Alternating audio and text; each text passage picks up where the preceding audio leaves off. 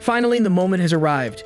Everyone is counting on us when the countdown starts at 5 seconds. 5, and there's someone in the crowd shining thinking, what nonsense. 4, I'm back. Back to just before I was pushed into that terrible game. As much as I reached the last and 20th round, if I could, I'd stop time right now. A message appears. Your 100 time reversal runes have already been used. And there he is. Well, this is the final attempt anyway, and I'll have to face this game until the end. For that, I'll need to take 4 people with me to the final round. He glances around thinking who will be the best people to team up with. We rewind a few minutes and we see a group of guys celebrating. Yeah man, now we're adults, no more need for fake IDs, right? So what are we going to do after graduation? Should I try delivering for iFood? Hey Galman, what are you gonna do? He replies, me? Didn't I tell you before? I'm gonna be a gangster. The other retorts, are you crazy? If you mess up in that, you're done for, man. Another one asks, you're not joking about this, are you? Yaman responds, I've already said it. We only live once, right? I'm gonna live however I want.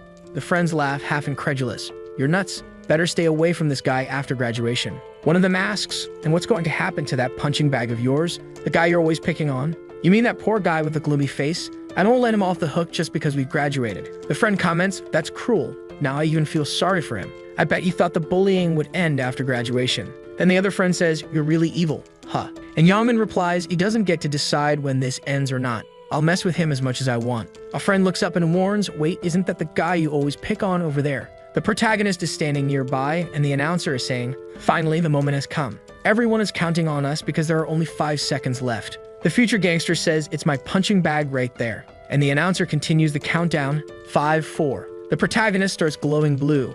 I don't even know what he's doing. 3, 2. Youngman looks at the protagonist, who stares back at him calmly. Youngman is intrigued and thinks, why is this lunatic staring at me? How weird. Something is off about this freak today. And finally, the new year arrives.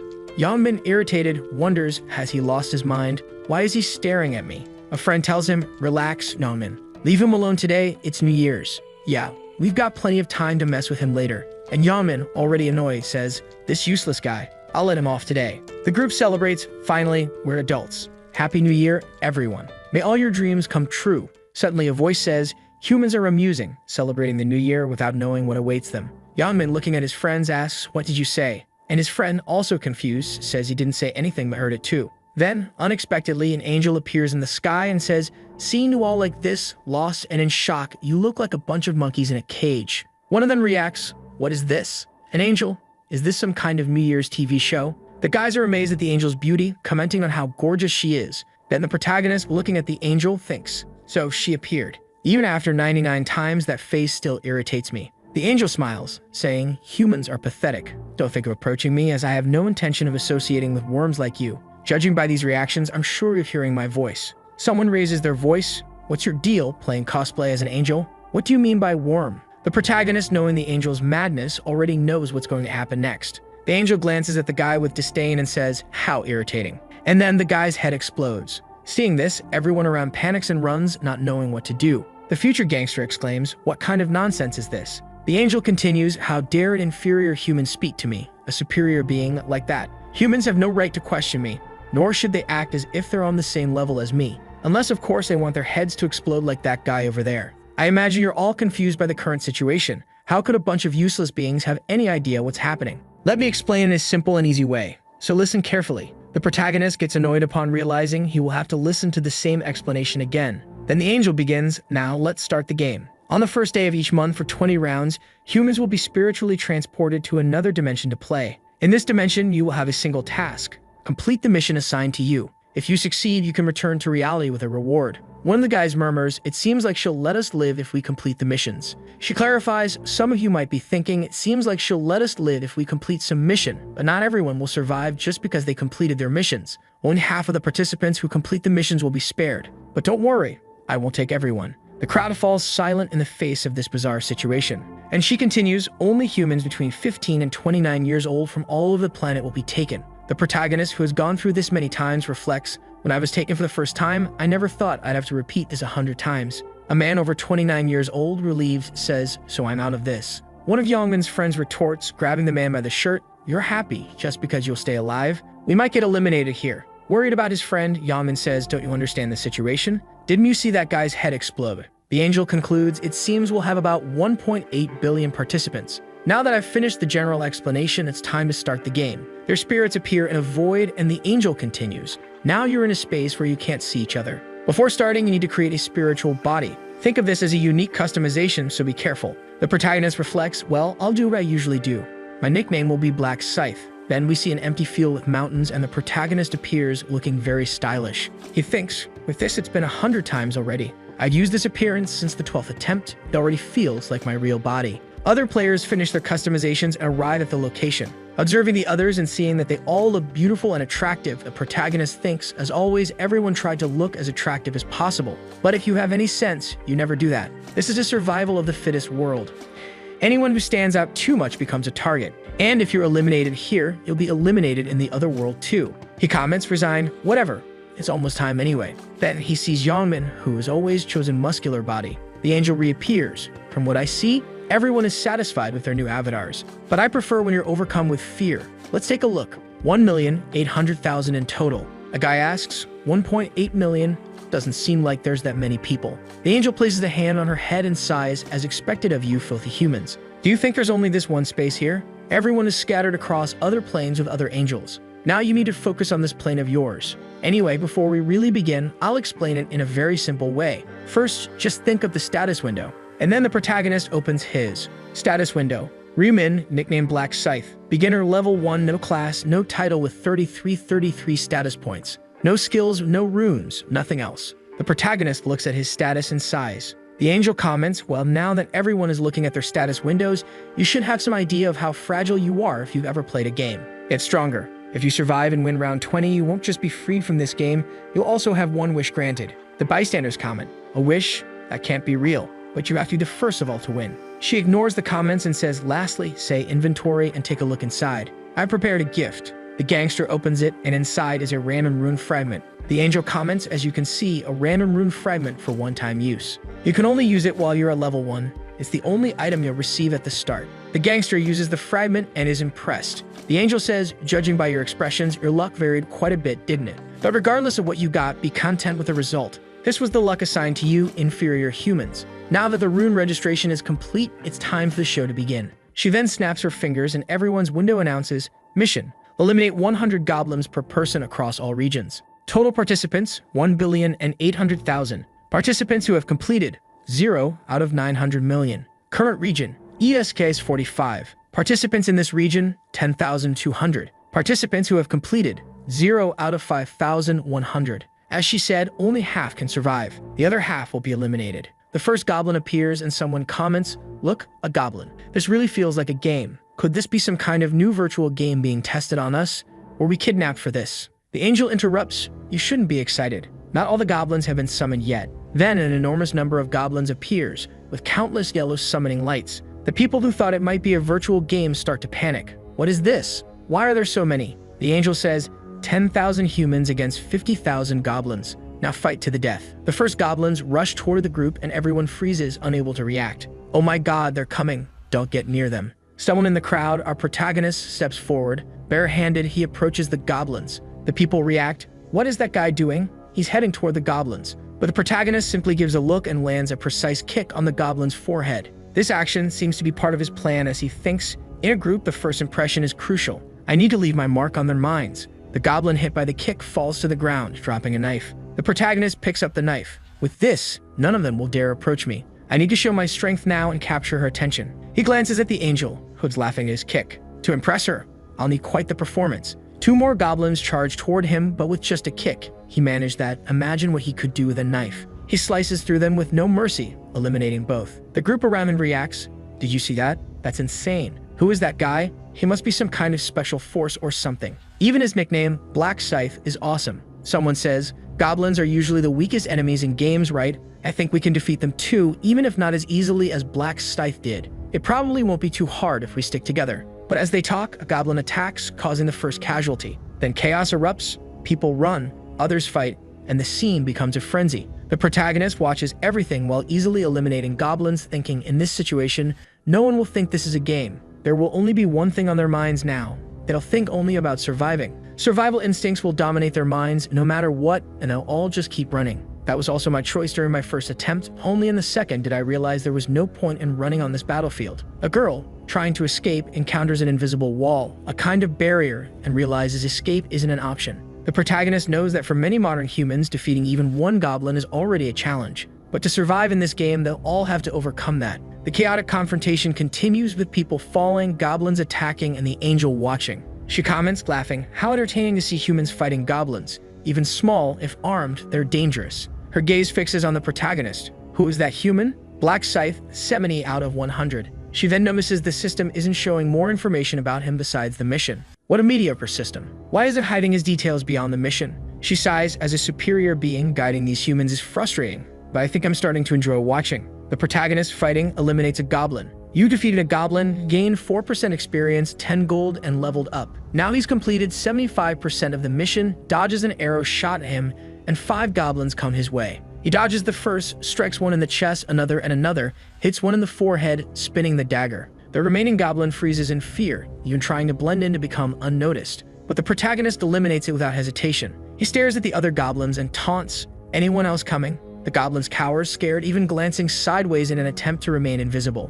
He breathes a sigh of relief. "Looks like I can at least catch my breath now." Next, he opens the status window. We see he's gained 6 points at level 4, and calculating that he quickly reached level 4 and earns 2 status points per level, he decides to allocate everything to dexterity. In addition to improving his dodge chances, it also increases his attack speed and movement speed. By far, dexterity is the most important stat early in the game. He concludes, "With this fast progress, I've probably already caught the angel's attention. It's time to finish this." He throws the spinning dagger straight at the opponent's forehead. "Hey, aren't you coming?" The goblins are a bit irritated, frozen in place, and he says, "If that's the case, I'll have to come to you."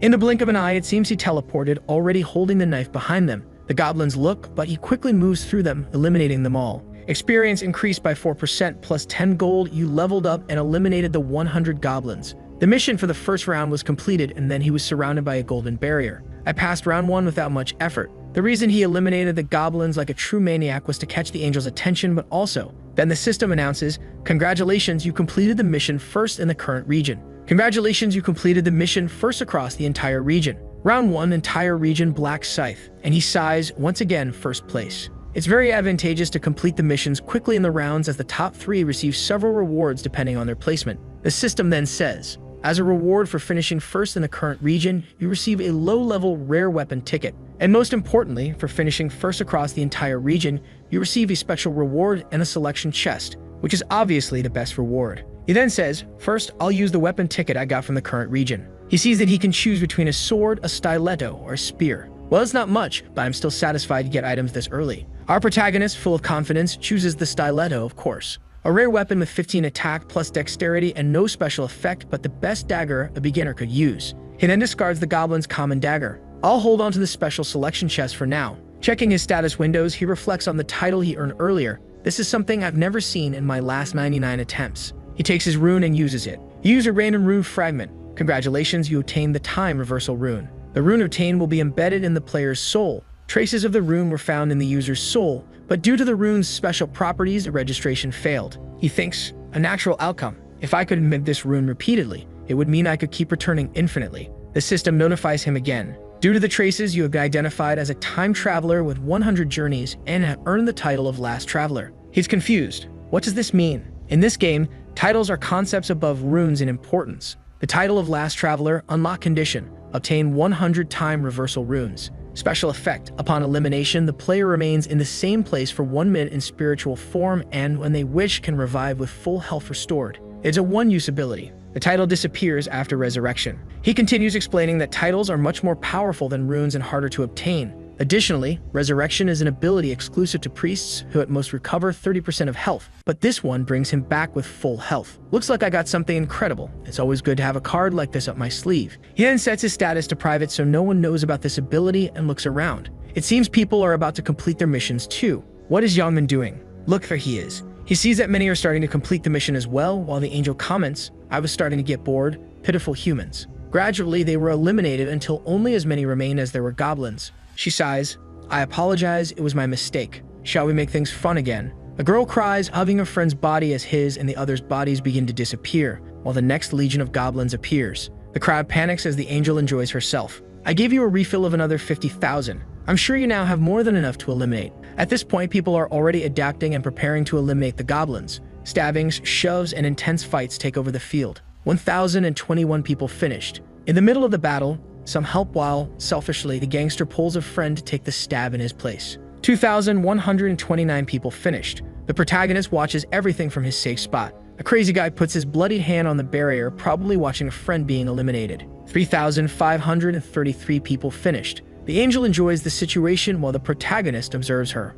At the end, 5,143 people completed the mission. The remaining participants who hadn't finished yet asked where the goblins were. The angel informed them, "I warned you, only half of you would complete the mission. Now that it's over, the rest must be eliminated. These are the rules of the game." The group reacted in terror, begging her to wait because they only needed to eliminate one more goblin. But she smiled and said, "Why so many sad faces? You should be happy to be alive. Well, in any case, you may return since you survived. Congratulations on passing the first round. I hope you put in more effort next time. But before we leave, why don't we take a look at the numbers?" The results window for the first round appeared, showing the protagonist in first place, finishing in 10 minutes, someone named Stupid Idiots finishing in 16 minutes, and someone named Heavenly Demon in 17 minutes. The protagonist ranked first regionally and overall, earning 1,000 gold as an extra reward to use in the game's shop. Everyone around him stared and he thought, "Looks like everyone already knows I'm rank 1. The angel exclaimed, "I can't believe the top one from all regions is from my region. What surprise."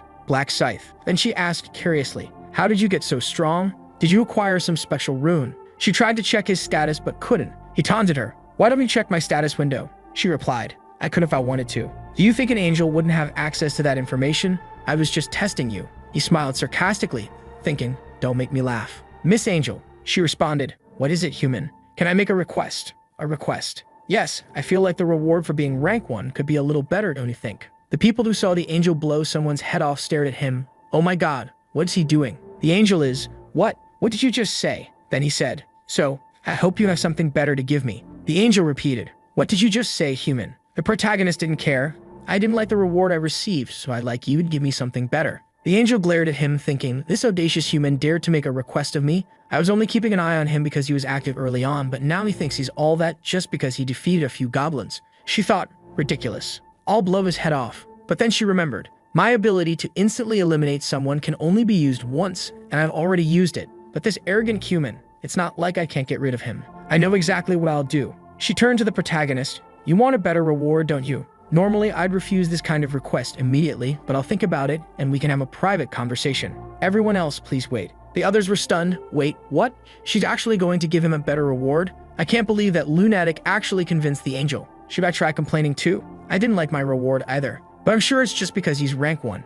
How good is the reward she's going to give if she's making us all wait here? I'm so jealous." The protagonist glanced at Yeonmin, who didn't seem to care about any of it. Our protagonist was walking in the forest with the angel. She asked, "Why aren't you walking closer to me? Do you want me to keep turning my head to talk to you? Walk by my side." The protagonist sarcastically replied, "All right, insolent human, you only listen when someone yells at you. Such a greedy race, incapable of listening to others. And how am I supposed to change something the system assigned to him? It's not like I'm going to make an exception for this guy. He should just accept what he got from the system. He'll learn what happens to a greedy insect. As soon as we pass that rock, I'll get rid of him. Of course, there's a chance it could go wrong.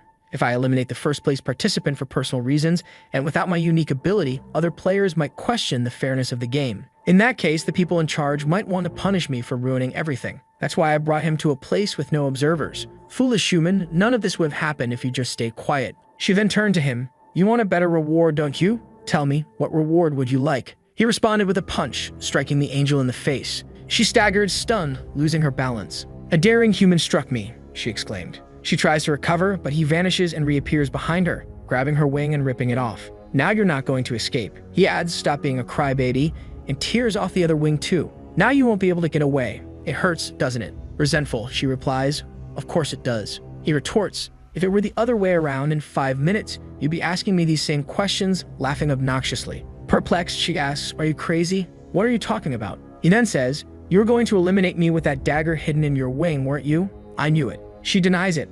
"I'm going to eliminate you, but I don't know what you're talking about. I had no such plans." He responds, "There's no reason for you to lie to me. I can tell just by looking at your face, Burial." The angel is surprised. "How does a human know my name?" She asks what he's doing with the weapon. He teases her. "Don't you know?" She becomes furious and threatens him. "Do you want me to blow your head off?" With a snap of my fingers, you... Sarcastically, he says, "Remember, you no longer have the ability to eliminate." Realizing her predicament, she mutters, I'm in trouble. She tries to threaten him. My allies won't let this slide. He laughs. Allies? Angels are selfish. They don't care about each other. If you're finished here, I doubt they'll care. Desperate, she pleads, you won't gain anything from this. Just stop. He laughs again. I'm going to finish you off, of course I'll gain something. You just don't understand yet. Still hesitating, she warns. If you eliminate me, you'll regret it. You won't be able to go back home. He replies, this system will automatically return me at the end of this. How do you know that? In desperation, she promises him information in exchange for her life. He answers coldly, if I needed information, I'd extract it from you. I'd torture you until I found out everything I want.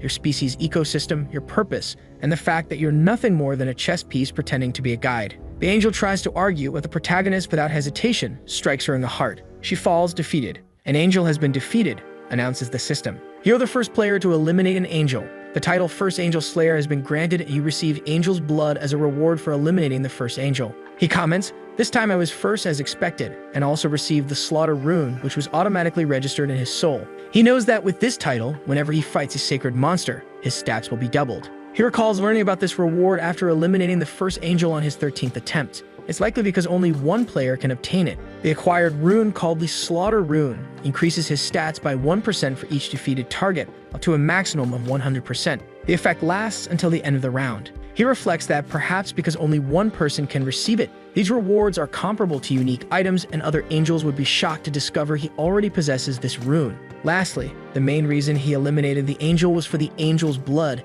a unique rank consumable that allows the player to change their class to Reaper. This item can only be used at level 10 or above and is offered to the first player who eliminates an angel. All players can receive a class starting from level 10. There are a total of 30 different classes and changing class is fairly simple. You just need to obtain a class change item. Usually, they are naturally acquired through hunting or completing some simple conditions. However, there are exceptions when you want to change to a unique class, which is granted only to one player under special conditions. It's obvious that unique classes are completely different from regular classes. The additional stats, advancement runes, and compositions are far superior. The protagonist then states, now I'll claim the reward for finishing first across all regions. He's presented with the following options. He can choose a special reward from the following. 1. An additional experience ability with 3 times the gain maintained only in round 2. 2. 2,000 gold. 3. Information about round 2. He knows the experience buff is the most important because his goal now is to reach level 10 as quickly as possible to change his class.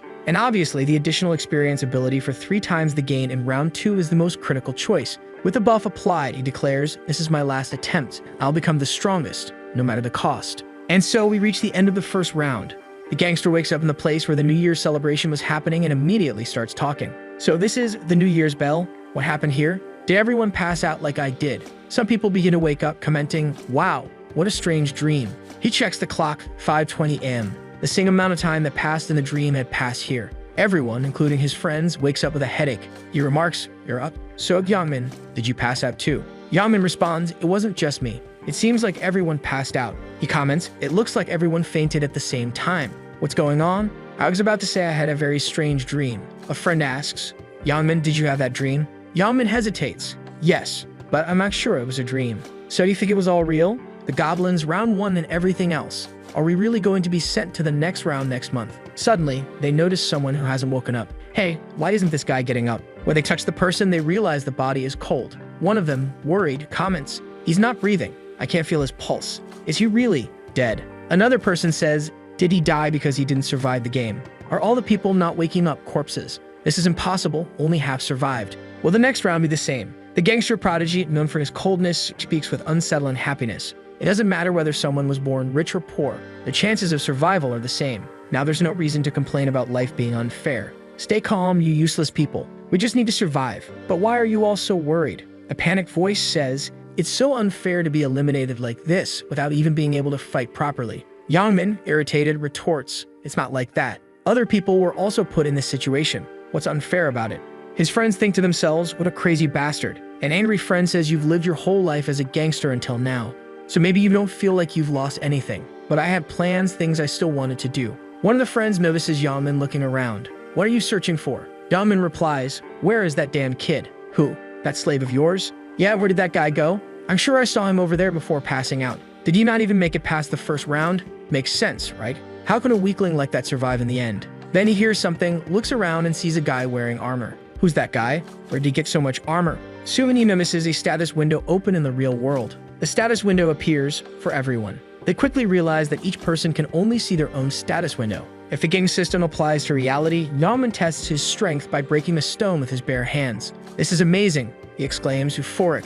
The news quickly reports an unbelievable incident in front of Jongho, where the New Year's event was supposed to take place. More than 10,000 people passed out simultaneously. The scene even includes footage of the angel, and the report describes how one person died instantly, followed by the angel raising her hands, causing all 10,000 people to pass out. According to the police, this only affected people between the ages of 15 and 29. Meanwhile, on the internet, no one believes it. Those reporters are insane, many say, while others think it's just computer graphics. Meanwhile, the protagonist, Sirius, comments, "This is just the beginning." The news continues to report on the events. The protagonist reflects, "While the articles are talking endlessly about the deaths, the real issue lies elsewhere, the fact that the player's abilities now apply to reality. Even if the effect is small now, as their levels increase, these players will become transcendent entities. No modern weapon, not even an entire army, will suppress them. They'll become uncontrollable human weapons." He thinks, "I can't just sit by and watch as the world descends into chaos. If I let things follow their natural course, humanity will be finished before the 20th round. There's only one solution. I need to control all the players with overwhelming power. I'm certain I'll have to use methods different from my previous attempts." We then see what appears to be the protagonist staring at a screen. To open the final boss's room, you need at least 5 players. I already have some candidates in mind with potential, and I've even thought about how I'll recruit them, but it's not time to act yet. At this exact moment, there's something even more important I need to do. He arrives home, opens the door, and sees that his younger brother had only instant noodles for dinner again. He opens the bedroom door and sees him sleeping soundly. He can sleep well even when his older brother hasn't come home yet. Ryuwon, my younger brother, is about to start his senior year. Our family was ordinary until our parents passed away in a car accident. Many things changed overnight, and one of the most drastic changes was that I became his sole guardian. He adjusts the band-aid on his brother's hand and wakes him up. He turns on the light and says, "Time to wake up, one. It's morning." The boy groans, "But it's only 6 a.m. We don't have time to sleep now." "What? What's going on?" "I'll explain later. Get dressed quickly. We're leaving." "But where are we going? Are you trying to watch the sunrise?" "I'd rather sleep." "Listen, one. Now's not the time to relax and sleep. The world is in chaos." "But you said we were going to watch the New Year celebration. What happened?" The protagonist replies, "Just get ready, and I'll tell you on the way." The two walk through the city. The younger brother glances at the protagonist, confused, thinking for him to look this serious. What could have happened? The protagonist says, "You have no idea what's happening right now to you." His brother retorts, "Why are you saying that? You're scaring me. Did something happen while I was asleep?" "Take a look at the top news right now." The younger brother checks his phone and is shocked. "Man, does this mean an angel appeared and kidnapped humans to another world?" The protagonist explains, to be precise, only their souls were taken. "You mean you too?" "That's right. Only after I managed to hunt 100 monsters called goblins was I able to survive and return." His brother is stunned by this revelation. "Is that true? Are you hurt anywhere?" "Don't worry about me." "How can I not worry about you, brother?" A flashback shows their parents' funeral. The protagonist reflects, "So this is family. The only one I have left is my brother, who's crying over there. I know that to fill the void left by my mom and dad, I need to become stronger mentally. But having a strong mind and defeating 100 monsters are two completely different things." The younger brother thinks he has a weak side too. The protagonist says, "I know what you're thinking. Where I was, there was a system called status, just like in games, so physical abilities didn't matter to me." "Wow, so there was something like that." The protagonist continues, "And one more thing. When you see me later, you won't think I'm weak." His brother, confused, asks, "What do you mean by that?" The protagonist responds, "Well, if you want to know, just follow me." The younger brother says, "Man, I don't want to. Just tell me where we're going or I'm not taking another step. Please tell me first." The protagonist sees the band-aid on his hand, lowers his eyes and says, "Bang Taegu." His brother, startled, asks, "What about him?" "We're going to Bang Taegu's hideout, the delinquent in your class. I know he's been bullying you." "How do you know about this?" "You thought I wouldn't find out." The younger brother thinks, "I tried so hard not to make it obvious. My brother already has so many problems and things are so hard. I'm sorry, brother." The protagonist admits, "To be honest, I really didn't know. I'd only discovered the truth a few hours after I returned from my first round." Then the protagonist rests while his brother says he's going out. The protagonist narrates, "My brother went somewhere that day." The protagonist receives a call. "Hello, is this the guardian of Ryuwon? You need to come to the hospital urgently." He rushes there, but that day, his brother became blind. Because his older brother is weak and stupid, he thinks. He apologizes but promises that no one will bully him ever again. The scene shifts to a warehouse where a boy is being beaten. A blonde guy sneers, "Are these brats looking to get eliminated? Didn't I tell you to bring 200,000 each?" The boys are all bruised. "What? No answer? Are you ignoring me?" He lands another punch. The onlookers remark, man, as expected of Taegu. He's cruel even to his lackeys. Even the oldest students at his school don't mess with him. No matter what happens, it's better not to get on this guy's bad side. And there's Bang Taegu. What a load of crap. I was going to buy a motorcycle today with the money I was supposed to get, but it's all thanks to this bunch of useless idiots. He approaches a friend and asks, hey, where can I get some money? The friend replies, where get money? Think fast and figure out a place to get some cash. An idea comes to him. That guy you always steal from, your slave Taegu, the tall guy with curly hair. Whatever you call him, he must have money. Taegu says, real one, that bastard. I was already planning to call him, so I'll beat him up to celebrate the new year. I'll rob him until he's broke. That'll be fun. But then he hesitates. But that guy is practically homeless.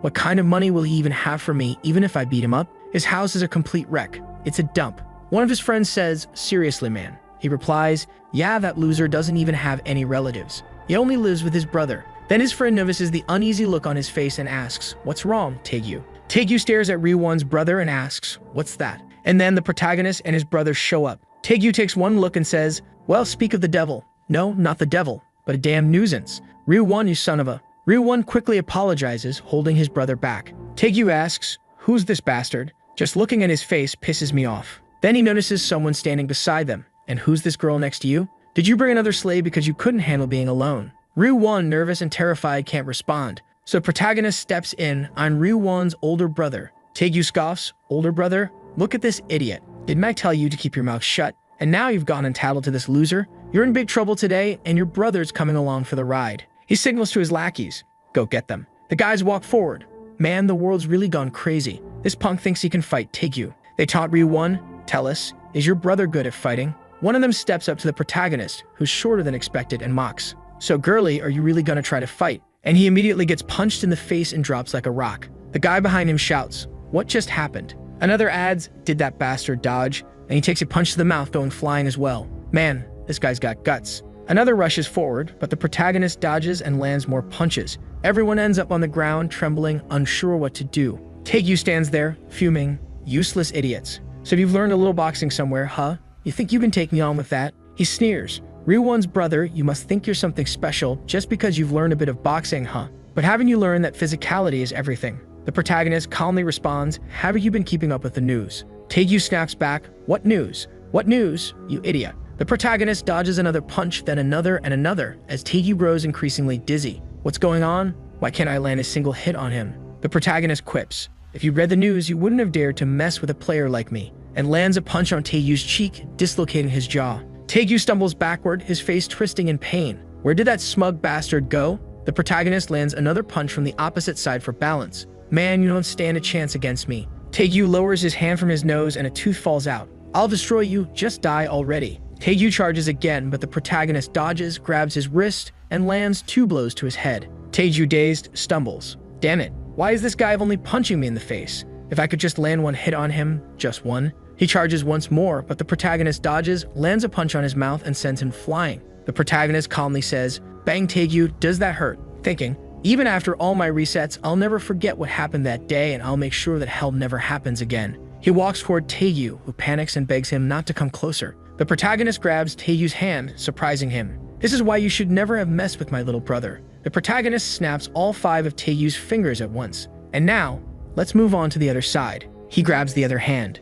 The guy yells, no, no, but he's taken down as well. Taegyu's lackeys are already running away in desperation. Even his brother can't handle the sight, suffering from afar. The protagonist speaks. If you mess with him again, Taegu, you know what'll happen. Right. Taegu responds, I know I won't touch him again. The protagonist says, that's right, but I need to make sure of it here, since your heart might change. The guy is desperate, and then it's just breaking left and right. The scene shifts to the 2 of them walking back. His brother, a bit shaken, asks, brother, how did you do that? Did you learn martial arts or something? The protagonist answers, didn't I tell you not to worry? Didn't I? Players can use their skills in real life. What do you mean? Like this. He pulls out the dagger he received from the other world. His brother, surprised, exclaims, a knife, out of nowhere. So you can summon your weapons like that. Exactly. And when I was moving quickly, that was because of something similar. I dodged all their punches. The protagonist adds, that's right, my dexterity is now 11. Your dexterity stat, that's from the game, right? A normal human has 3 points and a professional athlete has 10. So what will happen if your level increases even more? The protagonist replies, how would I know? I haven't reached that point yet. Of course, this is a lie. You can't reveal that he's a time traveler just yet. The first time he revealed everything during his 21st regression, his brother was kidnapped by another player. Although he took revenge, he doesn't want his brother to experience that humiliation again. He knows he must be prepared if he wants to protect him in future battles between players. For now, he says, "You want to grab breakfast at a convenience store? You're hungry, right?" "Yeah." The two arrive. His brother asks, "Brother, where are you going?" "The noodles are over here." He replies, "I know. Wait a moment." He swipes his card, thinking, "This is everything I've saved up so far. 133,001. You withdrew all that money? I need it for something." He looks at the shelf and says, "What do you want to pick out today?" His brother hesitates. "Brother, everything here is so expensive. Over 5,001. The protagonist responds, "It's fine. Eat whatever you want. Are you really going to fill up on instant noodles for years?" "That's true. But will we have enough if we keep doing this?" "Don't worry.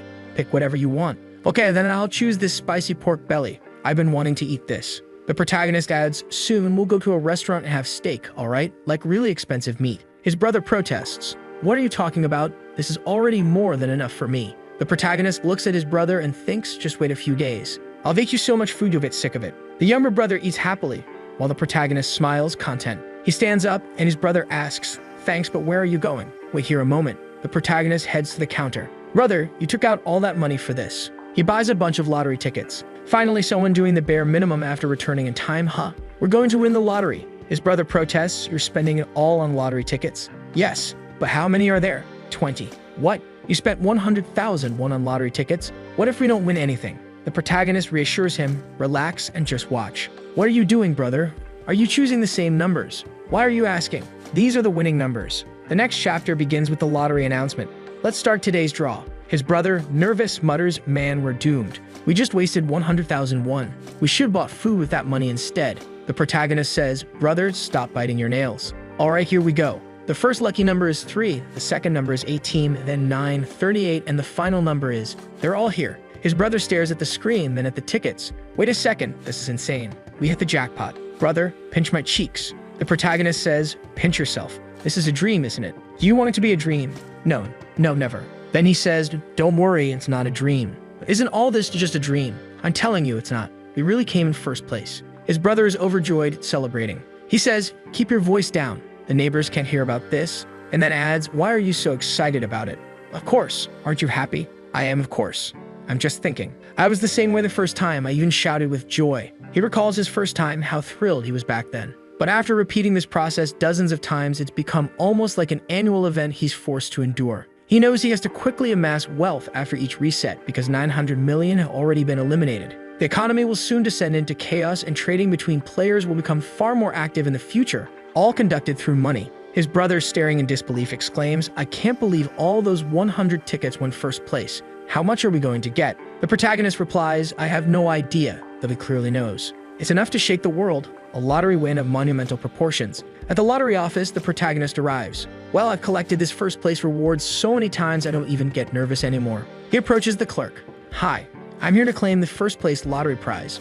"Ah, congratulations, sir." As the clerk processes his claim, he remarks, "You look like a student. Where did you buy your tickets?" He replies, "QS 24 at the Yeonwee branch." The clerk, startled, exclaims, "What? Wait a moment. QS 24 in Yeonwee." He remembers hearing something earlier. "Did you hear? Apparently, 115 tickets won this time." 115? That many? Yeah, crazy, right? But the craziest part is that 100 of them came from one place. Don't tell me one person bought all of them. Man, no matter what happens, when this person arrives, call the president immediately. They'll be a very VIP guest. The protagonist notices the clerk is distracted and interrupts, "Excuse me." The clerk apologizes. "Could you wait here for a moment?" The protagonist agrees. A little later, the president arrives. "Thank you for waiting. I'm the president of the Yeonwee Bank." The protagonist introduces himself and the president exclaims, "You're the one who won first place. Congratulations." The protagonist replies, "Thank you. Why don't we move somewhere quieter? Please follow me." The protagonist is escorted to the ticket verification room. A secretary sees them and wonders, "Who's that guy with the president? Could he be his son?" The president introduces him.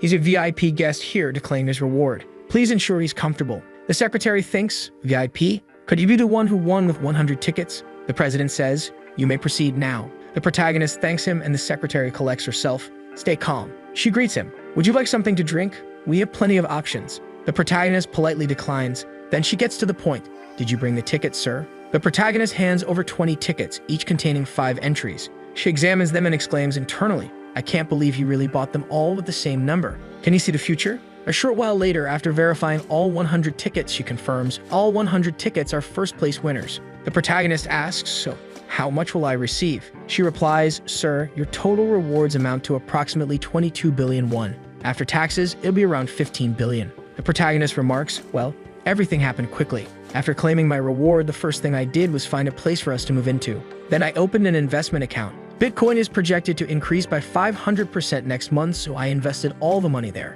Later, he talks to his brother. What do you think of our new house? Do you like it? His brother, beaming, says, of course. This house is incredible. I've never seen a place this big. It must be so expensive. The protagonist responds, this was the best place available for an immediate move. His brother asks, but why did you choose to rent instead of buying? We have so much money. Wouldn't it have been better to just buy it? The protagonist explains, well, I don't have any money left aside from the 1 billion I withdrew to pay the rent. The rest is all in Bitcoin. His brother is shocked and the protagonist continues, I know what you're about to say, but I didn't do this without thinking, okay? Besides, I can still make a lot of money with the lottery since I've seen 4 sets of winning numbers in my dreams. His innocent brother can only stare in disbelief. Wow, I never imagined my brother would be one of those people who dreams about numbers. Then he starts, but brother, are you sure all these numbers are right? And don't forget them, okay? He responds, relax, I won't forget. Besides, it's obvious, right? How could I forget after seeing them countless times already? He says to his brother, well, anyway, get ready so we can go eat. His brother asks, where are we going? I didn't tell you, huh? We're moving today. Earlier during their conversation, he had only shown pictures on his phone, so his brother didn't know they'd be moving that very moment. The scene shifts to the gangster punching a wall, grinning with excitement. Damn, I knew it was a good idea to put all my attributes into strength. On top of that, I've got a room that doubles my strength. I got so lucky. I bet even Mike Tyson would be jealous of this punch. Well, this punch is enough for testing. Why don't I try a real fight now? Then he starts banging on the protagonist's door. Riemann, I don't think this bastard is dead, but he's not even answering my calls. Arrogant piece of trash. Did you think I'd let you get away after glaring at me like that? I'm going to destroy you. He's pounding on the door. Even though he and I are both players, a loser is always a loser, and now I need to teach you a lesson. It's obvious this bastard is hiding in the house, so why isn't he coming out? Fine, if that's how it's going to be. He leans against the door, thinking, if I hear the sound of breathing, I'll smash this place down. Then a voice speaks, student, what are you doing in front of someone else's door? He responds, why do you care? Are you the owner of this place or something? The man replies, I am the owner. The gangster looks confused. What are you doing? Are you here to meet a friend? My friend? That's right, I'm here for my friend. Could you open the door for me? Unfortunately, I lost contact with him. If you could just open it. The man says, oh my, it seems you've been abandoned by your friend. What? It's an empty room? The student who lived here moved out. When did that happen? He moved out today, but I don't know where to. That bastard ran off without saying anything. The scene shifts to an apartment building. The younger brother exclaims, wow, this is so tall. There's even a revolving door at the entrance and card access to the rooms. A building staff member approaches the protagonist saying, your identity has been confirmed. The younger brother exclaims, oh my god, there's even security here. Brother, this place is amazing. Let's go. Right. They arrive at the apartment and the younger brother marvels, wow man, how big is this place? About 330 square meters. Whoa dude, 330 is way too big for an apartment. 330? Isn't that a bit too much space for just the two of us? The protagonist responds, we've got plenty of money, it had to be this size, right? His brother asks, how much was the lease for this place? 500 million won upfront and 22 million per month. Now this is crazy. The younger brother is stunned. Wait a second, 22 million for rent? Not long ago, I was worrying about buying food that cost 5,000 won. He protests, brother, I think this place is too expensive. Wouldn't it be better to get a cheaper place? The protagonist doesn't care, looking around. No, we need to spend at least this much. The more expensive, the better the security. He thinks to himself on the first day of the month, players fall asleep until they return from the game. This is the most vulnerable time for everyone, for natural disasters, earthquakes, fires, and assassins hired by other players. So when the time comes to enter the other world, players need to be in the safest place possible. It doesn't matter how amazing you are in the other world if you get eliminated here in real life. The protagonist asks, do you like the apartment? The brother answers, of course I do. There's no need to ask. Good. I'm glad you like it. The younger brother, feeling guilty, mutters, I'm sorry, brother. The protagonist asks, why are you worried about this otherworld stuff? Do you think I'll have to fight again when the next month comes? But I'm here just enjoying everything without any problems. I didn't notice things. I'm sorry. The protagonist gives him a slap. Why are you so down? You think I won't come back from the next round? It's not that. Stop thinking about that stuff and let's go eat. I heard there's a great Korean food place on the second floor. The protagonist checks his phone. It seems like he noticed I moved. I'll just ignore him for now. It's not like I'll run into him again in real life. Well, maybe in the other world. The next day, the protagonist wakes up. He sees his brother heading out and asks, "Where are you going?" The brother replies, "You're up. I ordered some rice cakes. I'm going to pick them up." The protagonist thinks, "Rice cakes? I don't remember this happening in any other reset." Of course, things aren't guaranteed to happen the same way, but it's the first time he's going to get rice cakes. He asks, "Why did you get them?" The brother replies, "I'm going to give them to our neighbors since we just moved. Isn't that a good way to make a good impression?" The protagonist says, "Not a bad idea to be a good neighbor." The brother agrees. "Well, I'm off to pick them up. You can rest if you want." The protagonist says no, gets ready, and goes with him. They ring the doorbell. "Who's there?" "Hi, we just moved in and wanted to say hello." A woman answers the door. "Oh, you two look alike. Are you brothers?" "Yes, we brought some rice cakes for you. They're best when warm." She takes them, thanks them, and they head to the next house. They deliver the rice cakes, receive thanks, and move to the next house, where a child answers, and they give rice cakes again. The brother says, "All right, there's only one more place left." The protagonist replies, "Let's finish this quickly and head home to rest." At the last place, the brother comments, "This is the penthouse, you know. They use both the 44th and 45th floors." The brother marvels, "Wow, that means they're super rich." The protagonist says, "I don't know the details, but it's either a very wealthy family or a celebrity." The brother rings the bell, but no one answers. He rings again, starting to worry.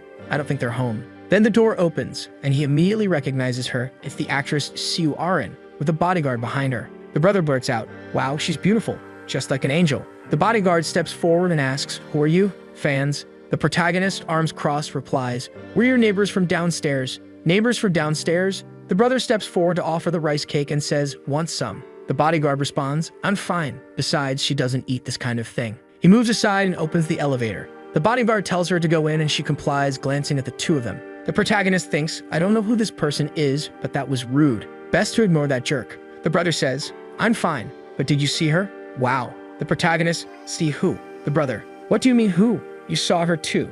That was Siu Arin." "Siu Arin? Siu Arin? Who's that?" The scene shifts to Siu Arin, reflecting on how several actors have been eliminated. She's worried about how the world continues to function. She receives a text message. "Arin, did you see the news? Seojin passed away. Are you coming to the company tomorrow?" She reflects. "To think that someone more successful than me was eliminated in the first round. If I hadn't obtained a good rune, I'd probably be in those headlines too." She realizes how far she's come and thinks about how she's managed to stay where she is. "Would I have become this famous without the company's support? Even this penthouse is funded by them." The bodyguard asks, "What are you thinking about, Arin?" She replies, "Nothing." He sits and says, "You can be honest with me. Didn't I tell you that before?" She says, "I was just thinking about how the world ended up like this. And will I survive the next round? Is that what's on your mind?" He reassures her, "Don't worry about the next round. Why would you worry with me by your side? You just need to have confidence in me and relax." She thinks, "Of course, who else would I trust?" She thought to herself, "When the company assigned this guy as my manager and bodyguard, I was skeptical, thinking they just wanted someone to keep an eye on me. But if it weren't for him," remembering how he helped her eliminate the goblins, she realized she would have been eliminated in the first round without him. He said to her, "I'll protect you no matter what happens, so don't give up." She replied, "Thank you so much, but what about those two rice cakes they brought over? They look delicious." The bodyguard said, "You'll gain weight if you eat that." She retorted, "Wow, but they went out of their way to come greet us. They must be upset." He responded, "Forget it. They just came to greet you. It's nothing special. They probably want something from you. If you give them an opening, they'll keep bothering you." She reflected, they didn't seem like that kind of people. Then she added, "Come to think of it, that neighbor of ours looked older than 15. So he eliminated 100 goblins and survived." The bodyguard replied, "I think so." She said, "Wow, it's fascinating to see him go through all that and act like it's no big deal." The bodyguard questioned, "Do you really think eliminating 100 of those things was hard? Only an idiot would fail." She knew she'd only done well because her abilities fit that world. Even then, she wasn't as skilled as that person, Black Scythe. He almost made me pity the goblins. He probably has some real-world job. I wonder what he does. I'm sure I could survive this second round if I worked with someone that's skilled. This time, I only survived by luck. Will I really make it out alive next time? The next day, Tuesday, January 31, 11 o'clock a.m., the protagonist arrives home, and his brother greets him. "You won again." Apparently, the protagonist had won the lottery once more, this time a casual 15 billion won. His brother exclaimed, "Didn't the bank say anything? This is your fourth win." The bank president, already intrigued, said, "You're back, my lucky client. What's your secret?" The protagonist replied, "I told you last time. I got a divine message in my dreams." The president remarked, "Wow, I wish I could have those dreams." His brother asked, "So, were you putting all that into Bitcoin again?" He confirmed, "Yes. It's already up to 150 billion. His brother cautioned, "Shouldn't you start withdrawing it? I'm worried it'll crash." The protagonist responded, "Not yet. Now let's eat. They ate and walked around the city. At 11:55 p.m., lying beside his brother, the protagonist said, "Brother, you have to stay alive and come back." His brother looked at him and replied, "Relax. You saw me deal with Taegu, right?" He nodded. The protagonist placed a hand on his brother's head and said, "Don't worry, just go to sleep. When you wake up, I'll already be back. Now I'm off." He was transported to the second survival round. The usual crowd muttered, "We're back again. I'm here once more. This place looks different from the first round. Who's that guy?" Everyone stared at the protagonist, who looked stylish as ever. He observed, "Judging by how they're keeping their distance, most people seem to recognize me. Everyone's here. When will it begin?" A new angel appeared and said, "You're all here, but I'm a different angel from the previous one. Why do you think that is? What happened to the other one?" Confused people asked, "Where's the other one?" She replied, "The angel who managed the previous round had an accident and won't appear. But don't worry, humans. From now on, I will guide you. Since everyone's here, I'll now announce the objective of this round." The mission window appeared for everyone. Round 2, main mission. Select a regional representative within 3 hours. People questioned, "What does it mean to select a regional representative? I thought they'd ask us to kill some monsters." One of them pointed out, "Wait, check the survival numbers. Can everyone survive this round?" The angel commented, "Since everyone seems confused, I'll explain. As you can see, completing this round has nothing to do with fighting. It will end once you select a regional representative. When someone becomes a representative, they'll gain the authority to command others and force humans to do whatever they want. If the representative gives an order, the others will either crawl or be eliminated by them. Don't you think that's immense power?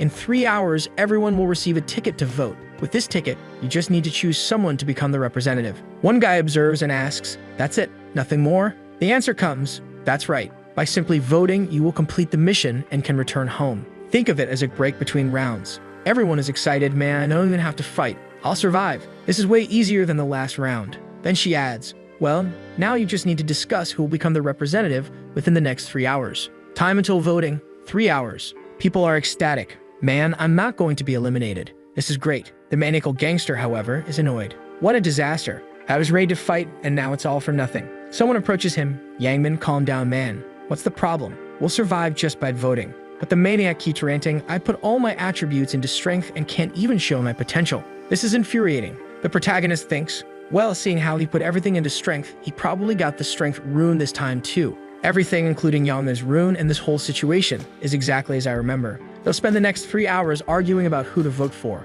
But becoming the representative isn't the most important thing.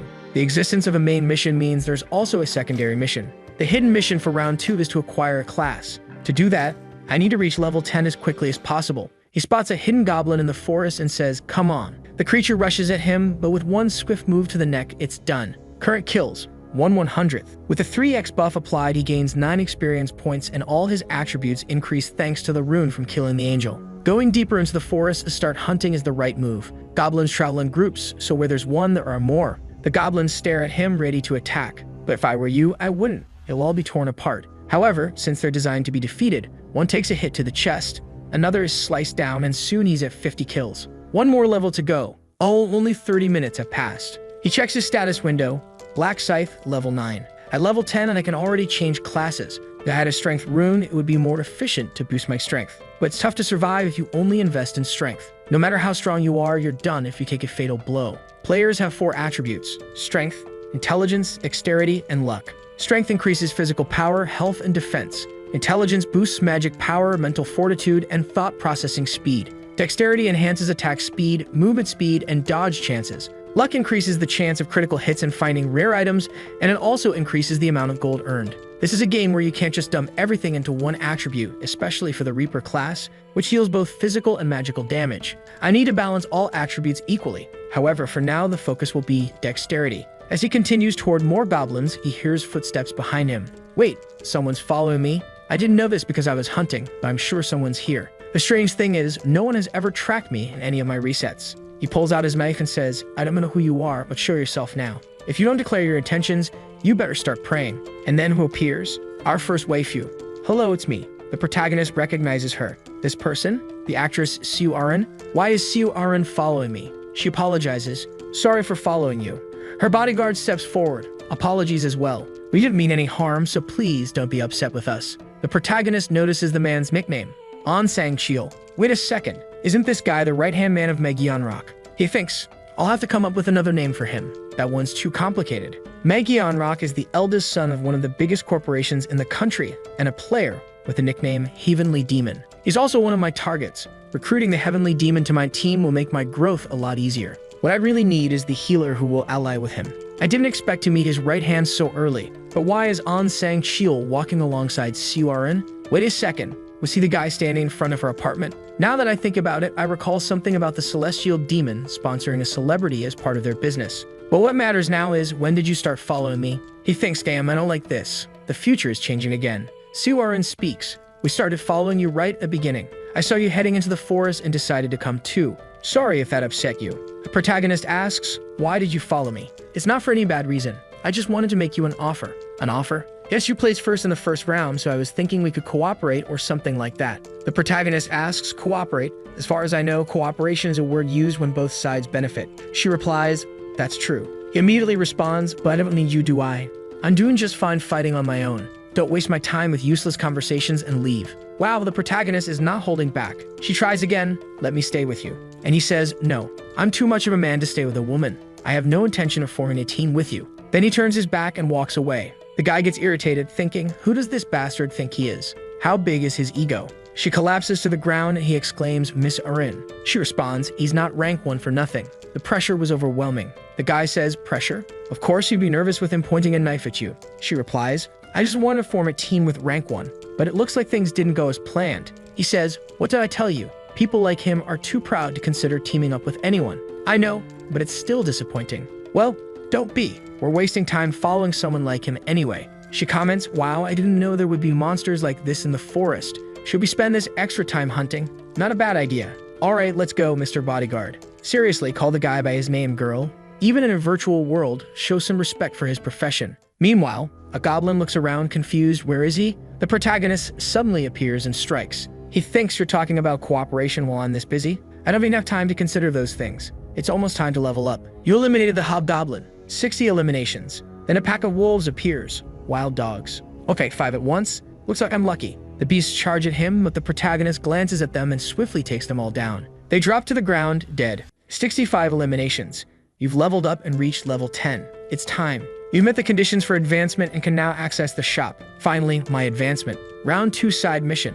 Advance before the voting period. Completing it rewards you with a 50% discount coupon for a daily shop item. Most people who see this side mission for the first time get confused. A mission item? Where do I get that? How does it work? What are classes? It's obvious that receiving a class is a big deal. But the problem is that no one knows how to get class change items yet, as they're only obtained after fulfilling certain special conditions. For example, warriors need to raise their strength to at least 10 and eliminate 30 monsters at once. A berserker must continue hunting while bleeding. An assassin needs to stab multiple monsters in the back. In other words, players must perform actions related to the class to unlock advancement. At first, I kept hunting monsters repeatedly, hiding and fleeing through the forest. That's how I received the Hunter class. But after learning about the Reaper class, I stuck with it. Now I've got the item. Use. You use a class advancement item. Your class cannot be changed. Choose carefully. Do you want to switch to the Reaper class?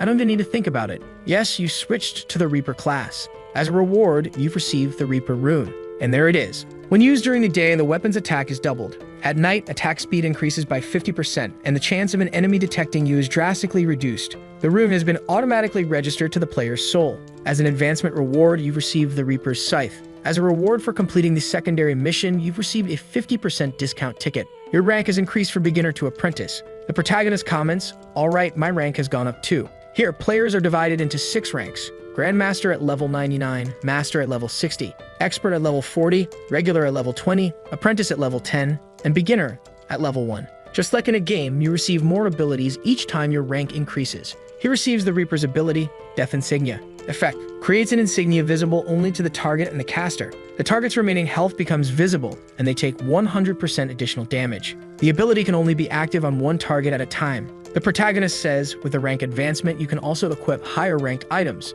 He equips the Reaper's Scythe, which while playing for now, holds potential. The system announces you have been identified as the first player to change classes and have received a random gold pouch as a reward. The protagonist remarks, well, being the first to advance also comes with perks. The system notifies him you have received the neutral ability, Track. Effect: allows you to locate a target of your choice. To track a target, you need to know their face and name for them to be valid. Ability value: 20,000. The protagonist says, I got a skill worth 20,000. Should I test it? He uses it. Tracking Huang Yangmin. Face and name recognized, tracking target's location. Yangmin's location confirmed 190 meters away. To find the target, follow the arrow ahead of you. The protagonist reacts 190 meters. That means he's also entered the forest. The last time I did this, he was 2 kilometers away. Should I check it out? The scene shifts to Su Arin and her bodyguard fleeing. She stumbles to the ground. I can't run anymore. My leg won't move. The bodyguard urges, we have to keep running, Orin, or we'll get caught. Stand up, even if it hurts. She struggles to get up. The spot where the arrow hit is burning. It's on fire. He reassures her. It's just a theory. But I think even if you're injured in this world, your real-world body remains intact. You just have to survive, and somehow, everything will be fine when you return home. She responds, got it. I'll try to endure. But then a voice interrupts. Where do you think you're going like that? They turn to see Yahello standing there. Well, looks like I didn't hurt you enough last time. The bodyguard grumbles. Great, we got caught because of this damn woman. What kind of bodyguard says that? I thought he was more loyal. He squares up, realizing he has no choice but to fight. Yahello mocks him. Oh, old man, are you planning to fight us? Take a look, don't you see how many we are? The bodyguard asks, why are you doing this? What did we ever do to you? Yahello replies, of course you didn't do anything. Then why attack us out of nowhere? He smirks. We just want one thing. What's that? The girl standing next to you. We don't care about you. We just want Su Arin. Yahello's crew discusses among themselves. Is it really Su Arin? Look at her. It's the same name and face. Couldn't it just be someone impersonating her, right? Who cares? She looks the same, doesn't she? Yahello says, if you step aside and leave Su Arin here, I'll let you go. How about that deal, old man? The bodyguard groans. What a mess. You should have told me Su Arin was your target from the start. If you had, I would have abandoned her without hesitation. I have no intention of getting eliminated because of this woman. He thinks, but there's a problem. If I don't protect Su Arin, I'll disappoint director Megyanrock, the heavenly demon. Yahello taunts him. Well, old man, made up your mind yet? What's with that pose? You want to fight. The bodyguard retorts, do you realize what you're doing is a crime? Yahello laughs. A crime? That's a good one. You think there are any laws here? And who are you going to tell? The police when we get back. Go ahead and try, but what proof you have? This might not even be my real face. The guy thinks, what a situation, he's getting on my nerves, but he's right.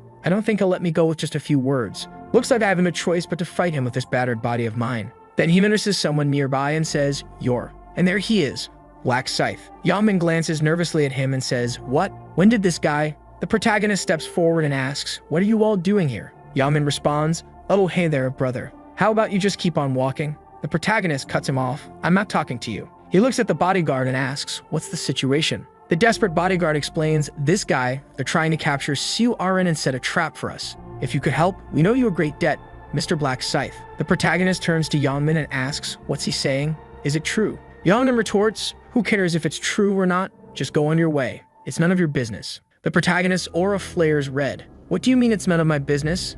These are people I know. Yahello hesitates.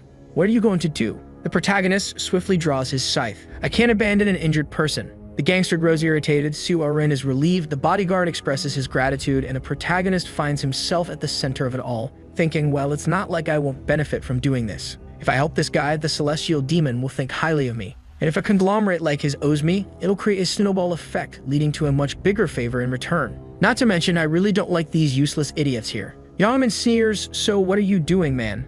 I'll take you out if you take another step forward. The protagonist replies, what's the problem? Don't you want to fight? Yahello thinks, arrogant bastard. What does he think he's doing? He wiped out those goblins in an instant and ranked first last time. Do I really have to fight a monster like him? The protagonist plants his scythe into the ground. Be honest with me if you don't want to fight. Yahello asks, if I'm honest, will you let me leave? The protagonist responds, I might consider it. All you need to do is get on your knees and start begging for your life. Yahello fumes, wait, he's asking me to humiliate myself. In front of my friends in Su Arin, I wouldn't want to fight him if I could avoid it, but this is pissing me off. You son of a... He thinks, but hold on, I'm strong enough to break a wall with my fist. If I'm lucky, I might even send this black scythe flying with one punch. Smirking, he says, you're crossing a line, you bastard. What do you want me to do? Get on my knees and beg. Are you looking to get eliminated? He plans, if I can gradually close the distance, I'll just land a punch square on his face. Not even this guy could survive something that can break a stone wall, right? The protagonist sheaths his scythe and Yahello blurts out, wait, what are you doing? The protagonist replies, wouldn't it be unfair for you to come empty-handed while I use weapons? Winning that easily would be kind of boring. Yahello snaps, you're being ridiculous. But before he can finish, the protagonist vanishes and reappears in front of him. You fool. You put your weapon away and expose your face. Yahello throws a punch at the protagonist, but he quickly sidesteps and counters with a kick to Yahello's stomach, sending him flying. Yachtman crashes to the ground, beaten and groaning. The protagonist smirks. Stop swearing. My ears might rot if you keep that up. He lands a heavy punch on Yachtman's mouth, grabs him by the collar, and rains down more blows on his face. Yachtman thinks this isn't just a punch, it's like being beaten with a hammer. This bastard is as strong as I am, but he doesn't seem to have his strength ruined like mine. How is he this strong? Dizzy and battered, Yachtman's friends try to intervene. Yachtman shoot him. One of them draws an arrow and Su Arin watches in fear. The protagonist calmly steps aside, closes the distance, and now face-to-face addresses the attacker. Oh, I think you got lucky and managed to find it bow while hunting, right? It's a shame you've ended up meeting me. The scythe is already out, it swings, and the arm goes flying kid. The guy is already on the ground, writhing in pain, and the other two are panicking. Do you think you can escape after messing with us? You're done for. Die, you bastard. The protagonist just gives him a look. Death emblem, he pulls out the scythe, swings, and wow, so cruel, he cuts the warrior right at the shins. Man, that scythe slices through like butter. He's already stiff on the ground, and his friend is his leg. Dude, the protagonist says, you attacked me with a weapon, didn't you? So you'll have to pay the price. And then man, the protagonist seems to have a thing for chopping people into pieces, and now everyone's ending up amputated. They're going to have to set up a disabled zone. Well, as expected from the death emblem, this buff with double damage can cut through even armor in a single blow. The guys are all on the ground, amputated. You might feel bad for you. And then he's just standing there. Too easy. But I can't end things like this. I have to leave them so terrified that they'll never dare crawl in my direction again. The guys are lying on the ground and the protagonist makes several cuts on them and they're all, I feel like I'm being killed. Please forgive me. Then he says, stop complaining. You're not going to die from just this. And then while these guys here, it looks like they're done for. The next one is, he glances to the side. You know it's useless to keep hiding, right? There are no exceptions here. Man, here he comes again with that vibe, chopping down another one. Damn dude. The poor guy is agonizing there. Then he says, stop being such a crybaby. This isn't even that painful. And remembering, right? This is the guy who used to intimidate him. So dude, you're screwed. Compared to the pain you caused me, this is nothing. Take another cut, and another. Su Arin and the guy are, oh my god, this guy damn. To think he'd be able to keep cutting arms and legs and torturing even the ones who don't even want to fight anymore. The bodyguard is another psycho over there. This might seem cruel to some people, but this lack of restraint is so cool. This black scythe, he definitely rivals even the president. The protagonist, after the beating session, says, so, are you guys calm now? Yes, thanks to you. Well, you won't have to worry about them attacking you again. As you can see, it won't even be able to walk. So you better go vote. The two thank him. Thank you so much, Black Scythe. And she asks, or won't they end up being killed at this rate? And he says, so what if they're killed? They're not even on the level of animals. Right. The protagonist stares at her. Well, it looks like she's still too soft. Why does she care about the lives of these bastards? Does she think she's some kind of saint? Maybe she's trying to keep up her celebrity image. The bodyguard says, Black Scythe, can I ask you something? I hope you don't mind. Then he says, what is it? Why didn't you kill them? It wouldn't be a problem in this world even if you did. Youngmin is in shock, seeing how the situation could get worse for them. The protagonist says, is there a reason I didn't kill them? Thinking, this guy is acting exactly like the right-hand man of the heavenly demon. And he says, it's simple. I don't gain any benefit from killing them. No benefit, but even so, leaving things behind like this, they might come back and cause trouble in the future. The protagonist gives him a look and says, trouble. Do you really think these guys can cause me any trouble? Besides, it's not good to decrease the population, since the number of participants who can finish the round ends up dropping as well. The guy says he's really got a point. If the number of participants decreases, the number of people saved also drops. He's already thinking about these details. His understanding of this game is way above everyone else. This guy is truly impressive. And then he says, got it then. We'll ignore this trash too. The protagonist says, well, now I'm off. The guy says, no, wait, hold on, Black Scythe. If you give me a bank account, I can send you compensation in the real world. Forget about it. And he's already leaving. The guy is, wow, to think he would refuse a reward after saving us? I need to tell the president as soon as I get back. Well, as much as it would be nice to get rid of this guy for now, I'll have to hold back. Since, as Black Scythe said, there's no benefit for me in eliminating him. And then he spits in the guy's face. What's that? That was humiliating. Let's go. Arin, let's move out everyone. Already at the voting region, everyone's there. Please, give me all your votes. Vote for me. You know, if you vote for me, I'll do the right things. Man, these guys think this is the presidential election or something. No, instead of voting for someone like him, I'm sure I'll do better. The guys are arguing, everyone's grabbing each other. People saying, don't fight, be careful. Then someone says, you're all too irritated. It has to be someone calm like me. I, you, then another guy says, no, wait a minute, my dad's a congressman. How about that? And everyone keeps arguing, until a strong voice cuts through. Everyone, you only have 2 hours until the voting ends. We shouldn't be wasting our time like this. Let's hurry up and decide this vote. The guy's name is Mid-Chocolate Boy. Alright then. Bro, how are we going to decide who to vote for?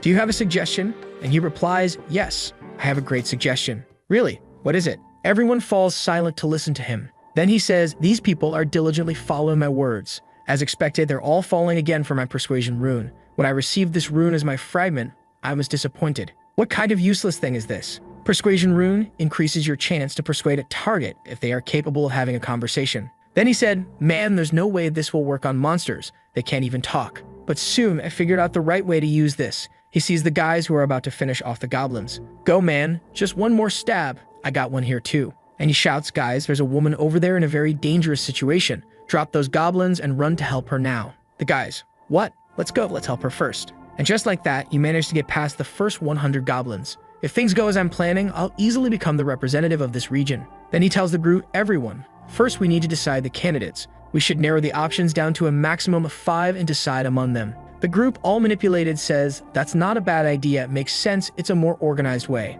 Then he says, all right, let's reduce the options first. If there's anyone you want to recommend, raise your hand and say their name. The chummy guy was about to recommend himself, but the guy says, obviously, you can't recommend yourself. If we do that, we'll end up with the same problem as before. Then the chubby guy's like, damn it, he's right, seems like we're stuck again. And he thinks, it's so easy to persuade these losers. But the group is indecisive.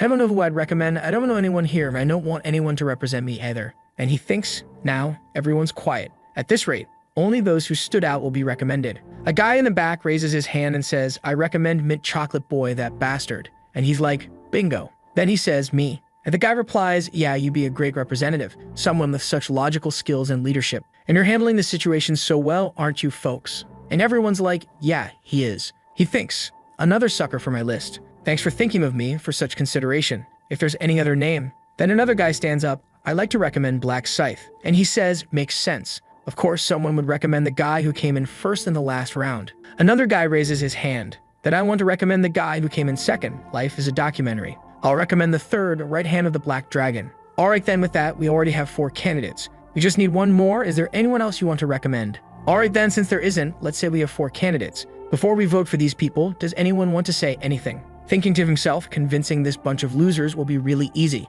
When I become the representative of this region, I'll. Another guy nearby interrupts, stop talking all that nonsense. Then he goes, huh. Looks to the side, and there he is, Life is a Documentary, the guy ranked number 2. And he says, I can't listen to the garbage you're spouting anymore. The guy's like, what do you mean? What are you saying? Then he replies, oh, Mint Chocolate Kid, you must think this world is pretty easy, huh? People just do what you say with a few words, right? Now he's there thinking, what does he mean? Could he know about my ability? No, he must be talking for another reason. Rank number 2 steps up, go to hell. Who do you think you were to decide who represents the region, you damn provocateur? Then the guy responds, oh, you're already crossing the line. There's a saying that the words a person uses are their face and personality. Do you really need to be so hostile? Mint Chocolate thinks, perfect, this will probably work. But the guy snaps, oh, you bastard, are you really trying to teach me a lesson? You want to get eliminated, don't you? Then he's like, what? How is my ability not working on him? Wait, there's no way. He looks around at everyone. Oh, you bunch of bastards, you better not vote for anyone, got it? Vote for me, or I'll destroy you all.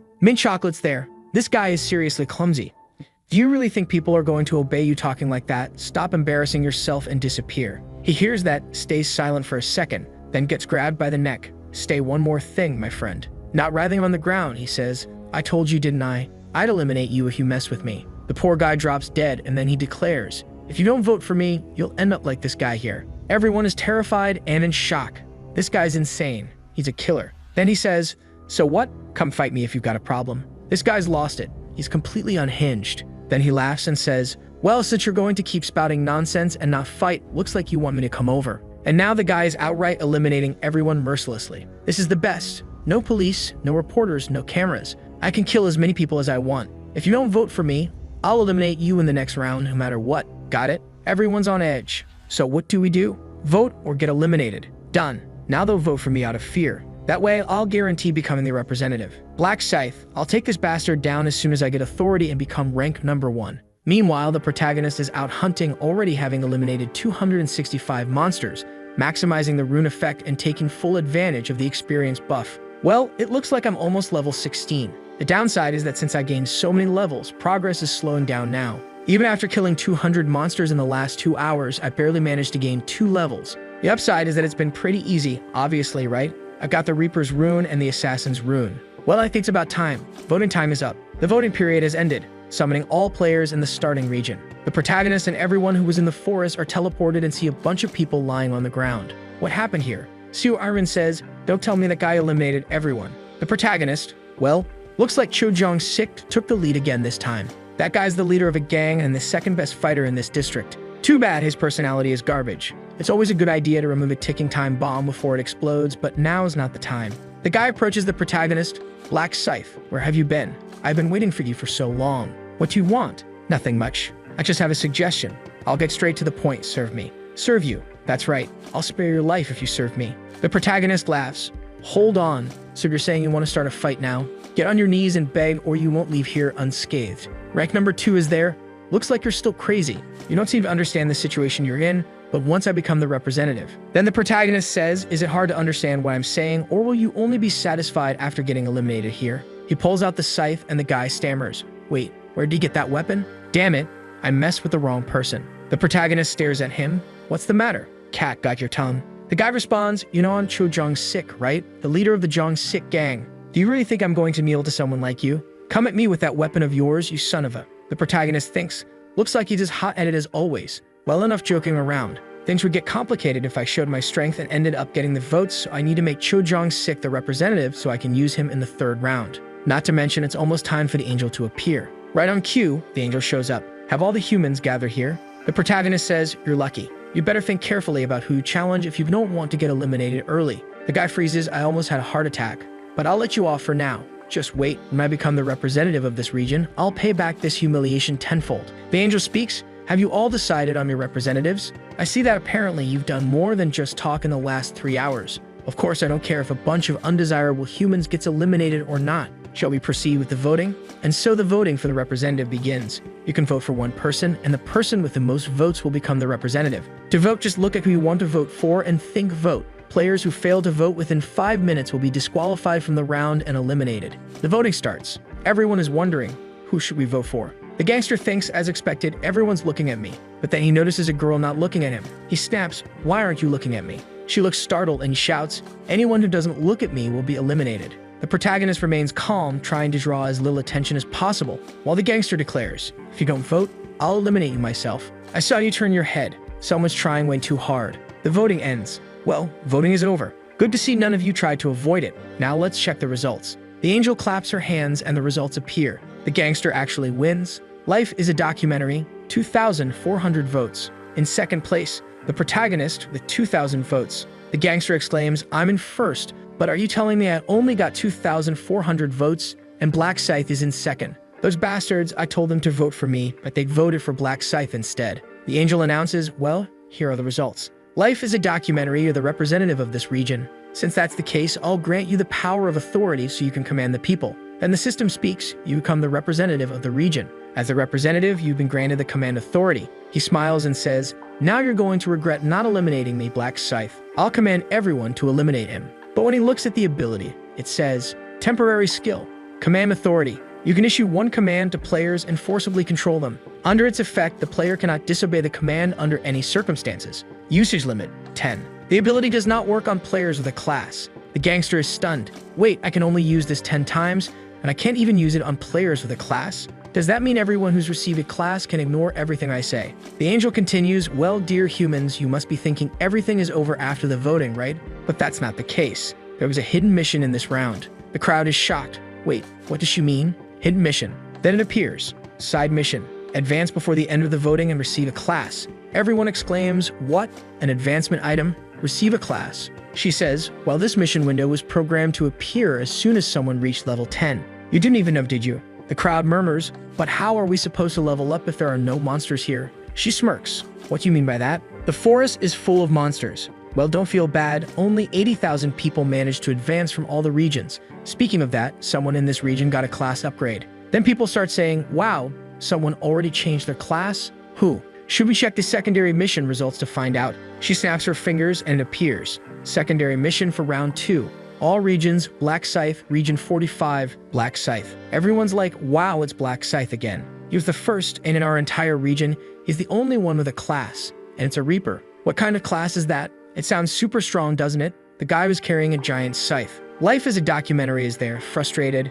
Damn it, I was planning to use my authority command to make him eliminate himself. but who would have thought this guy would get a class upgrade so soon? The angel says, well, in round 2, the reward was given based on who completed the mission first. So the first to complete the mission in our region was the player Black Scythe, and not just in this region, but in all of them. Incredible Black Scythe, and even your class is unique, a Reaper, and your name fits perfectly with it. Tell me, how did you come up with that name? Did you already know you become a Reaper? He replies, I didn't know I'd get a class that would match my name so well. The angel says that it seems becoming a Reaper was your destiny. The protagonist thinks even the angels don't know how to get the Reaper class. They just know it's a unique class.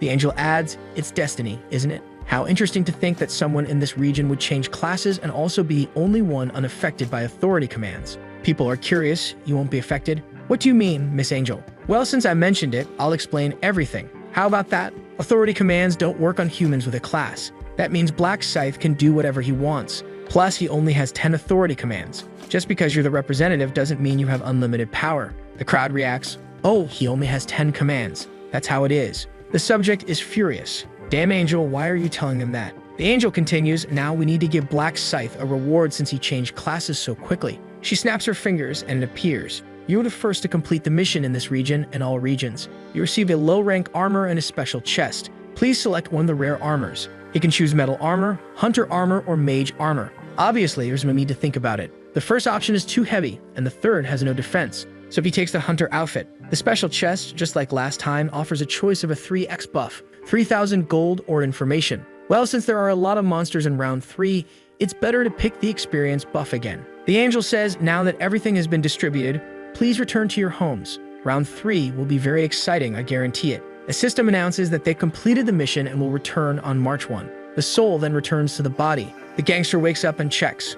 My arm, thank goodness it's still here. Luckily, as long as you're not eliminated, your body comes back intact. He lowers his head, never again. I'll never mess with Black Scythe again. What a disaster. Why did I have to get involved with someone so heartless? Back at another location, a bodyguard who initially said he'd abandon the girl decides not to, so everything's fine. He says, well, you worked hard, Aaron. She replies, what did I do? You did everything. Thank you so much for helping me and for protecting me. He adjusts his tie.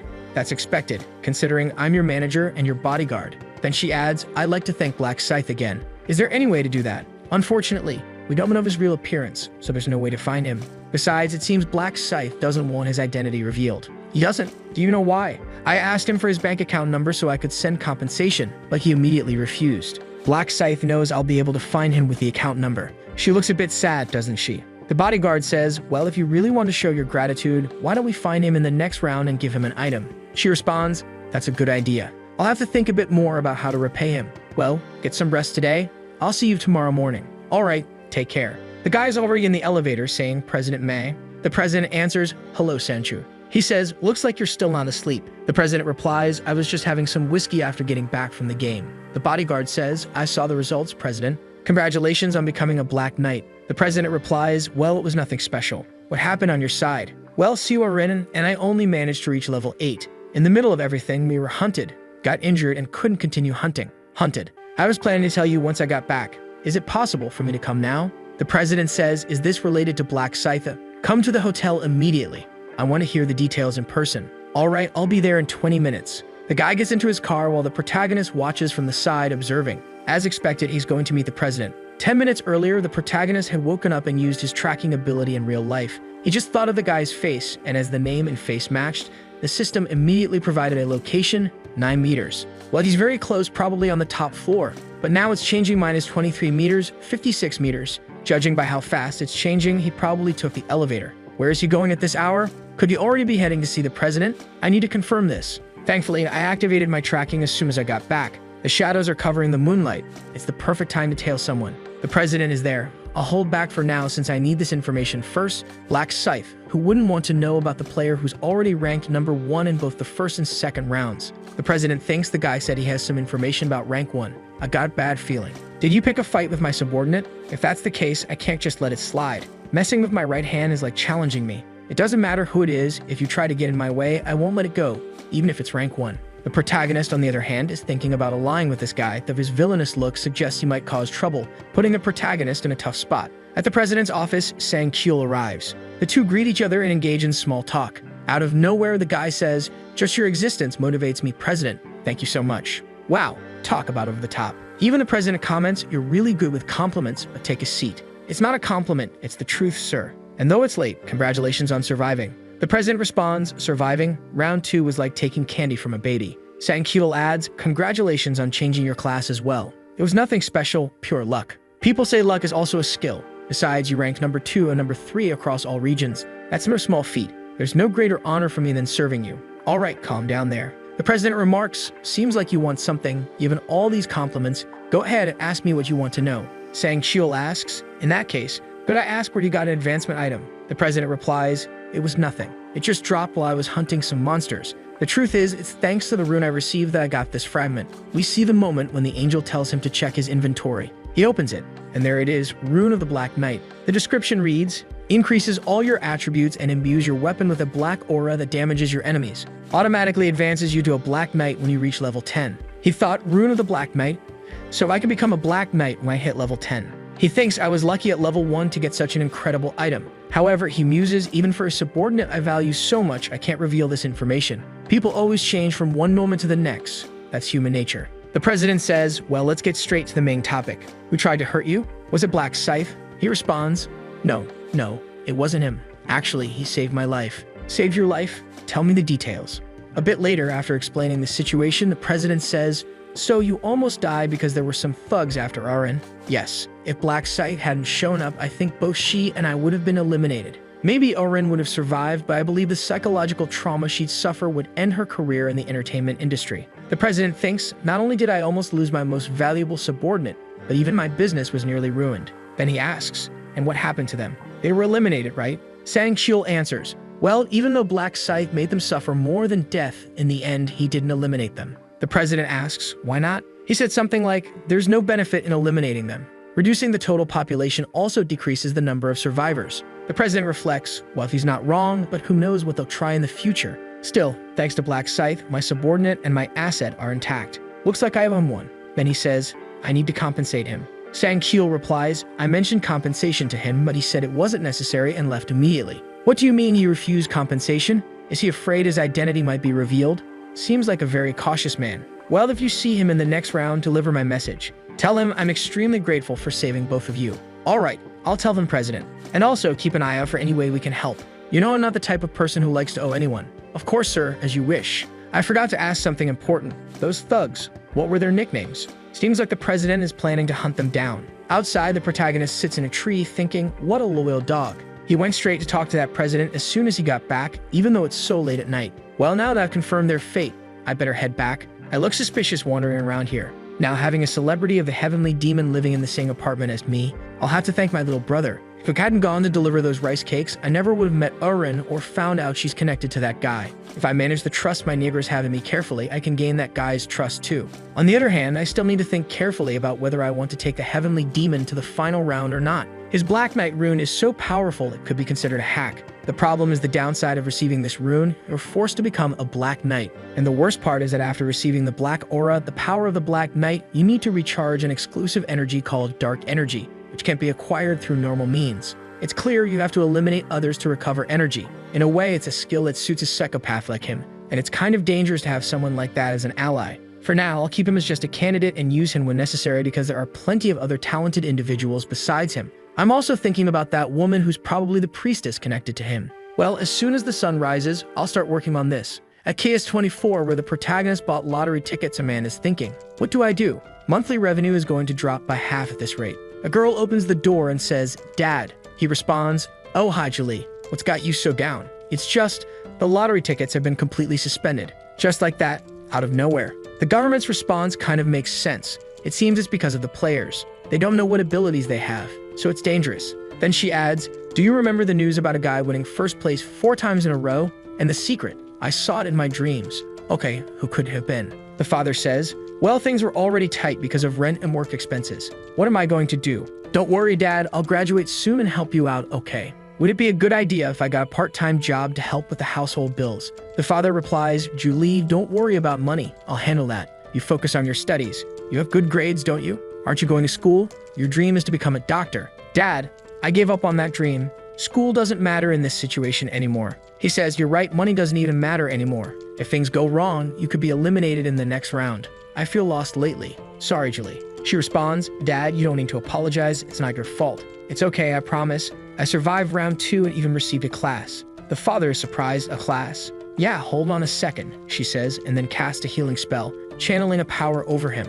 What is this? He asks. She explains it's a skill called Buff. I got it from my class. It slightly increases all your attributes and seems to have a revitalizing effect on normal people. Wow, that's an incredible skill. My body feels full of energy. She smiles and says, I can use it on you anytime, so cheer up, Dad. All right, I'll feel better. Just then, the customer enters the store, and when he looks, he freezes. Who is that? Julie asks, do you know him, Dad? That's the lottery psychopath, the guy who won first place by hitting the same number 100 times. The protagonist enters. Hey, how's it going, sir? Do you remember me by any chance? I bought 100,000 won worth of lottery tickets.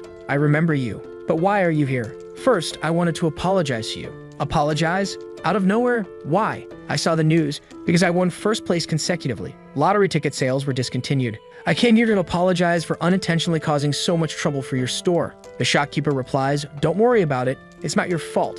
It's not like we're going to starve just because we can't sell tickets. The protagonist responds, even so, I feel bad for affecting you with this situation. That's why I'd like to offer some compensation, even if it's a small amount. The shopkeeper looks. What's this? 10 million won? Both father and daughter exclaim, wait, hold on, you don't need to do this. Take it back.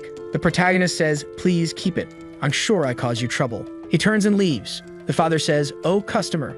My goodness, how can I accept so much money? Julie says, Dad, give it to me. I'll go return it to him. The father agrees, all right, go return it to him then. The protagonist walks ahead and she chases after him. Excuse me, wait a second. He turns around and she says, Riemann, is that you? He responds, and who are you? You don't know? It's me and Julie. We're in the same class. The protagonist says, same class? What do you mean? You don't even remember someone from the same class as you. Sorry, I'm not very good at remembering faces. Of course it's a lie. Minju Lee knows she's from his class and that she's the daughter of the shop owner. He also already knew she would receive the buffer class. When he first discovered that a girl from his class received such a strong class, he was impressed that fate and coincidence could align like this. The reason he went to the shop, pretended not to remember her, and everything else was to bring her to his side. She says, so, can we go somewhere to talk? He replies, all right, let's do that. The two sit on a park bench and she hands him the money. Here, take it back. He responds, but isn't that the money I gave you? We can't accept so much money. Take it back. The protagonist thinks 10 million won really is an absurd amount, but I gave it to them knowing they wouldn't accept it. No matter how tough her circumstances are, she's the kind of person who doesn't like to owe anything to others. She insists, take it already. My arm is hurting. He says, I won't take it. What? I told the shop owner earlier that I only gave that money because I felt bad for causing so much trouble. It's the least I can do for my conscience. She says, but this is too much. But you know, no matter how much it is, I really want you to keep it. Otherwise, I'll feel bad every time I think about this situation. Then she adds, but this is such a huge burden. I can't accept it. The protagonist thinks that's exactly why I'm giving it to you. He says, look, tell the shop owner too. This isn't a lot of money for me, so you can keep it without feeling like it's a burden. She retorts, oh, why are you always so annoying? Why do you? The protagonist interrupts, well, we're done talking, right? I'm leaving. She quickly responds, no, wait. 10 million is way too much. I'll take 1 million instead. Is that okay? The protagonist replies, but are you the one deciding that? Go ask the shop owner. She says, oh, my dad will definitely feel uncomfortable with so much money. The protagonist questions, your dad? The shop owner is your dad? Yeah, he is. Wow, that's surprising. I go there all the time. Fascinating. She replies, it's fascinating for me too, finding out that the lottery's first place winner is a classmate of mine. The protagonist thinks, huh, classmate? She continues, well, didn't you realize we're in the same class? I recognized you as soon as you walked into the shop. He apologizes, sorry, I'm really not good with faces. Besides, this is the first time we've actually talked, isn't it? True, she admits. She then says, so this is the first time you've heard my name, right? Yeah, sorry. She seems a little embarrassed, and the protagonist thinks, even though I feel bad pretending I don't know her, I have to do it to keep her interested in me. Sigma protagonist, cold and calculated. She stands up and says, I told you before and I'll say it again. My name is Minju Lee. I'm in the same class as you, and this is my face. Will you remember me? The protagonist replies, I'll remember. She sits down feeling defeated. Why does it feel like I've had a reality check? What am I doing with my life? I'm introducing myself to a classmate when graduation is just around the corner. The protagonist says, well, at least we know each other now. It's not like we can't talk after graduation. Speaking of which, why don't you give me your number? My number? Yeah, is there a problem with that? I don't think it's strange for classmates to exchange numbers. You're right. She hands him her number. Here you go. The protagonist responds, well, I guess it's fate that we met like this, so let's talk again. She agrees, okay. He then says, I have something urgent to do, so I'm heading out. As the protagonist leaves, she suddenly remembers the envelope. I forgot to give it to him. But then she reflects. To think he would ask for my number out of nowhere like that, it completely threw me off. My heart is racing. I know he asked because he sees me as a friend, but I still like Ryumin. What's happening to me? Damn people. Did I win the lottery out of nowhere? No, hold on. We're going to figure out why. She recalls I met him by chance. Then I saw a bunch of guys kicking and insulting him. You bastard. You didn't bring the money, huh? Do you think my words are a joke? Kicks all around. And she remembers thinking, oh my god, I called the police. Was it because I felt sorry for him? Or because I was the one who reported the incident and wanted to see how it would play out? She followed Ryumin to make sure he got home safely. But when she saw him working his part-time job as if nothing had happened, she realized he was much stronger than he seemed. From that moment on, she began to take an interest in him. But she never had the courage to speak to him. Her feelings grew, but she was always too scared. Who would have thought we'd meet like this? I need to act now. This is a chance given by the heavens, and there's no way I can pretend I don't know him after receiving 10 million. Well, since that's the case, should I ask him to grab a bite to eat with me? That's how you do it. Go for it. Call the protagonist, who's lying in bed scrolling on his phone. Damn, she already called. Let's go eat. Let's grab dinner. I'll pay. I have plenty of money, but I can't keep relying on you so much. The protagonist thinks good, a positive sign. It seems she feels like she owes me something and wants to buy me lunch. It'll be easy to make her an ally and naturally become her friend. This way, I can save her and take her to the 20th round. He gets up to leave, already carrying a Prada bag. His brother asks, where are you going? I'm going to meet a friend. A friend is not a girl, is it? And why can't I meet a girl? I'm leaving. Bye, don't forget to have lunch. The brother is surprised.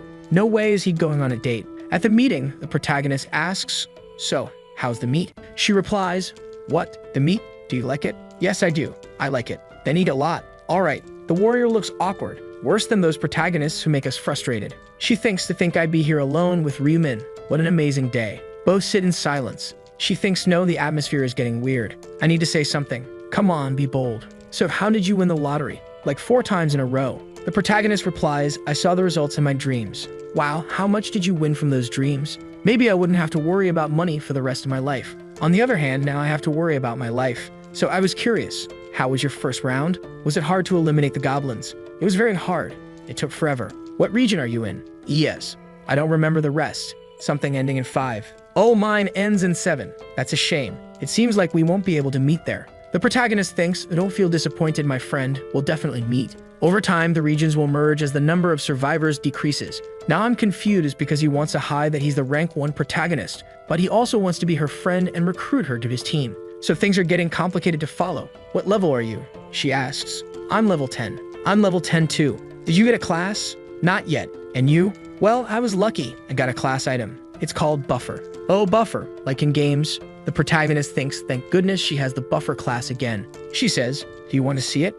I have a buff called Blessing that increases all your stats. Really? Let me see. She casts the buff on him and he marvels. Wow, this thing is amazing. It increases all stats by 50% for 3 hours. Yeah, I need to take her to the 20th round. The protagonist says, as expected of a unique class, the effects are excellent. He comments, wow, that's incredible. The protagonist knows that when she maxes out the skill, the effect will double, reaching 100%. But that's something for when she levels it up completely. Still, he's glad she used the buff on him. I was looking for her because of this. The reward I got for being the first to change classes was a random gold backpack. As the name suggests, it gives you a random amount of money, but it's influenced by the luck stat. So the higher your luck, the more gold you get. He says, wow, this is great. Thanks, Shali. She replies, just let me know if you want a buff. It's really easy for me to use. Alright, but didn't you say you had something you wanted to tell me? Oh right, I should have mentioned this earlier. So thank you for the 10 million, and my dad asked me a thank you too. Rest assured, we'll pay you back. The protagonist says, that's what you wanted to say?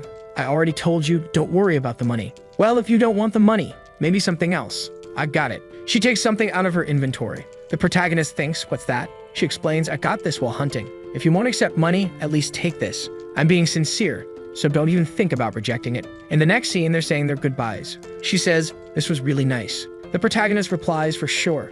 Be careful in the next round. Bye-bye. The protagonist heads to a square, opens his inventory, and sees the item she gave him, a low-grade purple magic crystal. He thinks, wow, to think I'd get this from her. Unfortunately, I can't fully understand what this item does yet. I'll only know at level 20 when the combination feature unlocks. You can combine the crystal with your weapon to add some effects. There are 7 crystals: red for damage, orange for strength, yellow for luck, green for dexterity, blue for intelligence, and dark blue to reduce the damage you take.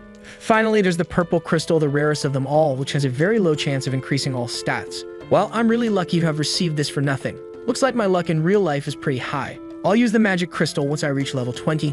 Now, should I open the golden pouch right away? But before that, I need to increase my stats with my assassin rune without using those pesky worms. The assassin rune increases my stats by 1% every time I eliminate a target, and insects count too, since it just needs to be something alive. There are no insects in the other world, so I've got no choice but to rely on monsters. Luckily, that's not the case here on Earth. He apologizes in advance and starts crushing bugs, activating his rune to 100 out of 100, boosting his stats by 100%. His luck is now at 45. My 15 points in luck have already reached 45. Looks like I'll get some good results this time. He opens his inventory and then the golden pouch, which can contain anywhere from 1 to 9,999 gold. Let's see, how much will I get? You can receive a different amount even with the same luck stat. In the past, depending on my stats, I usually get between 3,000 and 6,000. He checks it, and what? He gets 9,999, the maximum amount. Impressive. It was definitely worth receiving this blessing.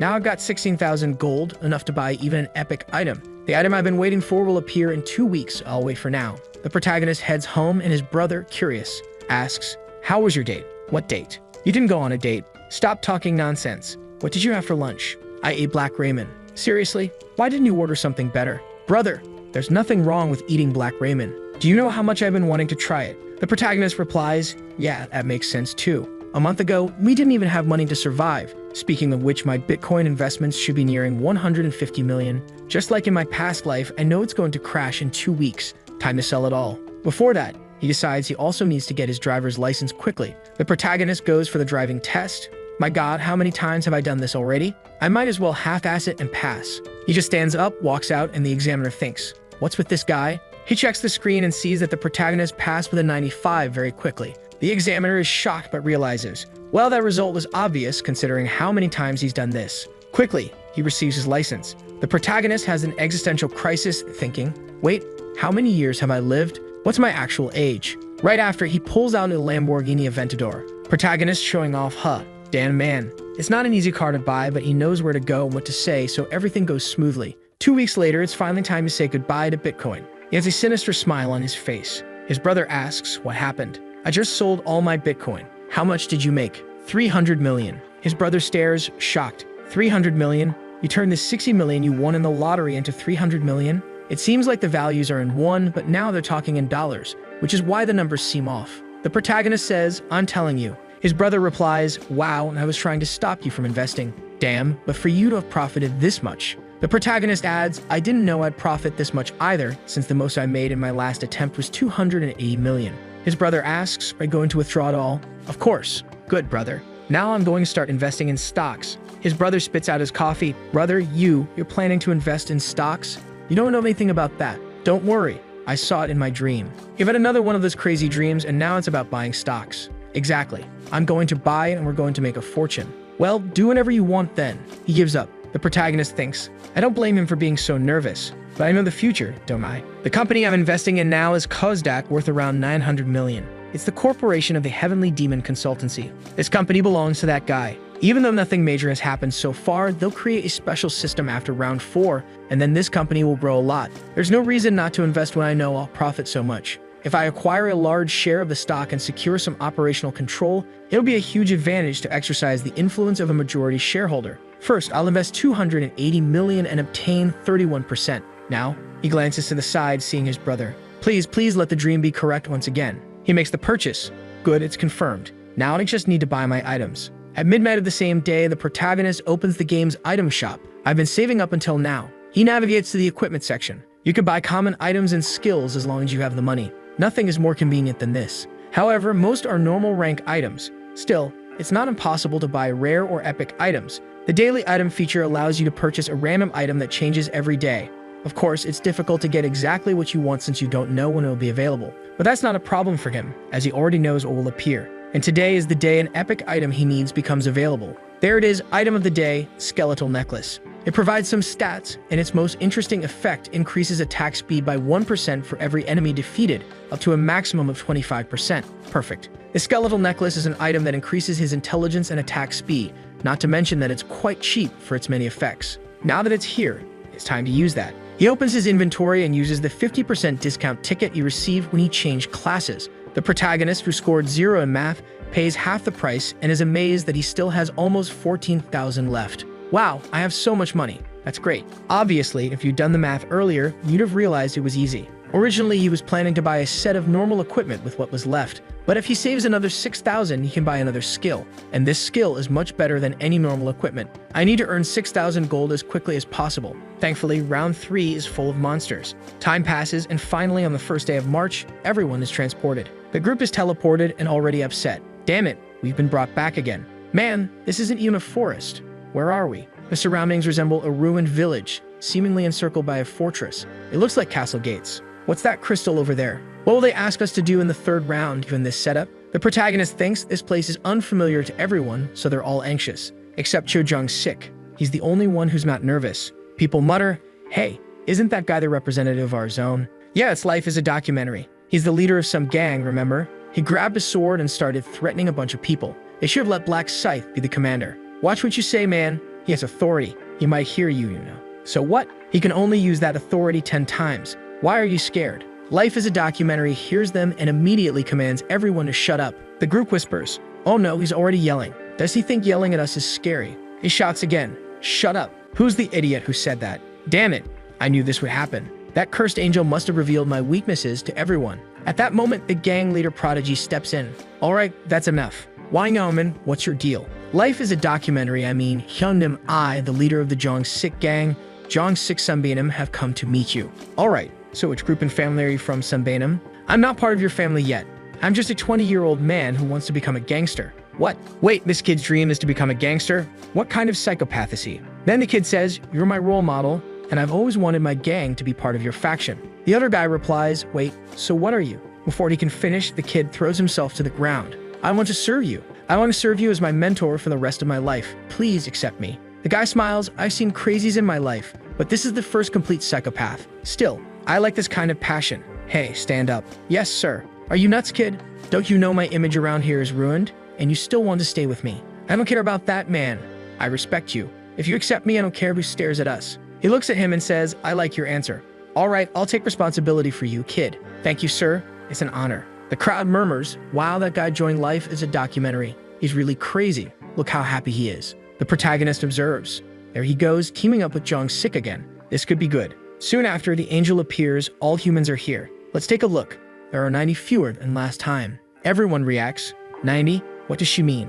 No side chatter, she says. Let's get started. Round 3, main mission. Protect the relic for 3 hours. Across the entire game, out of 856 million players, only 214 million can survive. In this zone, only 1/4 can survive. The crowd is shocked. What? We have fewer people. How did this happen? She responds, "It's not like humans so young could have been eliminated due to age, right? Seems like you were fighting in reality. What humans do isn't my concern." Someone notices something odd. Wait a second. The players check the survival limit for the round and see. What? Only 1,200? Hey, that's a quarter of everyone. Angel, is there some mistake? She starts laughing.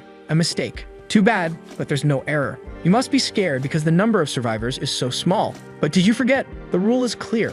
Only half survive each round. However, all of you survived the last one. So naturally, only 1/4 will survive this time to balance it out. Someone exclaims, "But this..." She cuts him off. Hey, don't feel cheated. You just need to work hard to be in the top 25%. Enough explanation, let's talk about this round. Monsters will appear from 4 gates every 30 minutes. Their target is the relic in the village center. There will be 5 waves of monsters and you need to combine your powers to protect the relic. If you successfully protect the relic for 3 hours, you'll receive additional rewards. But if you fail, you'll face a severe penalty. Regardless of whether you survive or not, your rank will be based on how many monsters you eliminate. Due to the defensive nature of this round, there will be many more monsters, but they're 3 times weaker, so it won't be too hard. Of course, the experience and gold you earn are also reduced. Life is a documentary thinks, so all I have to do here is kill a bunch of monsters. I still have my authority, so this will be easy. The angel continues. Oh, I almost forgot to mention. The representative of this zone is Life is a documentary, right? He can use the authority position during this round.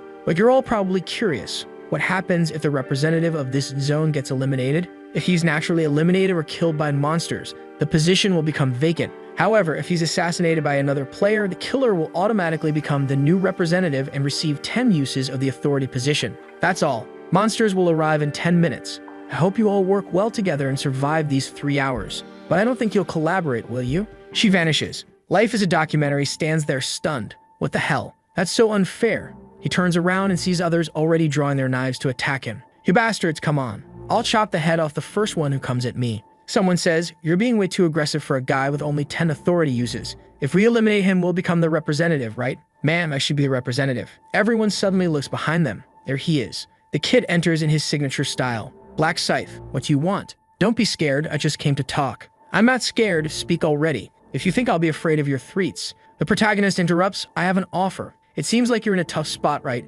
I'll protect you. What? I'll stay by your side and protect you if any players attack you. Everyone reacts, what? Black Scythe is going to protect Life is a documentary? Does this mean we have to fight Black Scythe too?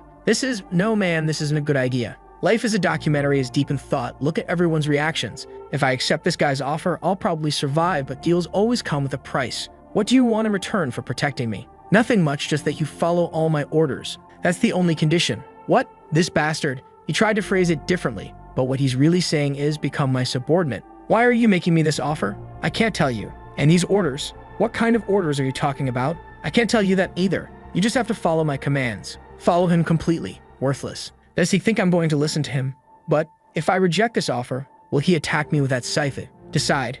Everyone else is waiting for your answer too. I reject your offer. I knew he'd do this. There's no way this guy would let go of his pride. The group is shocked. He rejected the offer? He could have been hunting peacefully if Black Scythe protected him, right? This guy's pride must be too wounded to follow someone else's orders. Looks like his pride will matter more than his life in the end. He probably thinks we won't do anything, huh? The protagonist thinks everything is unfolding just like in my last life. Now I need to draw a firm line. Understood. Since that's your decision, there's nothing more I can do. From now on, I don't care what happens to you. Whether you're eliminated or survive, it's none of my concern. The group reacts. Did you hear that? Black Scythe said he doesn't care anymore. So does that mean we can attack this gangster? Let's go, guys. Life is a documentary stares back. Damn it. Should I have accepted that offer? Suddenly, an announcement rings out.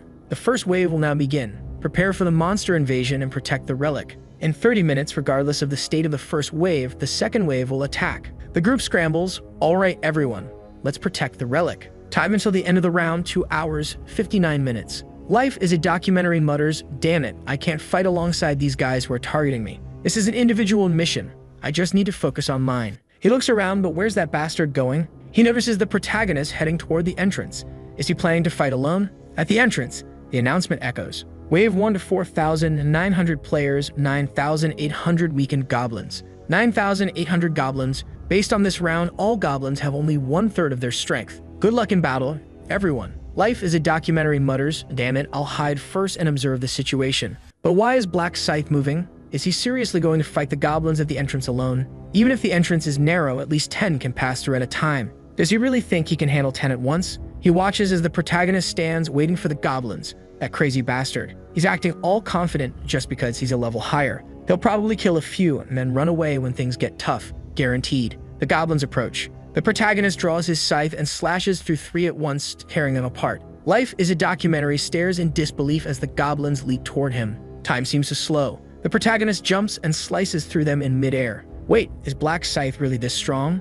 I don't think even if I reach level 16, I'll be like that. I can't just stand here. I need to hurry and start getting stronger too. The majority of players are occupied fighting the goblins. In the distance, someone shouts, block that side. The west gate is being overrun. Stop them. Let's go. Life is a documentary thinks I need to head down quickly. This is my chance to kill some goblins too. Come here, you experienced bastard, he mutters, cutting down one goblin and then another. Thanks to my detection room, I can easily predict how they'll act. Suddenly, an arrow flies by. What? An arrow? From where? I didn't see any goblin with a bow. Who was that bastard? Damn it.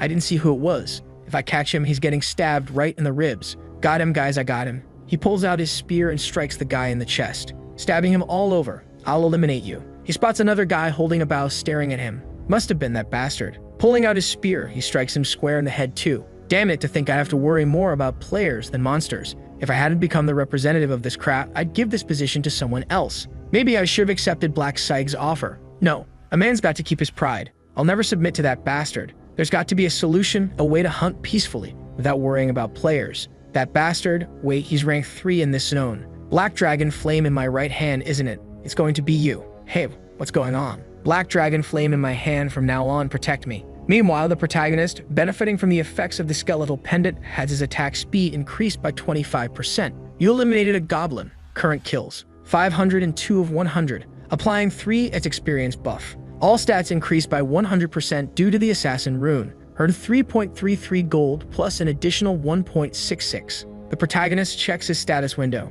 I've made around 2,000 gold so far. At this rate, I can easily reach 20,000 by the second wave. No, I need to earn even more this round to buy 2 general abilities. If I could, I'd even get the Inner Thoughts rune ahead of time. Another goblin appears. The protagonist stares it down and slashes across its chest. The goblins start retreating. Hey, you're not coming. Fine, you're not coming, I am. He charges forward, cutting and slashing, taking them down. Meanwhile, near the relic, someone asks, what's that sound? Did something happen? The goblins start disappearing. You successfully defended the first wave. Survivors, 3,933. Eliminated, 967. Each survivor receives 500 gold as a reward. We survived, but 967 are already eliminated. Even weakened goblins aren't to be underestimated. But where is he? Found him. Cho Jong-sik, he's still alive. It's going to be tough for him to make it for the next round. Jong-sik is muttering, damn bastards. They're not aiming for the goblins. Those jerks just want to eliminate me. Here comes another one. He takes a hit on the shoulder from an axe-wielding player. Good thing I've got these fools protecting me. Thanks to the commands, they're obeying me like meat shields. Maybe I can survive this. The gangster asks, Hyunnim, are you okay? Look at this bastard protecting me without even meeting a command. Damn it, I'm losing a lot of blood. Can I really make it to the final stage? Whatever. I'll survive this mess and prove to everyone I'm the strongest here. Wave 2 to 3,933 players versus 7,866 goblins and hobgoblins. Based on the round, they're weakened. Good luck in this battle. The protagonist faces down the goblins. With a single sweep of his scythe, he cuts down 5 or 6 of them. He leaps forward, slicing through 3 more. You've reached level 20 and your rank has increased from apprentice to regular. You can now use the combination function. Finally, level 20. Now I can combine items to create unique ones unavailable in the shop. As a reward for your rank increase, the Death Seal ability has been strengthened. Additional damage from Death Seal has increased from 100% to 120%. Additionally, you've received the Reaper's exclusive ability, Night of Death, effect. Harnessing the surrounding darkness, you create an artificial night around you with a range of 500 meters. Your next ability will be unlocked at level 40. 120% damage thanks to Death Seal, and now a new ability too. The best thing about Night of Death is that it works perfectly with the Reaper rune, which boosts my attack speed by 50% at night. A swarm of goblins armed with weapons approaches. Come on, I just learned a new ability. He activates Night of Death, plunging the area into darkness. The goblins, confused, flail around. The protagonist moves swiftly, slashing here and there. The goblins are lost, looking around helplessly. One after another, they fall. Total carnage. You survived Wave 2.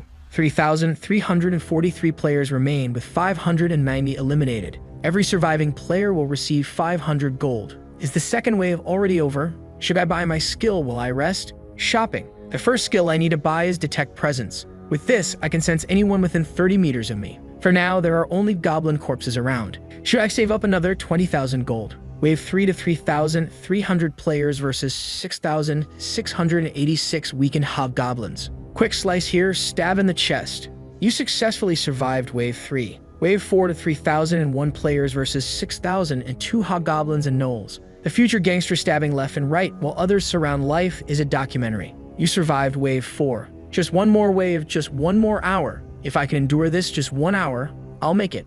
I'd already used all 10 of my authority commands. Now, as long as they protect me, my life won't be in danger. Wave 5 to 2,700 players versus 10,000 weakened gnolls. 10,000? Why so many? Based on this round, they're weakened. Good luck to everyone. I don't mean to worry. This is an opportunity for me. I'll set a record now. I need to get stronger and take down those bastards who tried to eliminate me. He looks around, noticing the group he commanded earlier taking blows to their chests. He's over there. That's the zone representative. We need to eliminate him now. Bastards, protect me from them. He grabs 2 players, using them as shields to fend off attackers. One takes a stab to the chest, another a knife to the face. They drop dead. Damn it, I'm in trouble. It's not time to hunt anymore. I need to run. There he is. Let's get him. Damn it, I just needed to survive one more wave. Just one more. He runs straight toward the protagonist. Black Scythe. Hey, Black Scythe. I accept your offer, man. I'll do anything you order, but please protect me. I said I'd accept your offer, Black Scythe. Answer me. I refuse. I told you before that I don't care what happens to you anymore. But you made the offer. I said I'll submit. Why are you rejecting me? I don't need a subordinate without authority commands. Damn it, he's saying, I'm worthless now. If I'd known it would end like this, I would have accepted the offer earlier. Did you see that? He rejected the offer. What a relief. I was worried about what I'd do if Black Scythe accepted. Your life really is a documentary, buddy. Now that you're screwed, it'll be easy. Damn it. If you want to come at me, fine. I'll take at least one of you down before I'm eliminated. The gangster prodigy steps in. Sunbeam, you're struggling, huh? Don't worry, I'll help you out, man. Huang Yanmin, I knew I could count on you. If I survive this, you can be sure I'll. A punch to the mouth sends him to the ground. Sunbeam, relax. Your death won't hurt at all. You bastard. More punches, relentless blows. Damn it. To think that I, Cho Jong-sik, would be betrayed by a bastard like this. And it's over. The zone representative, life is a documentary, has been eliminated. Authority is transferred to the killer. Player Yaomin is now the new representative. That's it. I'm the representative now. I'm the king. You are now the representative and have the authority powers. Now I can mess with Siwa Ren as much as I want. It's going to be great. Relax, Kumnam. I'll use your authorities well. Don't hate me too much. This is what happens to a boss who only runs away. Shameful. Hey, could you guys see how I took this guy out? He didn't stand a chance. Yeah, you're right. Thankfully. What the hell? His hands are still covered in blood. He beat the guy to death with his bare hands. This psycho is giving me chills. A complete bastard. To think he really betrayed the guy. What's wrong, everyone? What's going on? Hey, wasn't this bastard supporting that gangster earlier? Looks like he was planning to betray him from the start. Man, this guy's weird. To think he's the leader now. Hold on. Let's take this guy out. He says, they're targeting me now. Fortunately, I have someone to rely on. Black Scythe. What? You saw the message. I'm the zone representative. I have the 10 authority commands. So, the offer you made to life is a documentary. I accept. I'll do anything you order as long as you protect me. Cho Jong-sik was abandoned because he no longer had those commands, so you're going to accept it, right? I don't really like your attitude. If you get on your knees and beg me, maybe I'll consider your case. Excuse me, you didn't hear what I just said. I have the 10 authoritarian commands. Yes, so what? You must be mistaken about something, but the one who needs someone here is you. The guy looks a little confused, saying nothing. You want my protection? Get on your knees and beg. He looks back, already turning around. I'll do everything you order, so please use me as your subordinate, please, Sir Scythe. The protagonist scares him down. I've seen this scene so many times it's almost unpleasant, but Huang Yangmin, unlike Jong-sik, has some value for now. Alright then, I accept your offer. Thank you so much, Scythe. Stop doing that. You're disgusting, man. Sorry. He takes a few steps forward. The group, wait, what happened? The Black Scythe is going to protect Yeoman? That's ridiculous. Are we going to have to fight against him? Man, did you see Scythe fighting? No way. He wiped out hundreds of monsters on his own here. How are we supposed to take this guy down? The protagonist? I'll help you decide. You have two choices. Either give up on the zone representative and go back to eliminate the monsters, or be eliminated by my hands. I recommend the first option, but I don't mind the second. Whoever raises any blade in my direction, I won't consider human. The group already lowers their blades, their daggers dropping as well. I'm leaving. Me too. Yanmin, incredible. Everyone followed with just a few words from Scythe. I was scared when he was an enemy, but being on his side feels pretty good. The protagonist, things will soon come to an end. We can calmly beat the fifth wave at this pace, but it would be a shame to end things like this. Huang Yangmin. Yes, Black Scythe. As promised, you'll do what I tell you. What is it? Just tell me, and I'll do it. Use the 10 commands of the position of authority to break the relic. What? The relic? But wait, if the relic breaks. He remembers the angel. If you don't protect the relic, it'll receive a severe punishment. So why? Wait, if I use my 10 commands, I won't have any left to make CURN my slave? Scythe, can I ask why? Shut up and do it already. Can I use 9 instead of 10? I won't repeat myself. If you don't want to be eliminated, make your decision now. Alright, I'll do it then. I'll choose the 10 people on whom you'll use the authority. Sim Sang Ju, Small Pepper, Don't Touch Me. Spring, Summer, Winter, command the 10 names I just mentioned to break the relic. Excuse me? Wait, that includes all my friends. What's the purpose of this? The guys exchange glances. Hey man, guys, I'm sorry, but it's a command from Black Scythe, so you have to understand. And it starts. Don't touch me, Sim Sang Yun, Small Pepper. The command is passed to all 10. Break the relic. The system alerts, the relic is under attack. The guys, what? When they look, the 10 maniacs are already destroying the relic. Hey, why are you doing this? Stop it. We'll get penalized, man. Don't break it. Everyone's already smashing it, the group cutting away. It's done. The relic was destroyed. You failed the main mission. In 30 minutes, the Divine Punishment Agent will be summoned. The group Punishment Agent? Who is that? Survive the Punishment Agent for the time limit. The round won't end until the agent disappears. Whoa, man. It must be some kind of boss. Secret secondary mission. Round 3. Survive the divine agent for 30 minutes. Reward, 3,000 gold. The group, wait, at least the reward is 3,000 gold, man. Man, I told you we've earned only 2,000 so far for protecting the relic. This will be worth it. Yeah, it's actually profitable. That's right, man. A reward bigger than the 5th wave itself. That's why I made Yongman break the relic. But I didn't break it myself because the players who attacked the relic have been identified. The 10 players who attacked will receive a penalty. 50% of their stats will be permanently reduced. The guy, wait, how are we getting this penalty? We were just following commands. This is absurd. Yongman, you scum. Sorry, my friends, but who knew there would be this penalty? As the zone representative failed to protect the relic, you will also be penalized. What? All my stats were permanently reduced. He already. How absurd. Oh, the protagonist is watching. Permanent status reduction is directly correlated with survival chances. That's fatal. Well, it's time for me to prepare to face the agent of divine punishment. Shopping time. Let's start buying some items like an assassin's hood and agility boots. Even the worst boots will help me in this situation. Now, combination. Just place an item and combine it with an energy stone. Combination successful. +1 to all stats has been added to your skeletal necklace. I could insert an energy stone into each piece of equipment for all items. Combination successful. +1 damage reduction has been added to your armor. Combination successful. +2 strength. These low-ranking stones won't help much, but it's better than nothing. Wait, is it starting like this? I'm a bit nervous. Hold on, everyone. It's just 30 minutes. We can do this. Let's keep running. It's only half an hour. Everyone will make it through. I'm not so sure. It's not that easy to escape the agent of divine punishment. In my last life, out of 2,700, only 500 survived. Not being eliminated here is already a huge challenge. Originally, the agent of divine punishment is a monster that takes 5 level 40 players to take down. But I plan to receive a nice reward for defeating it now. Because of the title I received from Burial, and here it is, the title. The first assassin of angels. In fact, all stats are doubled when fighting a divine type. And it happens that the agent of divine punishment is a divine type monster. Man, a giant angel descends with absurdly huge wings. Is that the agent? Wait, we just need to run, right? Just dodge the attacks. Won't it be easy? How absurd. I was scared for nothing. The creature raises its staff, takes a step forward, and strikes the ground with the staff, forming a bubble around everyone. The divine agent has cast the restriction field. It has a barrier, and I can't escape. You cannot leave the area unless the caster of this ability deactivates it. Wait, we can't leave, so we're trapped here, right? The attributes of everyone inside the area were reduced by 50%. People are hitting themselves, shouting, "Let us out, help," and the protagonist thinks 300 were trapped. It's a shame, but there's no saving you. The angel strikes the staff on the ground again. It's begun.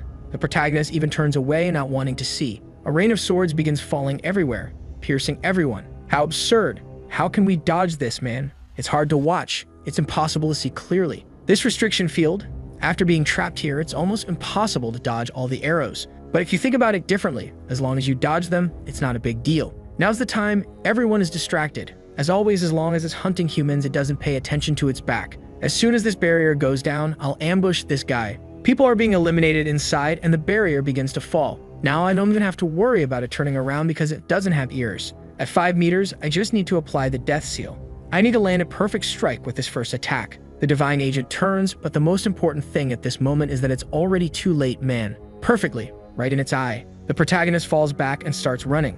Because of the death seal, it now only has 60% of its life. One attack reduced 40%, not bad. It will probably use the restriction field again to try to locate me. The divine agent is using the restriction field, but as soon as it realizes I'm already out, it'll drop it. The creature lowers the field again. Now that I've taken out one eye, I need to take out the other as well. I already strike at the other eye too. The creature is writhing in pain. The divine agent used the restriction field. Your stats have been reduced by 50%. It doesn't matter anymore, man. Without your eyes, you're just an angelic punching bag. Apparently, its plan is to shoot arrows everywhere since it can't see me. But Death's Night already surrounds the creature, which has no idea what's happening in this situation. Completely lost. Light cannot pierce through the darkness.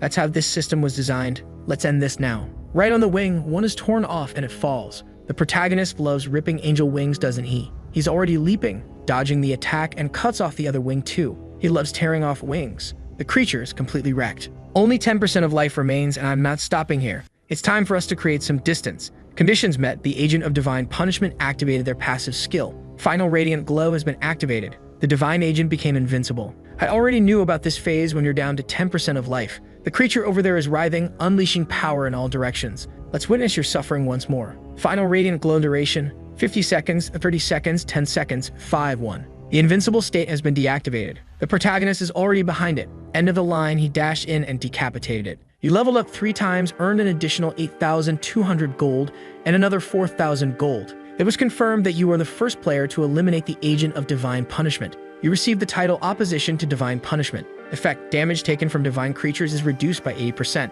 While the protagonist is already fighting gods. You receive a condensed ether as a reward for eliminating the divine agent. You receive a radiant rune for being the first to eliminate the divine agent. The rune was automatically engraved on your body. As expected, a condensed ether. It's fair to say the entire plan revolved around this, since a condensed ether is an essential ingredient to craft a god-ranked item. Besides that, I received the Rune of Radiance. It increases intelligence by 1 point and boosts the effectiveness of divine skills by 1% per level. Now that I'm level 30, I'll gain 30 intelligence and the effectiveness of divine skills will increase by 30%. Well, at least I won't have to spend points on intelligence for a while. Everyone completed the side quest and earned 3,000 gold as a reward. Guys, it's over. We're alive. Thank goodness. Man, I can't believe it. Black Scythe defeated the divine agent alone. He's a monster. Incredible. The angel. Eliminating the agent of divine punishment alone? You're the first human I'm genuinely interested in. How about an interview in the morning? Black Scythe, how did you come up with these plans to eliminate the agent of punishment? Him thinking, what a pointless question. I eliminated it because I wanted to eliminate it. You need to get rewards if you survived and you still wanted to eliminate it. If I didn't eliminate it, I'd have to watch everyone else get massacred. The group, wow. So we fought to save everyone? Man, I thought he was arrogant, but he has a good side, doesn't he? He's a decent guy, dude. The angel, you did all this just to save your race? Humans are really strange. One moment, they're cutting each other down and killing one another, and the next they're living together, protecting each other. That's pretty hard for me to understand. The protagonist, of course, you wouldn't understand, narcissistic angel. Whatever. Humans, congratulations on staying alive, but it's far too early to relax, because whether you survive or not depends entirely on the outcome. Shall we take a look? Black Scythe, 3,600 kills. Worthless Bastards, 982. Celestial Demon, 963. These are the rankings for all zones. Now for this zone, your zone is SK45. Black Scythe is first, Sang Chiel is second with 687 kills, and Siu-Aren is third. Looked a bodyguard and she took second and third. Speaking of which, did she even show up during this fight? I didn't see her at all. Come on, draw it out for my eyes. Black Scythe eliminated 3,600, but the second rank didn't even reach 1,000. Level 30, man, this guy is insanely strong. Does he have some kind of bonus or what? The protagonist? I do have an experience bonus, but I think the only way to get this is by being first in the zones. Congratulations, you completed the mission as rank 1 across all zones. Congratulations, you ranked first in your zone. You've received a coupon to select an intermediate level ring for being first in your zone. A ring? Please choose one of the intermediate items. There it is, Wind Ring, Magic Ring, or Resistance Ring. It might seem like the worst choice, but this one is the most important. I'm choosing the Resistance Ring. Effect plus 4 luck and plus 35% resistance to abnormal effects. It doesn't matter how strong you are if you get caught in control effects. Besides, resistance to effects can't be increased with stats, so it's better to get this as early as possible. Now for the next thing. You can choose one of the special rewards, plus 50% to stats for round 4, 4,000 gold, or information about round 4. As expected, there's no more experience buff, since from round 4 onwards, it's no longer about monsters. So I'll go with number 2, gold. Anja, now humans, you're all happy here. But did you look at the messages? Rank 1225 is the cutoff line. The guys, Anja, wait, I think there's been a calculation error in the system. Please check it again. Seriously, I eliminated so many monsters. There's no way my rank is that low. Why are the bugs talking? You need to be annihilated if you couldn't even stay in this rank. She snaps her fingers, and they vanish. And with that, we reach the end of round 3. Siu-Aren wakes up in bed. I'm back. Thankfully, I survived round 3. No, not just that. I even received the summoner class, Fairy Summoning. Look at this, really incredible fairy. These fairies served as shields, plus my bodyguard kept everyone distracted. Thanks to them, I managed to pass the 3rd round safely. I can't believe it, I ranked 3rd. Wow, this energy stone I received as a reward. I wonder if the Black Scythe will like it. The protagonist will surely love it. If there's one thing he likes to grab when he sees a woman, it's an energy stone. Yaman appears, throwing a lamp against the wall in fury. Damn it, that Black Scythe. Penalty applied, your stats are permanently reduced by 50%. Ew, damn it.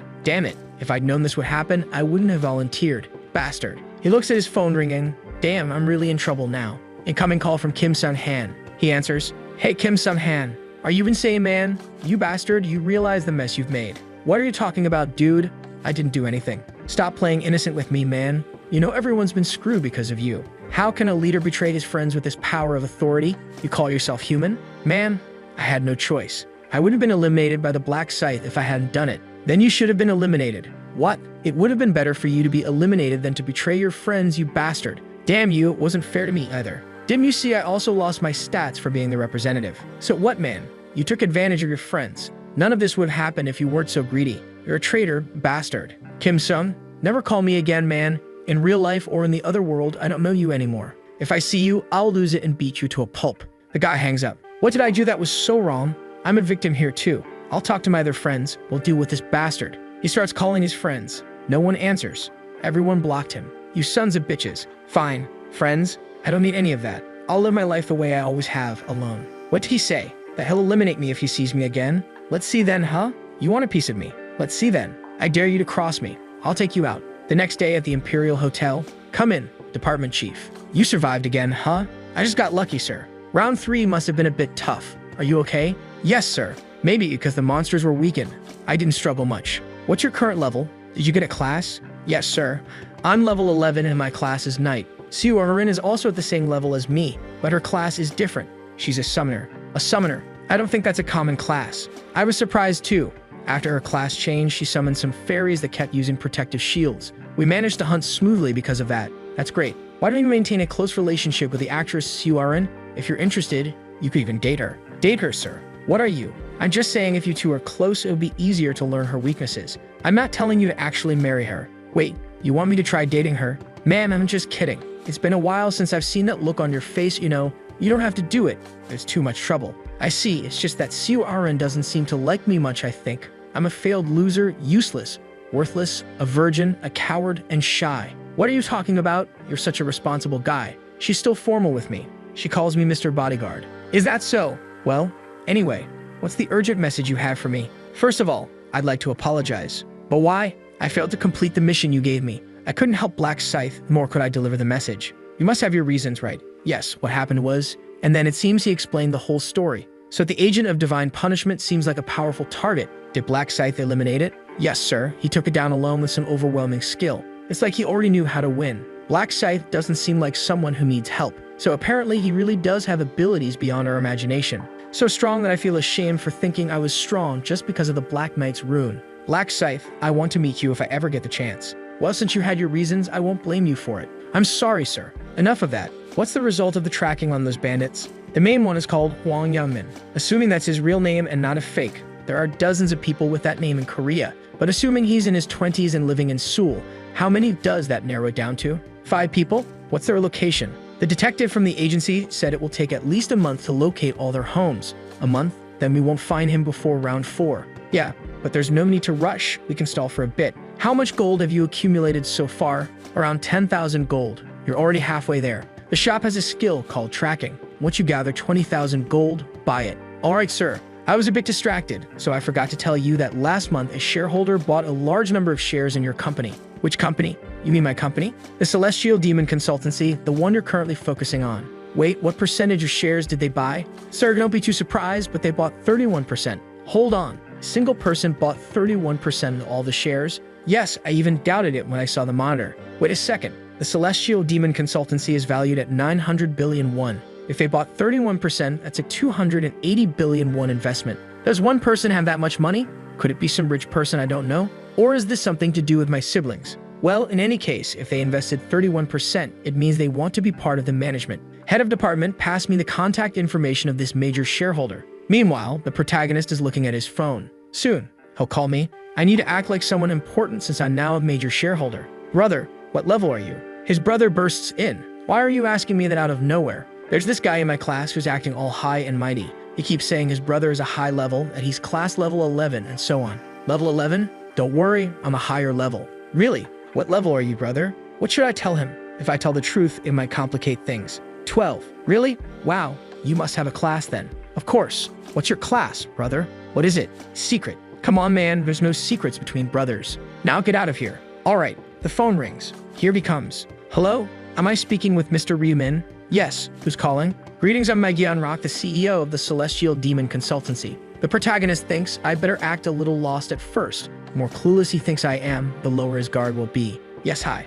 Hello. So last month you invested a fortune in our company, correct? Yes, what about it? Well, as it stands, you are now the majority shareholder of the Celestial Demon Consultancy, and I'd like to meet you in person. Could I treat you to lunch? Sure. Would Friday work for you this week? The protagonist thinks Friday. That's an important day for me to receive the Rune of Inner Thoughts. I have plans on Friday. Would Saturday work?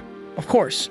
Let's meet on Saturday then. As I expected, he called. The Celestial Demon Consultancy is one of his priorities since he wants to gain his father's approval. There's no way he'd ignore one of the major shareholders in his company. Before meeting him, I need to collect the runes. There are several ways to obtain runes.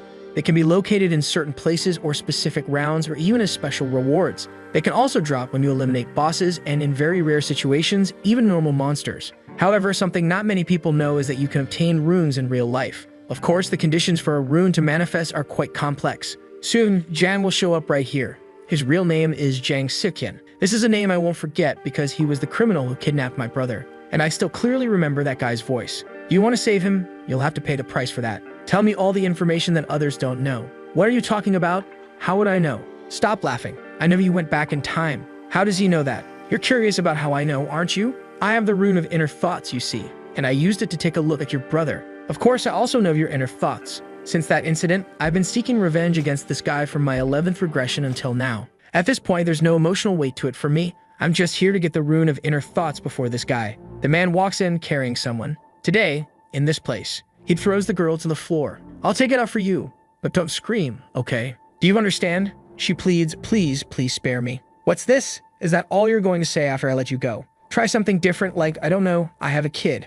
I'll give you money. I don't want this kind of unbearable whining. Sorry. Why are you apologizing so much? Are you saying that because I gave you a weird look that day, huh? I'm truly sorry. Exactly. Why did you do something like that and now you're here apologizing? I felt like trash that day, you know. 2 nights ago. I need a girl today. Which one of these will help melt away my problems? What a beautiful body. Oh, where is she going? He follows her and enters ahead. Ow, my eye. I can't see. Who are you? I don't know what happened there, but he comes out with her all limp. I love this thrill of doing crazy things. My life was so boring before that I wouldn't have cared if I were eliminated. But the Rune of Luminescence makes my body glow and blinds all my opponents. It's the perfect rune for having some fun. He walks into the shop. Welcome. She's really pretty, isn't she? Give me an iced Americano, please. All right, your total is 5,001. Oh, are you working part-time here? You know, I always come to this place, but you're not the usual attendant I see. So you're a regular? I didn't know that. All the other part-time workers left. As you know, the world is changing a lot. Yeah, that makes sense. In a world where you can be eliminated at any moment, who's going to stick with a part-time job? So are you the owner? That's right. How old are you? You look really young. I'm 32. That you're not a player? No, I'm not, thankfully. I see. Could you give me your number, pretty girl? I like you. What? What's wrong? Why are you making that face? Do you hate my face that much? What? You're disgusted by my face just because I have a few marks, aren't you? What a terrible feeling. I'm not going to drink this horrible coffee. Give me my money back, you filthy woman. Here. He snatches the money from her hand. Bitch, looking down on me just because I'm not very handsome and because you're a bit pretty. You'll pay the price for looking at me like that. He hits her on the head and we're back. I'm sorry. You know you can't look down on people just because of their appearance, right? I know. I won't do it. I don't know. I think this isn't enough. You're not being very sincere. He throws her to the ground. You think I don't know? You're just pretending to get out of this situation. Please let me go. But didn't you want to apologize? If you're so interested in apologizing, why don't you pay me with something? She all nervous. No, it was my fault. No, stay still. You stay still. Wait, I thought there was no one else here. Is he a detective? Who's this guy? Man, stop swearing. Though soon you'll be swearing a lot anyway. Man, what is this guy? What's with that giant scythe?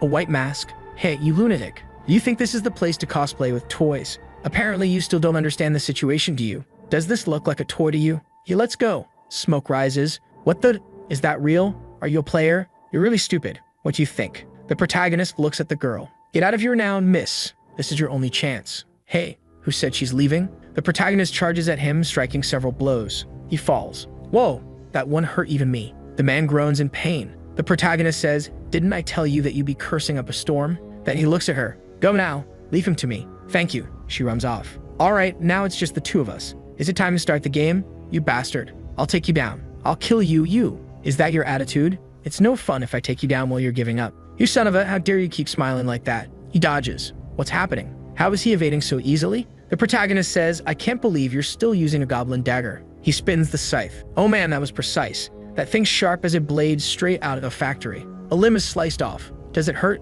Because I haven't even started yet. The guy looks down in shock. The protagonist vanishes, reappears, and slashes again. Look at you, all scared. Man, at this rate, he's going to kill me. If I want to get out of here alive, I need to blind him. He activates his power. Now I'll take you down, you bastard. But then he looks at his stomach. What's happening? Why isn't my power working? The protagonist thinks, shine as much as you want.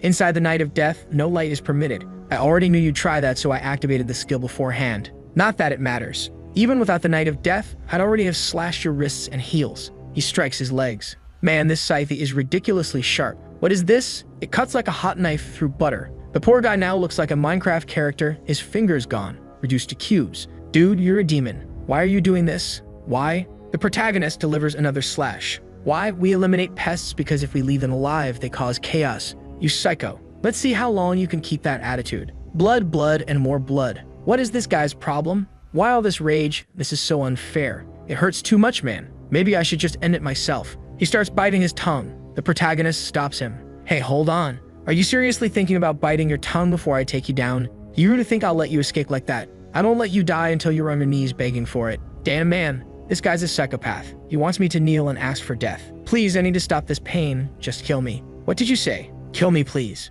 Are you sure? Please, man. You must be wondering why I'm doing all this, huh? After all, we're complete strangers. But actually, it's not like I don't know you. I met you before, you know. He knows my name. Wait, don't tell me. You know that woman? No, I have nothing to do with her. Then how? You kidnapped my brother and threatened me to give you some information or you kill him. But I didn't. Of course not. That's because this is an incident that will happen in the future. None of this has happened yet, but for me, it's something from the past. If I hadn't gotten involved, you'd have received the rune of inner thoughts. Inner thoughts. Yeah, there's a hidden rune here. Do you know the condition for it to appear? The person has to hear the true voice of another. True voice? Yes, a voice that comes from the heart, genuine and sincere. If I hadn't shown up, you would have abused that woman and she would have begged for her life in her true voice. With that, you would have received the rune of inner thoughts and gone on to commit even more crimes. I've seen it happen in several regressions. And besides all that, you've already committed 12 crimes and are a despicable person who deserves to die. If I deserve to die, kill me, please. No, I won't even touch you. What? What do you think I've been doing this whole time? I'm just here waiting for you to die on your own. Man, what's the deal?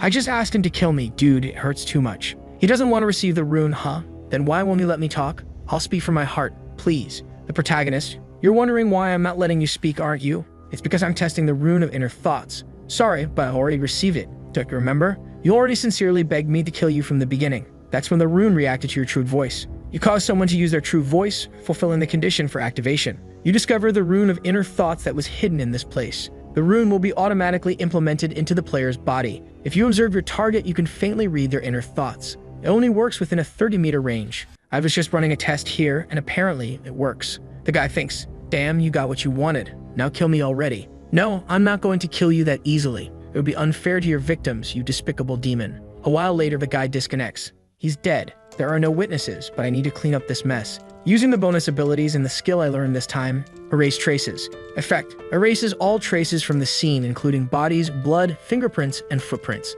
This works perfectly. It's best never to leave anything behind. Then our protagonist appears in the morning wearing that elegant suit. His brother asks, are you going on a date? Who's the girl? The protagonist replies, why would it be a date? You don't usually dress like this, you sly guy. He says he's just going to meet a business partner. The brother, concerned, thinks, business partner? What's he planning? Getting into investments now?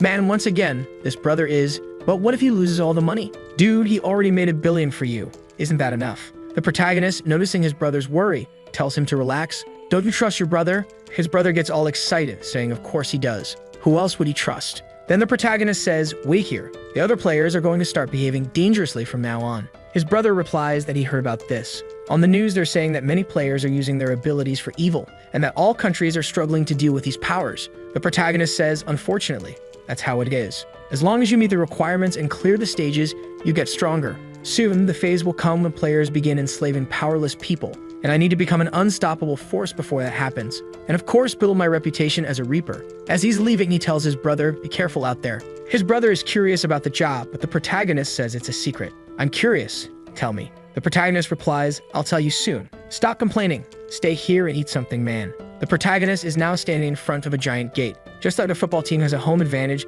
this here is the Osun Group's hotel, so it's all this turf. No one knows about that guy's connections to the Osun Group, so this is information only the protagonist has. And our boy is going to take a risk, using this information to appear even more important. For now, though, he needs to seem as clueless as possible. He walks awkwardly up to the reception desk.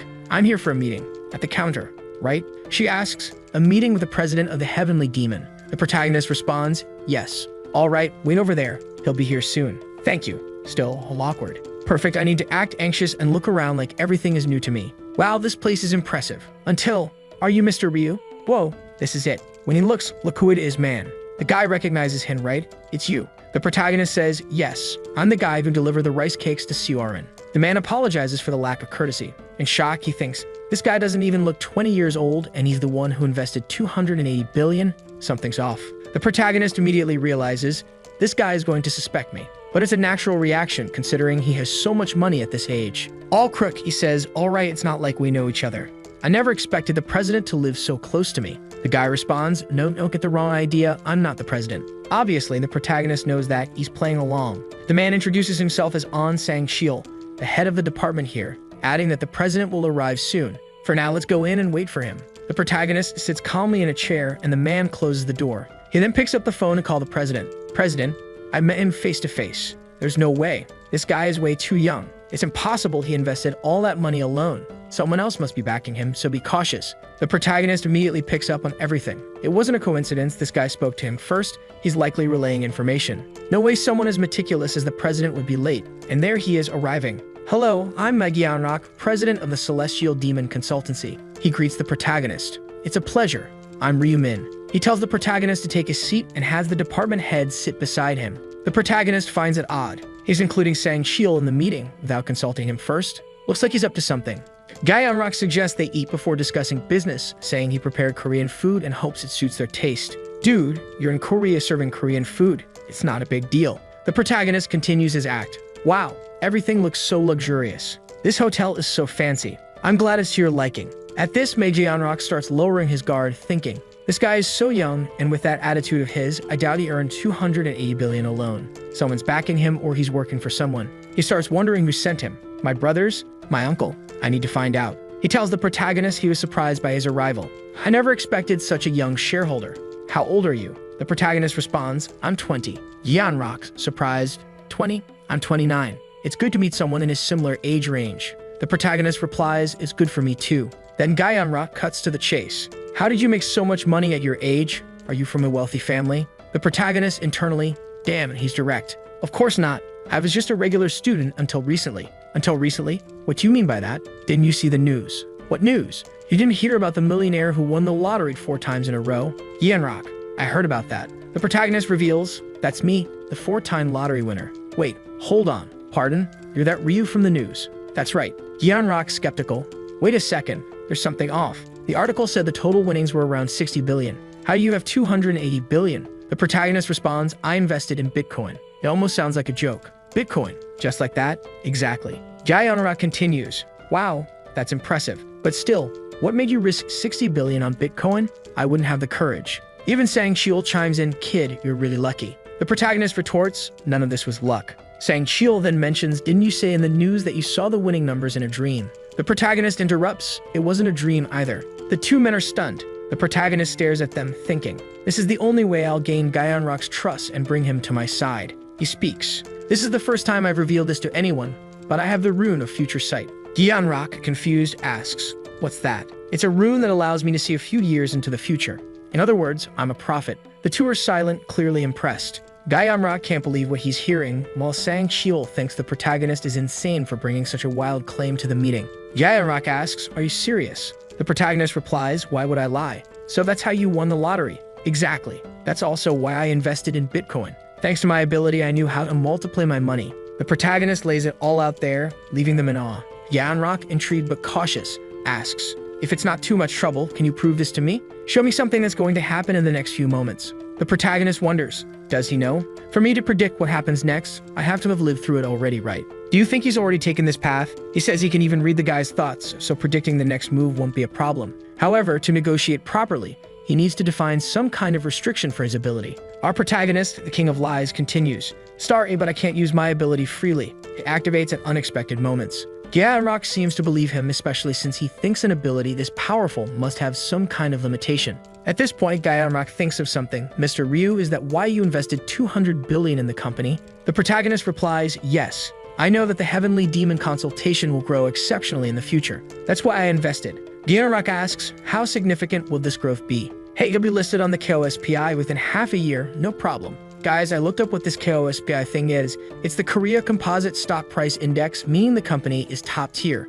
A smile of happiness appears. He's in shock at how great it'll be if this turns out to be true. Not only will I be recognized by my father, but I'll also secure the director position. But he hesitates. Damn, I got too excited. Stupid. What a disaster. That information made me laugh and don't even know if it's certain. The protagonist cast the bait and the guy bit like a starving man. The protagonist plays his next card, saying that for the guy to succeed, he'll need to completely change the business model. Sang-Kyul slams the table, saying that's a ridiculous demand. How can we change our business style at this point? It'd be easier to change the company's entire name. Gyanrak, calm down, man. The protagonist chimes in, it's true. If we're going to change the business, we might as well change the name too. The guy raises his voice. What are you saying? The protagonist, unfazed. You think I'm joking? Both of you are players, so you should already know this. Revealing a rune is a huge loss. Even so, I decided to reveal mine to you. The protagonist adds, as an investor and business partner, I only want the company to grow. Otherwise, why would I have invested 280 billion? But for you to succeed, you'll need to work with me. Sang-Kyul starts sweating. Sir, you're not seriously believing this crazy guy, are you? The protagonist says, it seems you don't trust my ability. Sang-Kyul admits honestly, no. The protagonist argues more assertively. Do you know why I moved to that penthouse? Sang-Kyul stumbles, unsure what to say. Gyanrak asks, wait, the penthouse. What does that mean? Sang-Kyul blurts out, this crazy guy moved underneath Siu Aren's place, this sleep bastard. The protagonist explains, I did that when I obtained the Rune of Future Vision. Gyanrak doesn't like finding this out only now. Sang-Kyul is completely thrown off. I didn't know this guy was relevant. I thought he was just some random citizen. Gyanrak begins thinking harder. If it happened in January, it was before he invested in Bitcoin. He moved to the neighborhood of someone connected to the company he'd later join. That's impossible unless he knows everything that will happen. Or maybe he's just someone who knows I'm Siu Aren's sponsor. The protagonist sees them whispering and realizes he needs to push harder. You don't believe me, do you? Then how about this? This hotel ran as your property, isn't it, President? You're the eldest son of the Osun Group, and the Heavenly Demon Consultation is a secret business created solely for your father's approval. Or am I wrong? Sang-Kyul gets up angrily, demanding to know who sent the protagonist. But once again, Gyanrak has to calm him down. Relax, uncle. Gyanrak calmly says, you're right about all that. But these are things anyone among my acquaintances would know. Honestly, Mr. Ryumin, you're extremely suspicious. You seem like someone sent by another party to trap me. And now you're suggesting I trust you and change the business. You already know my answer. All of this seems utterly nonsensical. I want to believe in your Rune of Future Vision. Who wouldn't want their company to have something that good? But it's hard to believe, Mr. Ryumin. Thank you for your investment, but you'll need to arrange a meeting with all the investors to make this proposal. And obviously, convincing them will be your job. Man, could it be that the protagonist didn't win them over? Hold on, the guy was about to get up, and the protagonist says, wait, sit down. The man sits back in the chair. Do you have more to say? The protagonist thinks, is this really the only way? Then he says, how about this? I'll give you information about the 4th round. The man suddenly perks up. Wait a second, you know about the 4th round? The protagonist replies that he saw everything using the Rune of Future Sight, and that he knows about the tragedy that will happen. This information should be enough, right? The scene shifts to Sang-Kyul apologizing to Gyanrak. Gyanrak says, it's fine, you did it out of concern. Sang-Kyul then asks to say one more thing, something suspicious about Mr. Ryu. If this guy really has the ability to see the future, why does he want to join us? He could easily handle everything on his own. Apparently, Gyanrak is focused on expanding the company and making money. Sang-Kyul questions, but what's his reason? The guy has 280 billion. That's more than enough to never work again. Gyanrak explains, well, you know how it is, human greed is sometimes endless. Sang-Kyul still doesn't want to accept it, but Gyanrak counters. Look, if the guy can see the future, we need him. Imagine if we always had information about the upcoming rounds. Not only will the company grow in the process, but we'll also become better players. Still, Sang-Kyul doesn't budge. What if he's not really a prophet? Gyanrak replies, then we just wait and see, don't we? The protagonist provided the information, though we don't hear it, to avoid spoilers. Now on the street, the protagonist knows that when the 4th round ends, they'll be sure he's a prophet. Of course, he withheld information about secret missions and strategies for reaching the top rank. Actually, we do find out. He told them that the 4th round isn't about eliminating monsters, it's a massacre between players. You can't let your guard down for a moment. Man, that's all he said. Still, he's confident it's enough to prove he's a prophet. After this, their trust will shift. They'll want to treat him well and try to protect him. After all, it's much better to have a prophet on your team than on the enemies. Our protagonist pulls out his phone and says, now that I've assumed the role of prophet, will I have to keep it up in the future? First, he thinks about contacting, but doesn't decide. It starts with our waifu. It's been a while since we've seen her, and we missed her. She's waiting for the cars to pass when a sleek car stops. Why is that lunatic stopping here? Who is it? It's Daddy's ride, and he's inviting her along. Come with me, partner. She approaches, confused. Hey, what's this about? Is this your car, babe? Literally, get in. I'll take you for a ride. And she just goes, all right. They speed off down the road. She's shocked, saying it's her first time in a car like this. Our protagonist says it's his first time too. He's never had such an expensive car. She asks, wow, how much did it cost? He casually replies, 900 million, not much. She exclaims, what do you mean, not much? You could build a ton of convenience stores with that. He says, it's just that compared to what I won in the lottery. It's not much. She remembers, oh, that's true. You won 60 billion. Our worlds are so different. But isn't this kind of like a date? Exactly. It is. She's shy. Our protagonist says there's something he needs to confess. She's almost bursting from nervousness. The protagonist calms her down, saying it's nothing weird. She's still ready to jump out of the car and hide out of embarrassment, but nervously asks, all right, fine, what's the confession? The protagonist starts, you know how I told you I saw the numbers in a dream, right? Yeah, so. That was a lie. It wasn't a dream. I obtained the Rune of Future Sight, and as the name suggests, I can see the future. Maybe that's why my class is Prophet. She responds, wow, that's amazing. Isn't that a unique class? He replies, yeah, I think so. She's overjoyed. Thank you for sharing that with me. The protagonist says that since she revealed her class to him, it's only fair. She replies, but I didn't tell you about my rune and you told me about yours. So I'll tell you mine then. The rune I obtained was the Rune of Protection. For every 10 people within a 10-meter radius, it creates a thin barrier around you. So if there are 5 people, you get 5 layers of protection. Pretty decent, right? For someone who plays a support role, at least you get up to 10 layers of protection. She feels relieved to share this with our boy. However, she asks, why did you bring this up out of nowhere? The protagonist replies that hiding it would be a burden, and he thinks she wouldn't believe what he's about to say unless he told her this first. She's confused. What do you mean? Apparently, the protagonist also told her about the 4th mission and warned her to be very careful. She needs to stay extremely alert around the players nearby. She's all excited. Oh my god, he told me first. Does this mean he has a place for me in his heart? Wait, what? You want a place in his heart? She even said it would be nice. Seriously. Back at home, our boy is there thinking, wow, she likes me, huh? I never knew that. Now it makes sense why she treats him so well. It's a bit surprising, but it's a good way to make her another ally. Plus, she'll believe the prophecies more easily. Wow, protagonist, always scheming. Competing like your life depends on it. Well, it does. After that, he rested and time flew by. It's already April 31st at 11:55. Before entering the other world, he bought another epic item of the day, the shadow gloves. These gloves are covered in shadows and can't be seen at night. Weapons you hold also become translucent. Wow, it's like being partially invisible. Man, now what he said is true. Right. With his Knight of Death ability active, the weapon will also become invisible. He's getting insanely strong, as if he wasn't already. His brother shows up and says, it's time, man. Are you confident it'll go well? Our boy replies, I'll only know once I'm there. Hey, you said you're a prophet. Do you know what will happen in the 4th round? The protagonist answers, knowing and knowing what to do are 2 very different things. His brother, as always concerned, says you have to survive, no matter what. Man, don't create problems where there are none. Are you trying to mess me up before I even get there? Bye. See you later. The 4th round is the round of death. Oh, look at that miserable guy again. What a mess. All of his attributes are permanently reduced by 50%. He had to betray the person he admired, and in this round he has no command authority. So how is he going to win here? The guy is nervous, looking around scared of his so-called friends, betrayed everyone. But above all, he wants to know, what kind of place is this? What kind of mission takes place in a completely empty area? It's like they're lab rats trapped in a box. Oh, he's already looking at our protagonist. Look at that bastard. I knew he'd be here. He's suspicious. Finds it odd that the protagonist used other players to destroy the relic and without hesitation eliminated the prosecutor of retribution. He's thinking, if I had the strength, I'd have eliminated him by now. But at this moment, there's nothing he can do. To stay alive, he'll have to dance the devil's tune. And here he comes. Hey there, Mr. Black Reaper. What's up, man? He walks up smiling and says, the contract from the previous round still stands, right? The protagonist, what contract, you lunatic? In exchange for me being your subordinate, you protect me. Our boy cuts him off.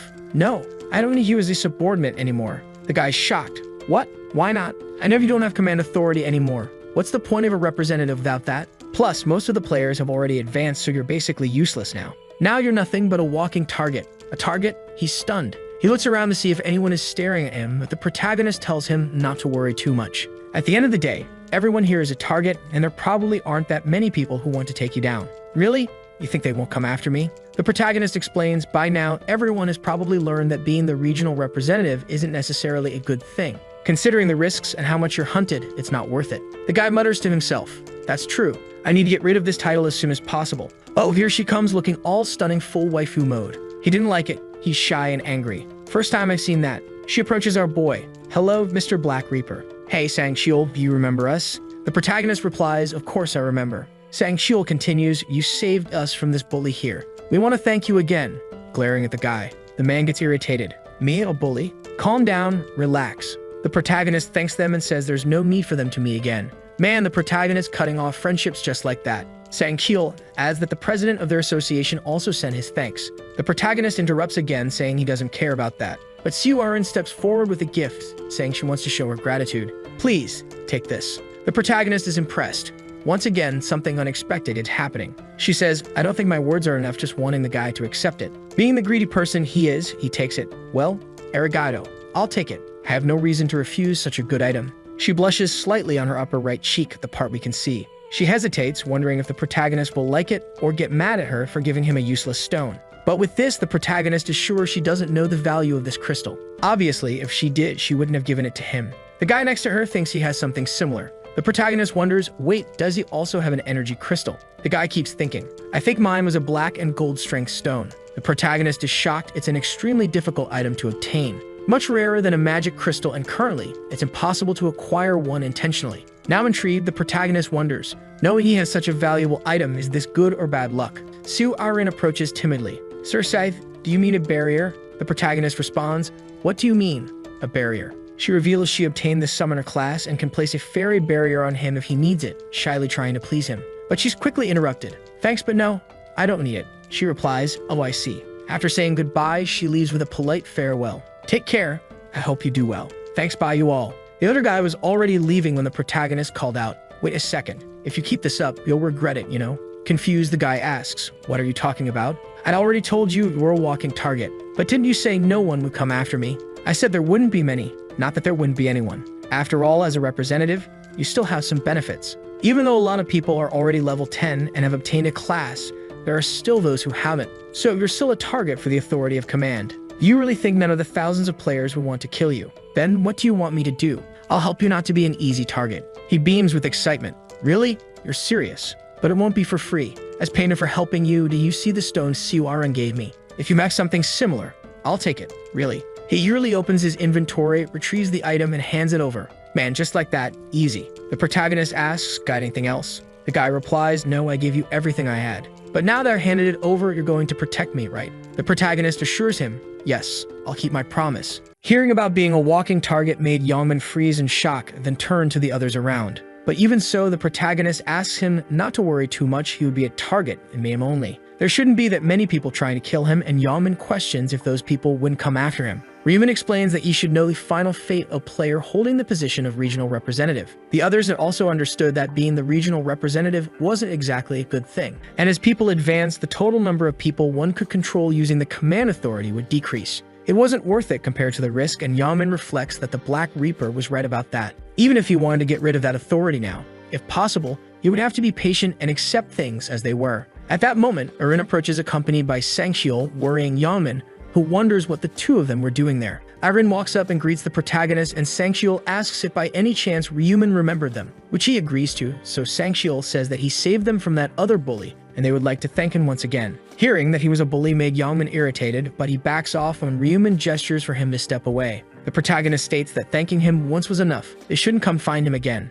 Still, Sang-Shiul insists because they felt grateful, and the president of their company also sent thanks for being saved. And he starts to mention more about the president, but Ryumin refuses to listen because he didn't want to know more than that. Stammering, Arin then steps forward to offer a gift as a symbol of sincerity and gratitude for having been saved. She extends her hand, asking Ryumin to take it, and he realizes it looked like a low-level purple magic crystal, something unexpected once again. Arin didn't think her words were enough, so she thought it was more appropriate to offer a physical gift to make up for it. And he agrees that it was indeed a good gesture, thanking her and taking the crystal from the girl's hand. Ryumin had no reason to refuse such a good item. He'd need to try making a low-level magic crystal when he went back. Nervously, she wonders if he liked it, questioning if he wouldn't get mad because she gave him a useless stone. Seeing her nervousness, the protagonist realizes that Arin truly didn't know the value of a magic crystal, because if she did, she wouldn't even be offering it to him. But Yeonmin realizes that he also had something similar to that. Ryuman is surprised to discover this because it seemed like Yahello also had a mana crystal in his possession. Yahello thought it was called a black and gold power stone, and the protagonist paused to think more about that new name. The black and gold power stone was an item with an extremely low drop rate from killing an enemy. It was a very hard item to get, even harder than a regular magic crystal.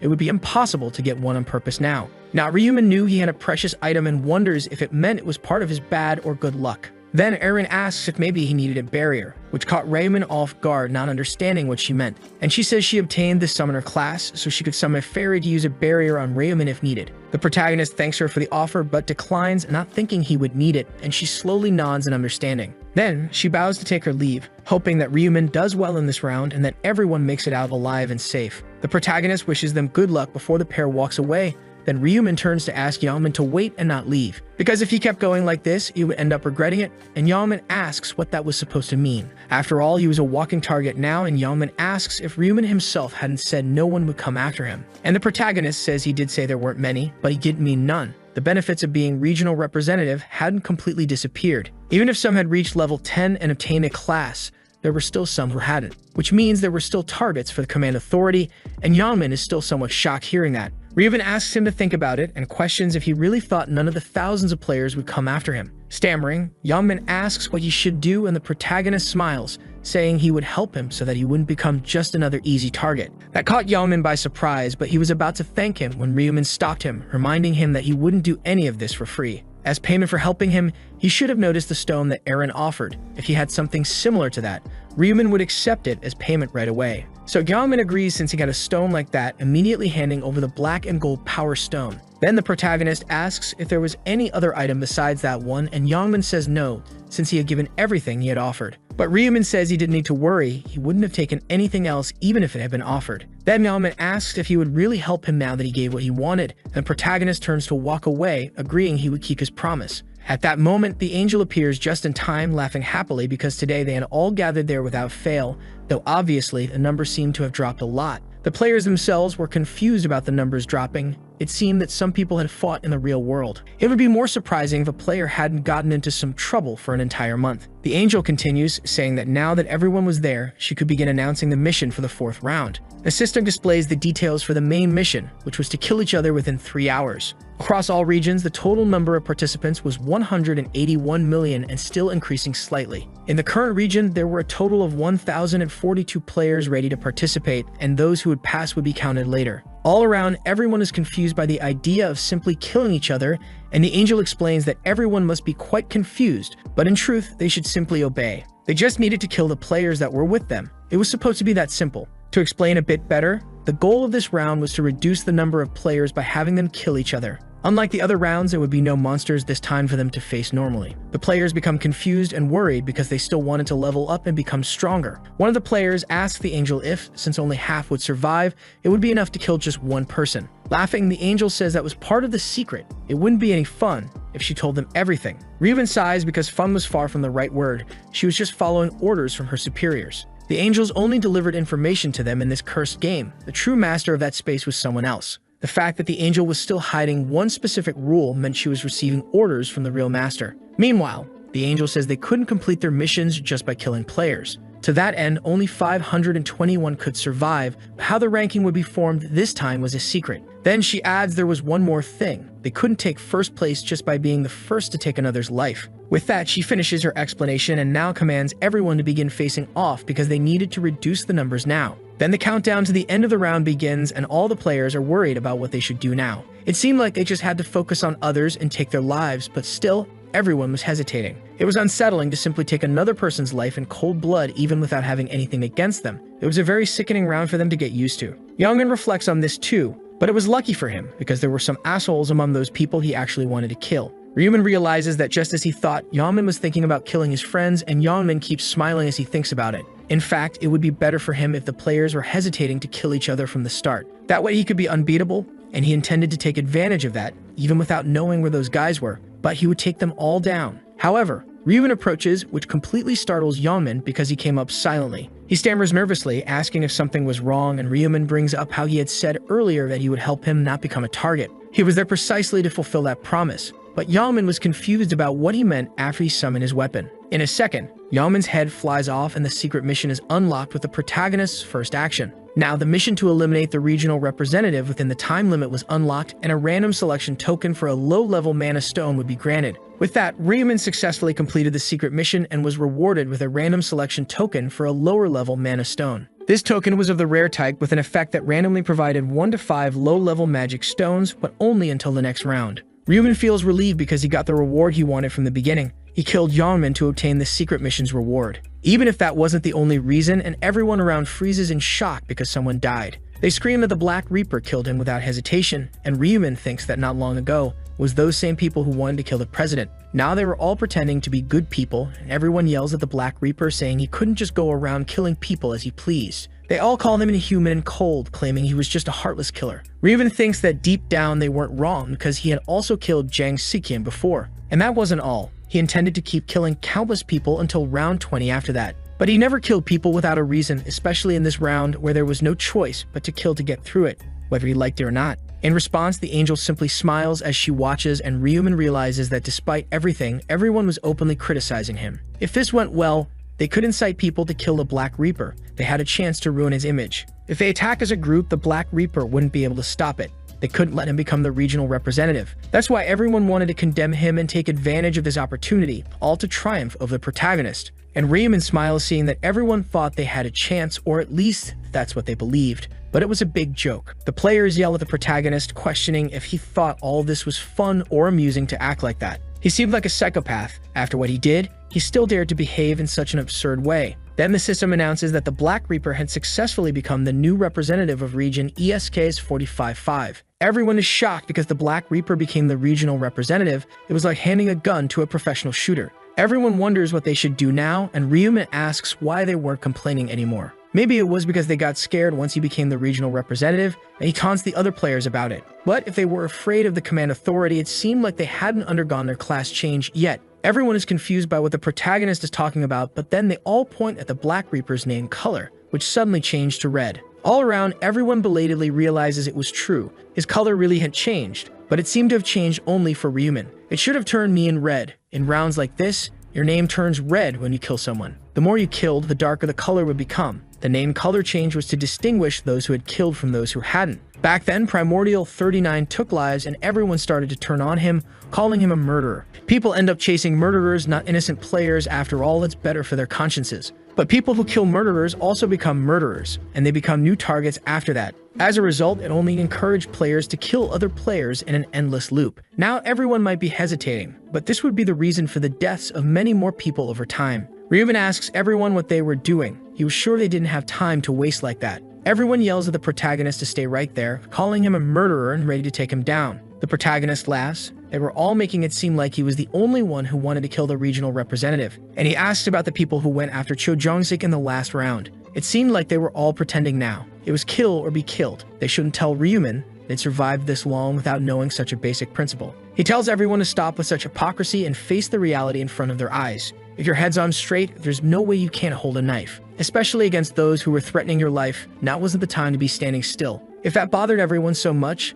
then have a debate like the last time when they came back. Even if he didn't say it, they'd intended to start fighting anyway, but Ryuman planned to encourage it through provocation. It was too late for all of them, but if he didn't at least say this, they would all keep wasting their time. If that happened, it was possible that not even 521 people would make it through. Even if it meant fighting one another, encouraging them to do the mission was more important than the lives of others. All around, the others agree that they couldn't just stand there. As the Black Reaper said before, everyone should do something. They debate about talking it out, but it only ends up leading to an argument about being sarcastic when they only wanted to have a conversation. Another person suggests they do one-on-one duels, but there shouldn't be any sense of fairness in killing each other anyway. And one-on-one duels were stupid. It seemed like they were treating it like a game, which only ended up creating more reasons to fight. People get tense during the discussion, and Eren nervously asks Sangxiul what they should do if they really had to kill someone like the Black Reaper said. Her bodyguard replies that of course they did, otherwise they'd end up being killed after everything they had done to survive. They couldn't care about the lives of strangers they didn't even know, but Eren recoils at the thought. Sangxiul completely agreed with what Ryuman had said, so he thought it was better to quickly decide what they were going to do. That's because murder wasn't exactly a pleasant experience, and Eren comments that he was talking as if it wasn't the first time he had done it. Dodging the subject, the bodyguard says that if that were the case, he was only theorizing about the situation. Then Eren asks who they should kill, and Sangshil says they should just let the mood of the place decide. All around, players were shouting at each other, trying to decide who they would kill and accusing murderers of being the best targets. They should just focus on the people whose name colors had changed, but they didn't want to use one person in particular to decide that. It ends with everyone wondering if they should kill the Black Reaper after everything, but they didn't know how they could kill a level 30 person. Even so, they were sure they wouldn't be able to kill him even if they all went together to try to pin down Ryumin. And everyone argues because if the protagonist hears it, but it was obvious that Ryumin could hear everything and he clicks his tongue at it. Everyone argues that life is precious. They shouldn't kill anyone, not even the murderers. And they agree that if they killed someone, they'd only become murderers like him, and everyone questions what they could even suggest. Someone would have to die in order for others to live, but they should stop arguing and just agree to kill each other in that case. People wonder how they could identify the criminals, maybe ask for the records if needed. That kind of suggestion only made someone else furious enough to start throwing insults. They yell at each other and even start considering killing each other right then and there. The fights escalate and the mood drives everyone to want to lash out. Another person shouts sarcastically for them to stop talking and just fight, and someone else complains because that person was trying to start a fight openly. People like him were the ones who instigated everything and stayed on the sidelines. The worst of all, true bastards who just watched from outside. Soon people start drawing their weapons, fighting and ready to clash. They had no more patience with each other. Ryumin sighs at the mess everything had turned into. They kept talking, but there was nothing they could do to ease the tension. Even so, there was no need to worry anymore. It wouldn't take long before they started killing each other. Someone else steps up, asking for everyone to be realistic, and suddenly everyone is shocked as they look to the side. That's because the person who should have been dead, Yangmin, suddenly woke up, and everyone was left speechless. That was the secret rule of that round. After 10 minutes, players could come back from the dead. Yangmin doesn't understand why everyone was staring at him, but it wasn't just him. It was like he was a zombie or some kind of supernatural creature. It was all very strange. He was sure he had been talking to the Black Reaper before, and Yangmin turns to the protagonist not understanding anything. Everyone screams that suddenly Yangmin came back to life like it was a miracle, and question how the system could make him reappear. It meant that those who died in this round could be revived, and if that was the case, then it would be fine to kill them. If everyone would come back to life anyway, then it should be okay. But one person steps up asking everyone to calm down a bit. They couldn't be sure that everyone could revive, so they should take it easy and not rush so much. Until suddenly someone strikes the wounded from behind, and the person yells that she should be the first to test whether she'd live or die. The man who killed her shouts for her to come back to life because they needed to fight again, while everyone around is still in shock from the new death. But since the woman didn't come back, everyone starts to worry, and another person suggests they should wait because she probably wouldn't revive so quickly. Thinking it over, they realize Yangmin hadn't come back to life until about 10 minutes later. So everyone decides to wait for the test woman to come back to life, and 10 minutes later her body glows, her wounds are restored, and she revives. Everyone is left confused because she gets up and stretches like she had just taken a nap. However, she quickly stops and demands to know who the bastard was that attacked her from behind, and he quickly steps forward to speak up. But before he can kill the woman again, a third person kills the man before he can strike her once more. It seemed like everyone really could come back to life after 10 minutes, and all the players feel a bit dizzy. Even though the ability to resurrect existed, they still saw murder as a heinous and terrifying act. However, people tended to get swept up by the atmosphere and reveal their true selves after a while. Soon, everyone began to give in to the pressure and kill many others around them, no longer caring about what might happen. The players fight each other, and those who come back to life even get angry at those who killed them and return for revenge. They attack the ones who killed them to make them feel a bit the pain they experienced, and they keep fighting to the death since they would revive anyway. At this point, hundreds of players were fighting each other like stray dogs. And this was basically the birth of a true battlefield, and Ryumin prepares his weapon to move as well. Suddenly, they realize the Black Reaper is approaching and begins to kill multiple people at once with his scythe. In response, people start getting ready to attack him together, taking advantage of the opportunity to try to kill Ryumin. But the protagonist had no trouble taking them all down. It wasn't like ambushing him was possible when he had presence detection. Around them, there were other people who were enjoying killing each other like that non-stop. It wasn't an exaggeration to say the fourth round was perfect for a violent person like him. He killed without a second thought. With the absorption rune in his possession, this situation was basically a feast for him to enjoy. Considering the color of his name, he figured he had killed around 10 people. That guy was going to need the removal ability a few times after this. The man was thoroughly enjoying the mood of the situation. He could hardly believe his attributes increased every time he killed another player. It was the most amazing thing he'd seen so far. He knew his stats could go up when killing monsters, but didn't expect the same to apply to players. He had the absorption rune whose effects included increased accumulation when killing enemies, and once full, it granted a random attribute. So he kept killing non-stop again and again. Now it looked like he had gained a lot of accumulation points, probably due to the levels. They were around his level and the accumulation increased a lot, and he wonders what would happen if he killed the Black Reaper, curious about how much he'd gain. It might be possible to fill the entire bar in one go and even get an immediate attribute. But it didn't matter now. Who knew what could happen if he messed with that guy without thinking?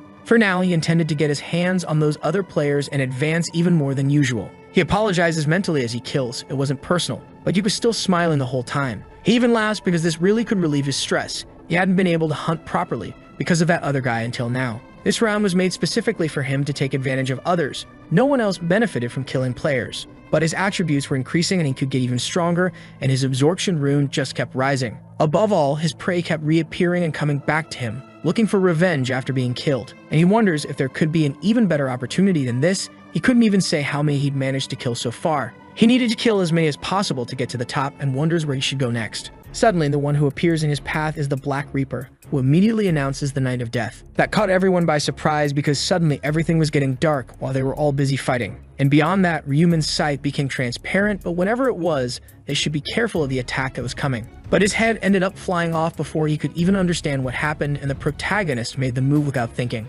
Being the Black Reaper, he should have avoided him instead of facing him head-on so carelessly. Meanwhile, everyone's swords were clashing, trying to kill each other while Yeonmin just watched. Beside him, he sees a girl waking up and is shocked because she revived. It looked like people really could come back to life after 10 minutes. And he smiles because it was great. They had set everyone up to kill each other, and this was his chance to get revenge on those who stabbed him in the back. That makes him laugh, ready to take them all down. And he looks for Kim Sung-in because he wanted to finish him off with his own hands. Finally, Yeonmin finds Kim, laughing because he was a complete idiot for being scared over just one penalty. Yeonmin runs at Kim, who freezes and turns to him in shock, but is immediately punched in the face by Yeonmin. Kim flies backward and writhes on the ground after the blow, but Yeonmin grabs him by the collar to deal even more damage. He had said before that he would kill him if he ever saw him again, and Yeonmin challenges him to do it now that he had the chance. After beating Kim with his bare hands, Yeonmin sighs because it really was refreshing to get revenge. Now he was ready to find the others and take down each of them too, without any trouble. If there was a hell, it was probably like this. A battlefield where people were constantly killing each other. A killing field filled with nothing but murderous intent, and it left Erin a bit tense as she held her blood-stained weapon. Beside her, Sang-hyul asks if she's tired and she stammers that she's fine. It was just that her mental state was worse than her physical one. Sang-hyul could handle the life or death situation, but the real issue was how Erin would deal with it. If her mental state got bad and she couldn't function, he didn't know how he'd face the director afterward. Suddenly, someone grabs her by the hair and raises their sword to kill Erin while she's distracted. But Sang-hyul is faster and jumps in to save her, deflecting the attacker's sword and confronting him. After stabbing the man, Sang-hyul tells Erin to finish the job. And even though she hesitates a lot, she finally gives in and does it. Despite everything, Erin could do what was asked of her, even if she was trembling through the whole ordeal. She asks how much longer they'd have to keep doing this, and he replies that it was for about 1 more hour. Erin feels like just watching the battlefield and hearing the sounds was slowly breaking her from the inside. She still didn't understand why everyone was so determined to kill each other like this, and Sang-hyul observes that she was just too weak. It seemed like she was acting like the delicate flower she was, and he says if she was tired, she should take the chance to rest.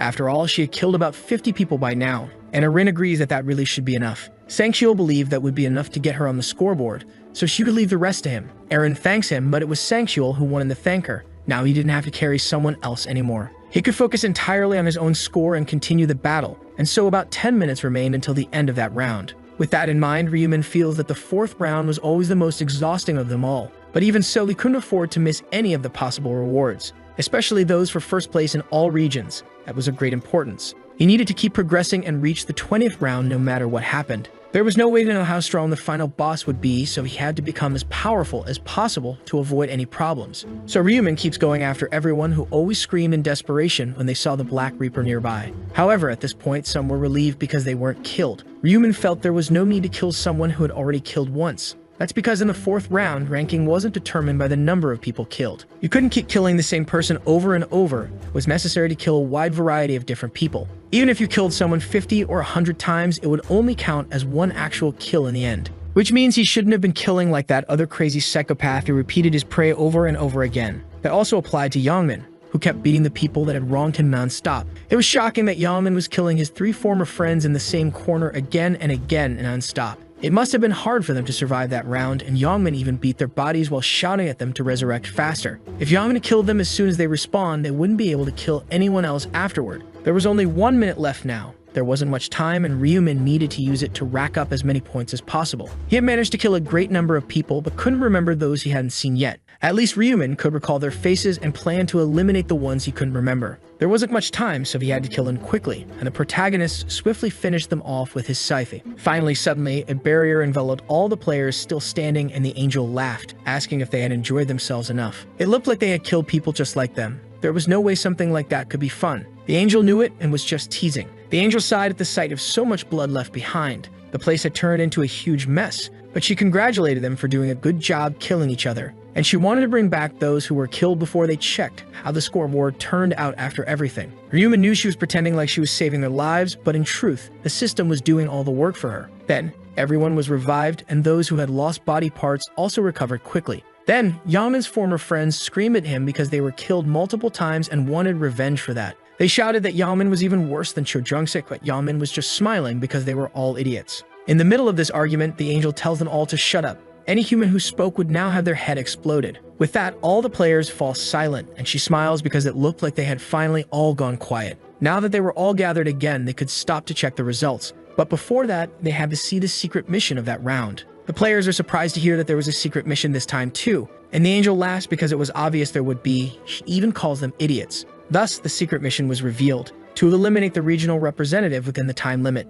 They're shocked to see that, and the angel laughs, agreeing that it's exactly what they're seeing after all. Only one person completed the secret mission in their region, and that person was the Black Reaper, who did it from start to finish. Now that they had heard about it, they all realized that Ryumin had killed Huang Yangmin as soon as the round began. It was really a problem becoming the regional representative, and that round was just a bonus after all. If they had known, they would have gone after Yangmin from the start, but the protagonist got ahead and ended that opportunity before anyone else. Meanwhile, Yangmin was still shocked to hear that he had really been killed by Ryumin. Now he had nothing to rely on. He didn't have the authority commands that were part of his temporary ability before. All of that was lost. Earlier, the protagonist had said he would help him avoid becoming a target, but Yangmin realized too late that the protagonist also took his title as representative in the process. That when the angel says they can stop and look at the final results, everyone must be curious about how the ranking was determined. And she explains that they were ranked according to each person's unique kills. Even if you killed the same person several times, it only counted as one kill. Everyone is shocked to learn that. It seemed like it hadn't been about killing as many as possible from the beginning. And the angel laughs, calling them idiots for thinking things could be that simple. In any case, she snaps her fingers so they can check the results without further delay,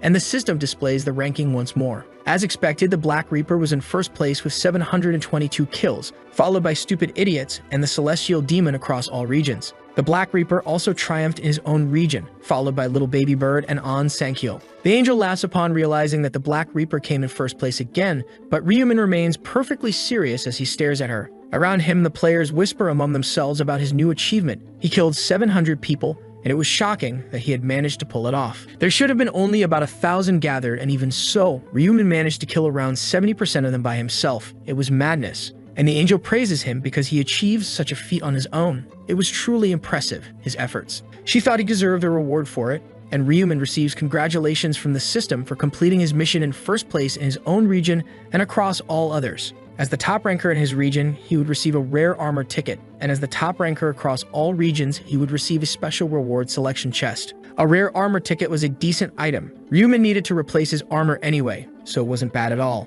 Then the system asked the protagonist to choose one of the following armors: the Shining Bronze Armor, the Bloodthirsty Assassin's Garments, or the Robe of Shadows. He chooses the second one. They were the Bloodthirsty Assassin's Garments, a rare rank armor with powerful effects. The bloodthirsty garments used by an assassin still carried the scent of blood, but granted certain effects. Then came the special reward, and Ryumin had to choose between a 50% attribute boost limited to the 5th round, 5,000 gold, or information about the 5th round. In exchange, the secret mission for round 5 would have a great reward, but the difficulty would be quite high. Considering that difficulty, the attribute boost would be very useful, and he immediately chose the first option. The angel then asks everyone to check their rankings, as they knew the minimum rank to survive in their region was 521. those below that would be cut, and the angel begins preparing to make that happen and eliminate the ones to be discarded. Suddenly, some players begin to glow, and they tremble, begging the angel to wait before doing anything. They were worried because this time they might actually die for real. They didn't want to lose their lives and pleaded with her. Everyone was begging for mercy, and Yeoman felt relieved because he survived. He barely made it.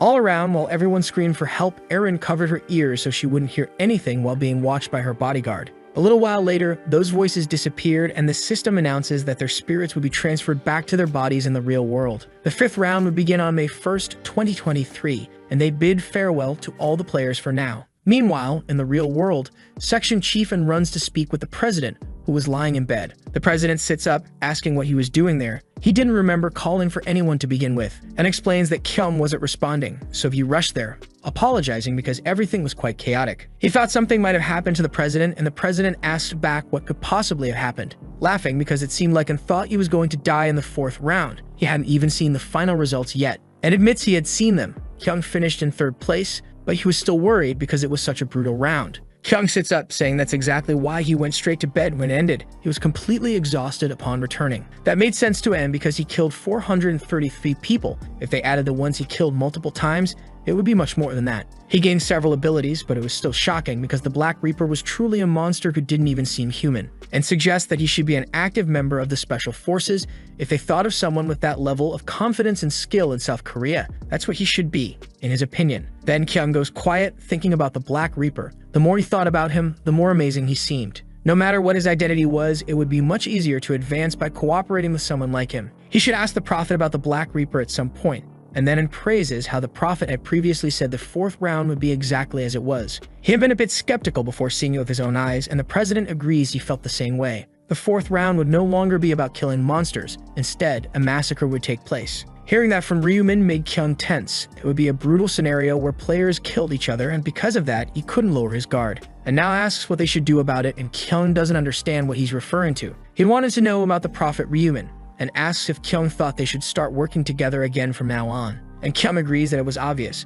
He was a major investor who owned about 31% of their shares, so he didn't have much authority there. To be perfectly honest, it could be said that the company's future was truly in his hands. Then asks if he meant that he would completely change the company's operations as he had suggested. And the president asks what else he could do about it. He said the company would grow that way. Besides, even putting all that aside, they needed him on their side, and Kyung says they couldn't underestimate the Prophet. It didn't matter how old he was, nor could they let themselves be consumed by ego. Even if he did something they didn't like, they should keep working with him. Only that way could they reap all the benefits of a true prophet like Ryumin after all. And agrees with the president's words, stating that he would pay close attention to how he treated Ryumin from that day on. With that, he decides they should contact Ryumin immediately and say that if he had time, they would like to hold a celebration party to commemorate surviving. And also, the president says to tell him to invite his family, and to also call the actress Seo to compliment the gathering, and asks if that means inviting Erin to dinner, and Kyung agrees, saying a celebrity should be quite useful. Meanwhile, Ryumin met with Min, who greeted him with relief because he seemed well after everything that happened. She asks what happened for the protagonist to call her out like that, just to eat out of the blue. The protagonist replies that it was just a celebration for surviving, no need to worry too much. And she responds that if it wasn't too much for him, she thought she could be pampered a bit by her rich friend that day. In the car, Min thanks the Prophet because she was able to prepare for the 4th round thanks to him, and he asks if she ever considered the possibility that he had been lying to her from the beginning, but she replies that it should be impossible. There was no reason to do that, and Ryumin smiles, thanking her for believing in his words. Then Min asks why he's thanking her when she should be the one grateful. If he hadn't told her she needed to kill at least 30 different people, it would have been the end. But Ryumin feels that she didn't actually need to be thankful. Even if he hadn't told her that, Min Julie would have survived thanks to her protection rune. Also, her will to live was much stronger than it seemed. The protagonist thought that unlike Erin, she couldn't be considered a delicate rose, but maybe a weed that just kept growing ever since. So Ryumin takes her out to eat, and she thanks him for it. Despite that, Ryumin laughs because Min was always thanking him constantly, but Min was a bit nervous. She didn't know if she could really do this after killing someone. Min only came because Ryumin called her, but eating felt like too much. He asks why she isn't eating, and Ryumin feels like she might end up being consumed by guilt at that rate. Min stammers that she wasn't that hungry, and he asks if it was because she had killed someone, which makes her go quiet. Then Ryumin asks her not to feel guilty about it. She also couldn't keep blaming herself too much. It was necessary in order to survive, and even if Min agrees, it was still complicated. It wasn't just her. But everyone else was in a life or death situation, and even with Min insisting on that, Ryumin asks her to stop. If she kept going like that in the future, she would just end up sitting around feeling bad about herself. And he asks what would happen to her family if she didn't wake up. After all, they all had a family waiting for them. Thinking about that, Min realizes that if she didn't wake up, her father would probably end up very worried. Finally, Min agrees with him. She hadn't been thinking about her family, and maybe that was what brought her so far on her own. So Min thanks the protagonist, who responds that it's nothing. He just wanted her to enjoy the meal and leave those thoughts aside. They eat, and she praises the food, saying it was really good. She felt the stress from the 4th round was gone. Later, Min thanks him for the food, and Ryumin is surprised because it was the first time she called him by name. And Min laughs when she realizes it, asking if she could call him by name like that, something he agrees to. Ryumin feels that her mood was good. Now he could get straight to the point, so he finally brings up the real reason he called her there that day. It was to tell Min about the information regarding the 5th round, and she freezes in surprise because the protagonist was able to see the future so quickly. He states that the 5th round would be much harder than all the ones before, and all the regions would be united. Min is surprised to hear about the regions, and the protagonist continues explaining that the regions were previously separated, but now they would be united as one. She asks if that meant they could meet this time, and Ryumin agrees, but the 5th round wasn't just about that. They would meet in the 5th round. Since they would be in the same area, he was sure she would try to find him. But he needed to find her while hiding his identity, and to do that, Ryumin asks her to listen to what he had to say. As he had said before, the 5th round would be quite complicated. There was a chance they wouldn't be able to make it through this time. But there was a method they could use, and Min asks what it was, and he says it was related to the Black Reaper. She should find him and ask for his help. That definitely caught her off guard, and she asks if the Black Reaper was the same guy who was ranked first in all the regions. Ryumin agrees, but Min was still terrified at the idea of asking the Black Reaper for help in the 5th round. The protagonist explains that it wasn't exactly about asking for help, but cooperating with him specifically during this round. She would need a temporary alliance with him. That was how she could survive if she wanted to pass the 5th round. Min questions whether he would really work with her, considering the Black Reaper was level 30 and she was much weaker. Ryumin replies that her ability was a buff. The Black Reaper would also mean something like that. It could be a symbiotic relationship. The girl agrees that it would be good to finish the round with help from someone like that, but she was still hesitating.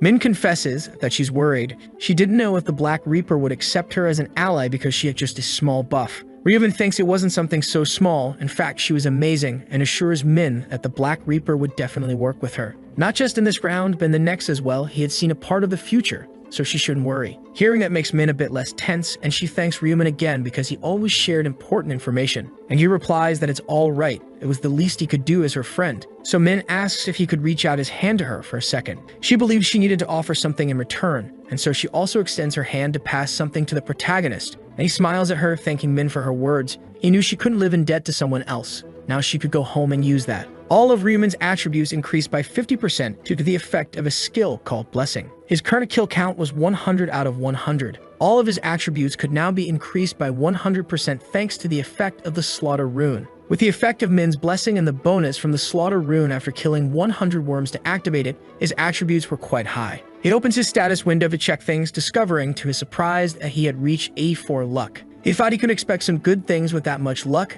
and so Ryumin draws a card from the system. It was a random selection token for a low-tier mana stone. If it were a normal person, they'd be praying for good results because it was influenced by luck. But praying wasn't for them now, and the angel also intended to start a new game. On the first day of each month for 20 rounds, humans would be transported to a new dimension, and so a game would begin. That's how the whole story started. Even though Ryumin didn't know, he was certain that all of this was the work of a god. It was impossible for anyone else to drag 1.8 billion people into a deadly game without being something like that. There was definitely a god behind all of this, a god who was playing with humans like they were dolls. If he ever reached the point where he could earn a wish after finishing the 20th round after that, Ryumin wanted that god to be annihilated. So he uses the random selection token, successfully obtaining 5 low-tier mana stones. The protagonist was shocked to see that because 5 was an impressive number. It seemed like cursing the gods gave a good result. Now Ryumin could start combining. First, he decides to put the 2 red low-tier crystals together and combine them. Thus, he receives a red low-tier mana crystal. When combining mana crystals of the same rank and color this way, it would result in a higher crystal. With the purple crystal he got from Marin and the one he received from the token, he combines them to get a purple low-tier mana crystal. Now, by combining the crystal with an item, he manages to embed it in the assassin's hood, imbuing it with an extra 2% damage.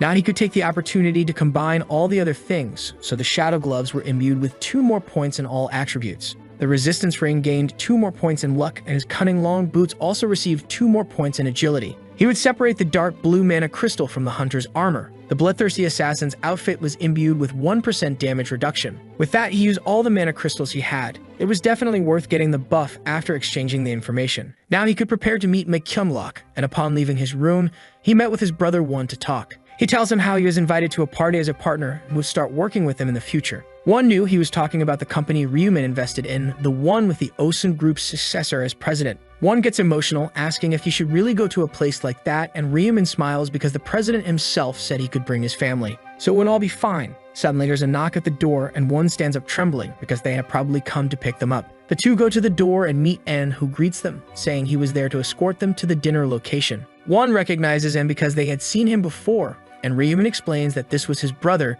to which the man apologizes for the late introduction. He says he is section chief in Central. They had probably met before under different circumstances. One agrees and takes the card offered by En, who says that even though he already apologized to Ryuman, he still asks forgiveness from One for the rude behavior he showed before. His party was an apology, and he hoped it wouldn't be a bother. Then he guided them outside because the limousine was ready. They head to MangaCapped's hotel, and soon they meet Ryuman, though One was trembling nervously beside him the whole time. The one who came to greet them was Kyung himself, smiling as he saw Ryuman was alive and relieved because of it. The two greet each other, and Kyung asks about his brother, and Ryuman says his name was One, his younger brother. Kyung greets One and introduces himself as President MangaCapped from Celestial Demon Consultations. The boy gets so nervous greeting the president that he uses the wrong hand to shake his. Putting that aside, Kyung asks if One was a player too, and he quickly stammers that he wasn't. The protagonist explains that he was only 14 years old, and Kyung comments that it was indeed a great stroke of luck to avoid playing a deadly game just by 1 year. He was almost jealous of One, and Ryuman mentally laughs at that kind of comment, thinking differently. Then the president guides them through the hotel.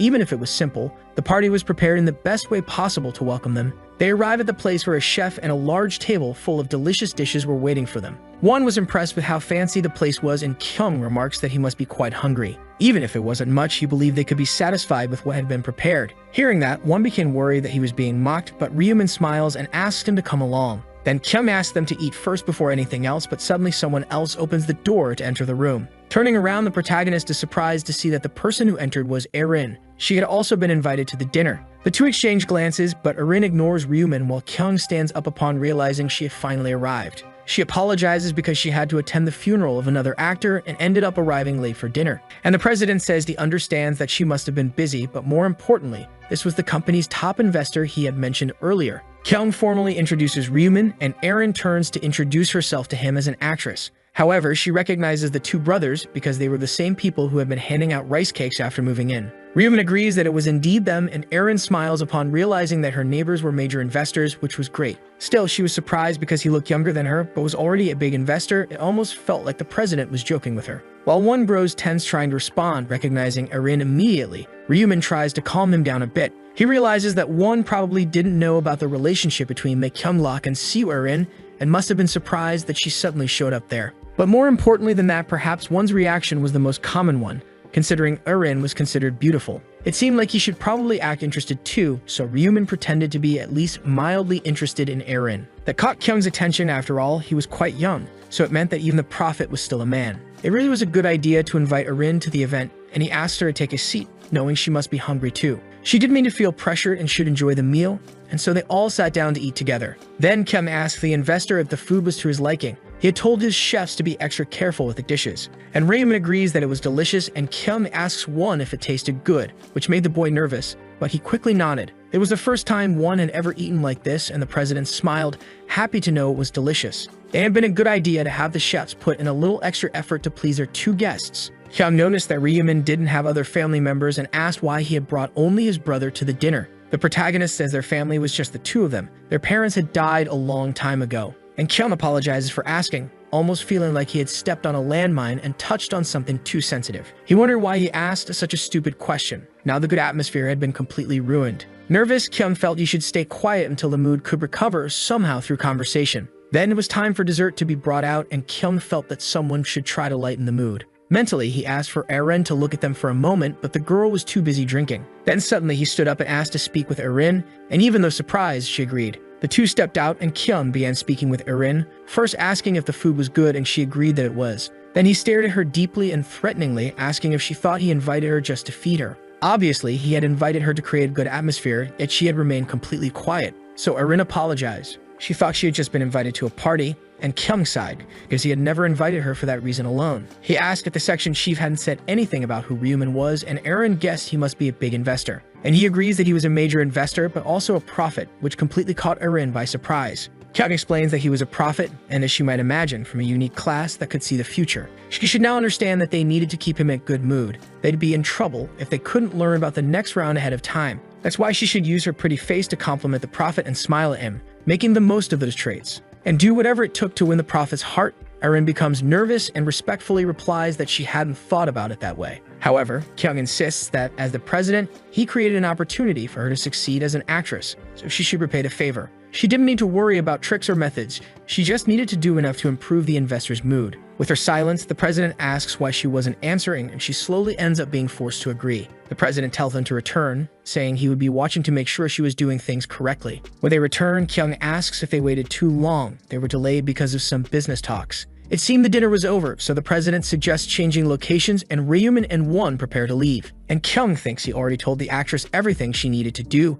but she was still hesitating too much for some reason. Then suddenly, it was Won who approached Erin to talk, stammering about how he was a huge fan, and that she looked even prettier in person than in her pictures. That made her smile, thanking him for the compliments, and Won asked if it would be possible to take pictures together later, only if she had time. Faced with that shy behavior, Erin kept smiling and agreed to the request, and Kyung was surprised by it. It seemed like Won was more interested in her, so he should change his plans. Kyung sends a message to shift the target and approach the younger brother first. Erin felt bad about having to see the fan who had approached her with nothing but genuine admiration and no hidden motives. Kyung thinks that if they could bring Won to their side, then the older brother would end up following without a choice. With that, they could obtain information about the next round more easily by getting closer. Soon, Kyung guided them to a private room prepared for extra VIP guests, where they could order as many drinks as they wanted. Won nervously said he was still a student and couldn't drink alcohol, and the president laughed, understanding his point. He could drink non-alcoholic options. So he told Section Chief to request this special treatment and a non-alcoholic drink for Student 1.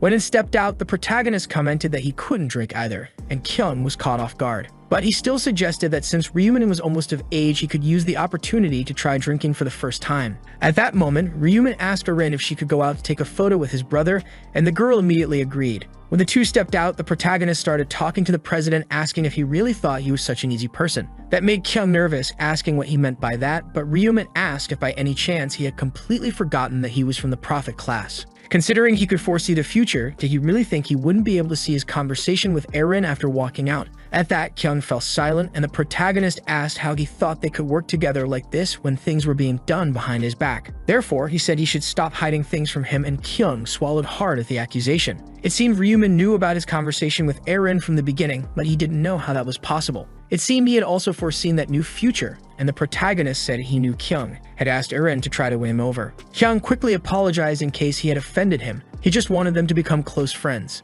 But Ryumin retorted that he had crossed the line when he decided to use his brother instead. The president was caught off guard because Ryumin really knew everything, and in the end, he bowed and apologized. He admitted to making a foolish decision and intended to fix things so that anything that displeased him would be removed. Since he was sincerely apologizing, Ryumin would let it go, saying he would pretend he hadn't heard the words he said to Erin. That made the president grateful because he had been given another chance, and at that moment, An also returned. However, Kyung immediately told him to leave, and the section chief was left confused, not understanding the reason. And Kyung explained that there was something he needed to discuss alone with the VIP, so he asked An to guide the others to the room next door. An agreed and left again, and Kyung cursed mentally because he had planned to use Erin to lighten the mood, but things only got worse. Ryumin asked if he happened to want information about the next round, and the president was surprised to learn that he also knew about his intentions. The reason he had accepted the invitation was to give information about the 5th round anyway, but if he kept being treated like this, giving that information and forming a partnership would be complicated.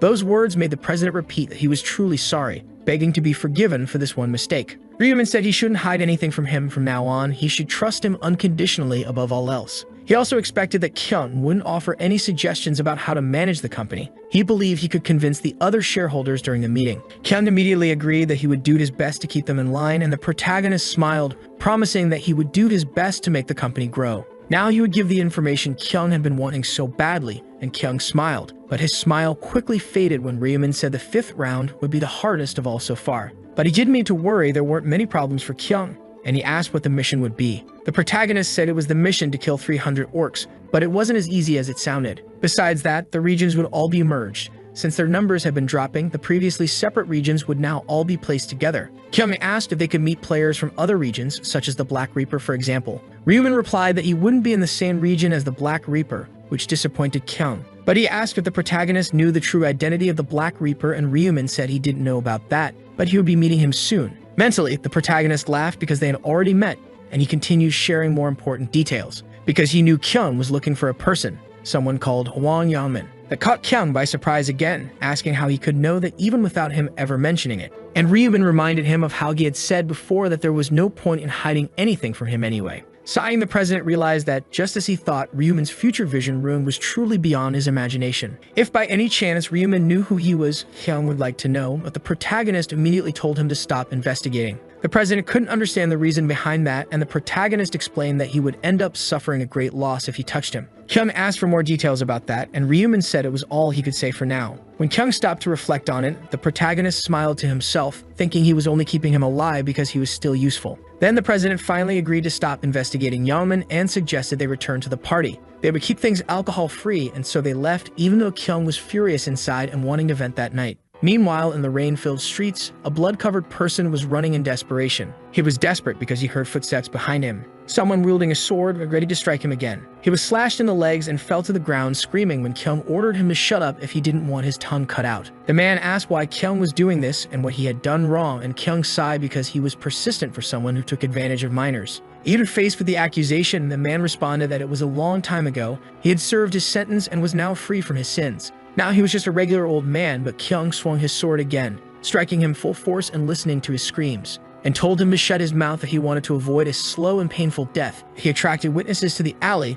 The number of corpses would only grow. With the man holding back tears, Kyung said it was better that way, at least his hearing hadn't gone bad with age. But he really should find it disgusting that a piece of trash like him was still alive after all this time. And suddenly Kyung's power began to surge, engulfing the man who was still screaming as he sank into the shadows. If his black mana wasn't on cooldown, he would have been able to kill him in a mere instant. But there was nothing to be done. He needed black mana to use black aura, and to recharge his black mana, he had to take other people's lives. And when he killed people, he gained much more mana than when focusing only on killing monsters. For someone like him who enjoyed killing criminals, the Black Knight class was definitely the perfect one to enjoy. Clearing out the trash relieved his stress, and so Kyung used his black sword skill to consume what was left of the man. But as he suspected, he couldn't consume corpses. The black aura only fed on the life force of a living target. And suddenly he felt something behind him, quickly turning around, but saw that it was just a cat. Kyung sighed. It was impossible for there to be witnesses to what he was doing, but he had lured the man into an alley, away from others' sight, before the sun rose. But in truth, there could be only one person aware of his actions, and that someone was Ryumin, the Great Prophet. He could have seen a scene like this using a future vision rune. In that case, it meant he had approached Kyung knowing he was a serial killer. That made Kyung smile, finding him quite interesting. So he called for Section Chief and to come clean up the trash for him. 2 weeks after the party with McKyunglok, Ryumin still didn't have any kind of commitments and decided to stay home. He needed to rest a little because he was always thinking about the future, but that rest would end that day. It was time to take a new step, and a protagonist decided to join a group of players who would change the world order of players. It was time to get one of the 5 runes that could be obtained in real life. It was the cloning rune, which would be very useful. The news was spreading that 1.8 billion people had been dragged into the other world, and the number had dropped to 90 million in just 3 months. The economy was at risk with the death of younger generations, and the nation's schools were shutting down. There was also the eternal mourning of parents and siblings who were suffering around the world with all the losses. Many people had died just in the 4th round, but that boy thought they were all useless bastards. The latest news was spreading about the most recent events happening around the world related to the players. The student thought it was all a huge mess. They would have done the same if they were players. There shouldn't be any problem in doing whatever you wanted before dying. Those people were all damn conservatives. That's why they shouldn't keep putting them under pressure all the time, telling them to do nothing. It was all because of the rules and restrictions. It was because of that they were destroying everything now, and the students sighed because it didn't matter anymore. No one could stop him. He was a player now and better than everyone. And after destroying the room and killing all those people, he wondered who could be his next target. He ended up killing people in real life, but he felt nothing and wondered if it was because he had gone through the hell of the 4th round. However, 1 stat per person was too cheap, and he wondered if it was because all the people he had taken the life of were civilians. The fourth round was really fun. It was better than killing monsters. Now Shim wanted to kill players who gave more stacks. That's when he came across an online player community forum and realized he could join the forum and meet those people in real life, all to make it easier to kill other players, and so he decided to join one of the forums. It was the nation's first online forum to help players. They conducted interviews to make sure only players became members of the community. The questions were quite simple, and if answered incorrectly, entry would be denied. They asked for name, address, and phone number, as well as level and class in the other world, along with a username. They also requested the zone and rounds participated in, along with agreement to take part in the interview. Shim was surprised because they wanted all of his personal information and, on top of that, an interview. It was too much, but even so, he needed to get in there in order to find and meet other players. The other players probably would never imagine that there was someone among them who wanted to kill other players. Later, Shim went to what was supposed to be the right place, and the interviewer asked him to come to a cafe in Wabu by noon, wearing whatever he wanted. That was supposed to be the place, but he was irritated because they had called him to the middle of nowhere. Not even buses passed there. Shim was furious and ready to kill the interviewer if he annoyed him, but entering the cafe took him by surprise. The place was more modern than he expected, but it seemed there were only 2 customers sitting in the space. A man stood up, asking if he was the one being interviewed to join the JMM group. Shim slowly agreed, and the man asked for his username, to which he replied it was Black Flame Dragon in Hand. Then the man greeted him politely. He was the interviewer, and his username was my age 30. Shim was caught off guard because the interviewer was also a player, and the man laughed even if he didn't look like it. He had apparently turned 30 that year. The interviewer guided Shim to sit down and introduced the other player, who was called Little Cockle. He was there for the interview as well, and the interviewer introduced Cockle to the new arrival. The two might end up becoming companions and should greet each other, and Shim wondered if that fish-faced idiot was really a player too. He looked like a very weak person and greeted him while sitting next to the other player. Shim commented on how he thought business wasn't going well, there weren't many customers, and he didn't see any part-time workers around. The interviewer smiled, responding that the place was pretty far from the city, which was why they rented it for the interview. Then, Shim understood that he had rented the place, but the owner should be present, and the interviewer explained that the owner was in the kitchen preparing food. It was a cafe, but they also served meals, and Shim was even more surprised because there weren't any security cameras there. No one would find out if he killed the 2 and fled, but he didn't want to waste the opportunity just to take the lives of 2 people. So Shim asked if they could start the interview, and the interviewer said they were still waiting for one more person. They could start as soon as that person arrived, and Shim asked if there would be only 3 of them in total. The interviewer agreed, explaining that the scheduled time had passed a bit, so they just needed to wait a little longer. That's when the 3rd person finally appeared and entered, and the interviewer approached, asking if he was there for JMM. When asked for his username, he replied that it was Black Reaper, which excited the interviewer. A few days earlier, a group of people had gathered for an online meeting and warmly welcomed Yami and all the others. Everyone except for the player named Jam Made of Honey was present, so they needed to begin the meeting for the 3rd week of April. The person asks Lost Yark how many people entered the forum that week, and he replies that it was around 2,000. It was much more than the previous week. The number of players had been dropping month by month, but the number of players joining the forum was increasing every week. He thought the article talking about them ended up drawing attention. At that moment, when asked who hired the journalists, the woman named Kim Yi-dan replies that it was her. They are surprised because they didn't know she had connections in that kind of field, and Kim explains it was part of a new connection. The man says it's amazing, he wouldn't expect less from a long-time member, and then asks Lost Yark how many of the 2,000 were skilled. The man replies that if they exclude classless players and those below level 10, they'd have around 1,200 people. He asks how many could actually be useful, and someone else replies that they would talk about that now. A notorious player from Zone 5 SKS 45-5 was Black Flame Dragon in Hand. He was a regular level 10 warrior, but he ranked 3rd within his own zone, which was impressive. He must have had a good rune for his level. Otherwise, he would just be lying, but they thought he should be good enough for a candidate for an executive position. When asked if there was anyone else, the man replies there was also Little Cockle from Zone ESKS 122-7, who always stayed between 4th and 10th place. Besides those 2, there were another 50 players within the top 100 of their respective zones. That was quite a lot of people. It seemed they had been busy interviewing all those people for a while. They soon called the attention of my age 30, who was a bit drowsy, and he seems kind of lost in the meeting. It was surprising to see him like that, and they questioned what he was doing the night before to be dozing off in the middle of the meeting.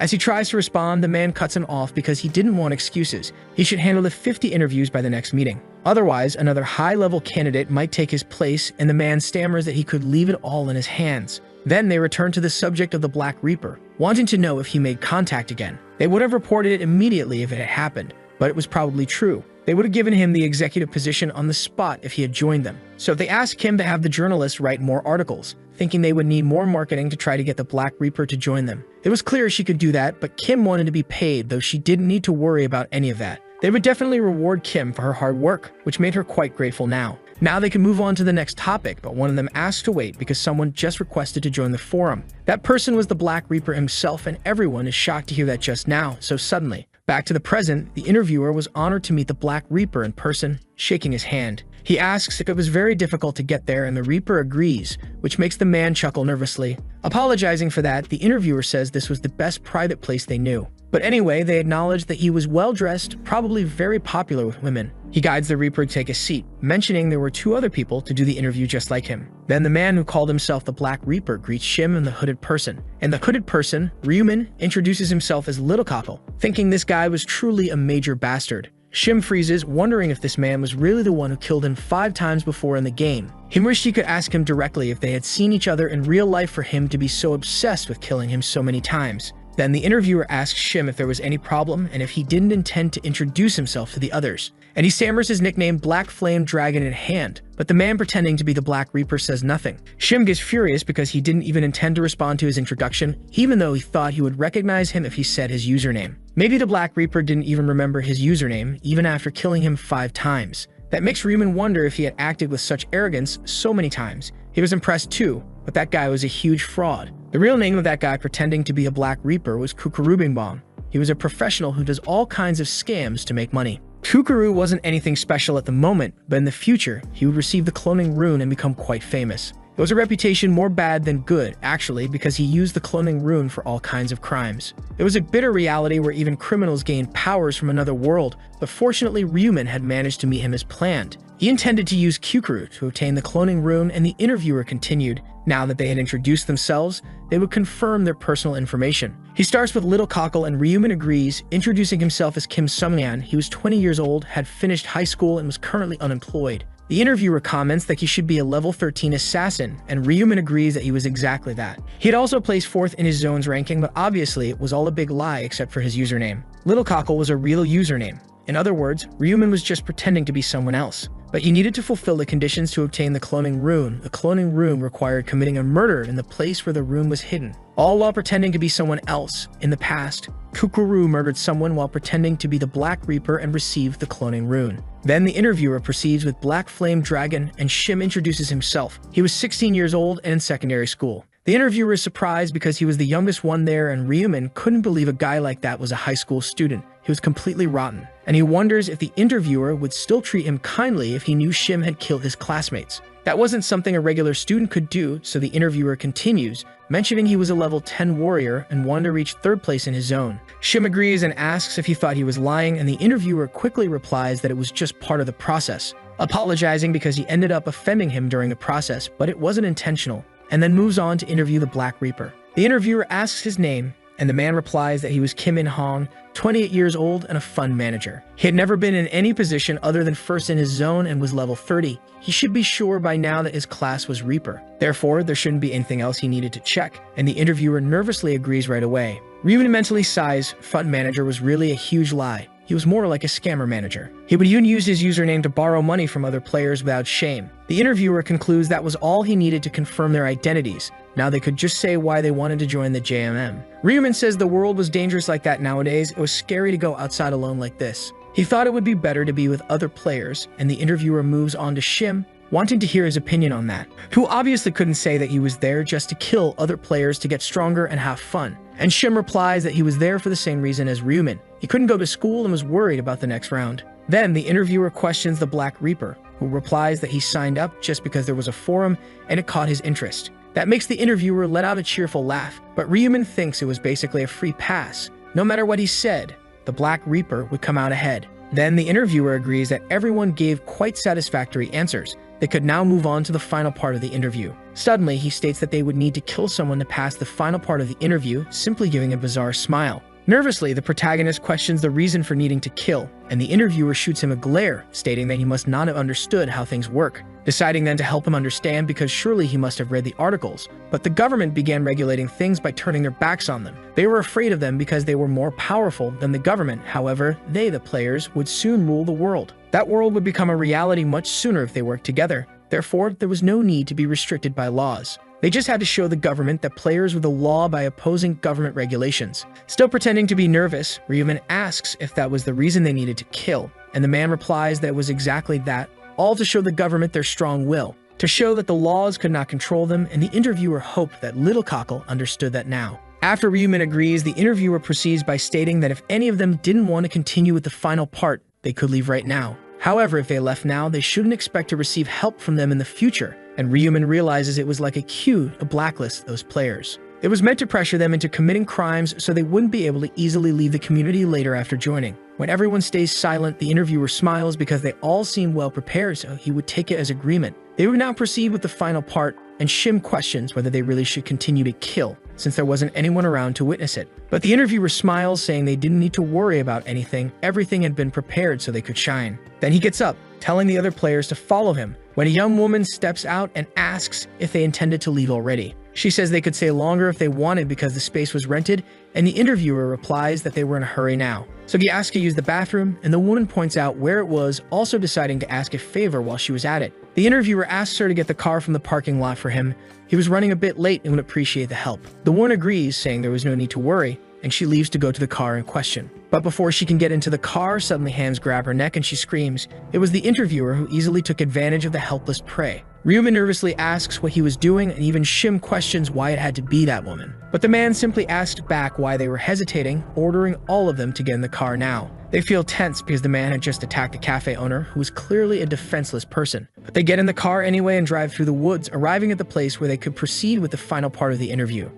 Carrying the unconscious woman inside, he throws her on the ground and asks who would be the first to kill her. He suggests it should be the Black Reaper, and Kukuru agrees to do it, which was expected by the interviewer. But Ryuman asks them to wait, and the interviewer asks what was going on, to which he replies if he could do it in their place. This catches the interviewer by surprise. It was interesting, he hadn't expected him to do that considering how shy he had seemed. But it wasn't a problem for him, and he asked the Black Reaper to let the other handle things for now. Kukuru walks past Ryuman, saying he'd better do a good job since he'd owe him a favor for this. The protagonist agrees, promising he would make good use of the cloning rune, which caught Kukuru off guard. He had no idea what he was talking about. But Ryuman snaps Kukuru's neck in just 1 second, right in front of all of them, and the interviewer freezes in shock. He doesn't know what he just witnessed and demands to know how he dared to kill the Black Reaper in front of him. Ryuman sighs because that man was really noisy, which made the interviewer freeze again because his eyes were like those of a beast. The atmosphere around him was completely different, and he starts to wonder what on earth was happening. Soon, Ryuman receives the notification that he had committed a murder while impersonating someone else.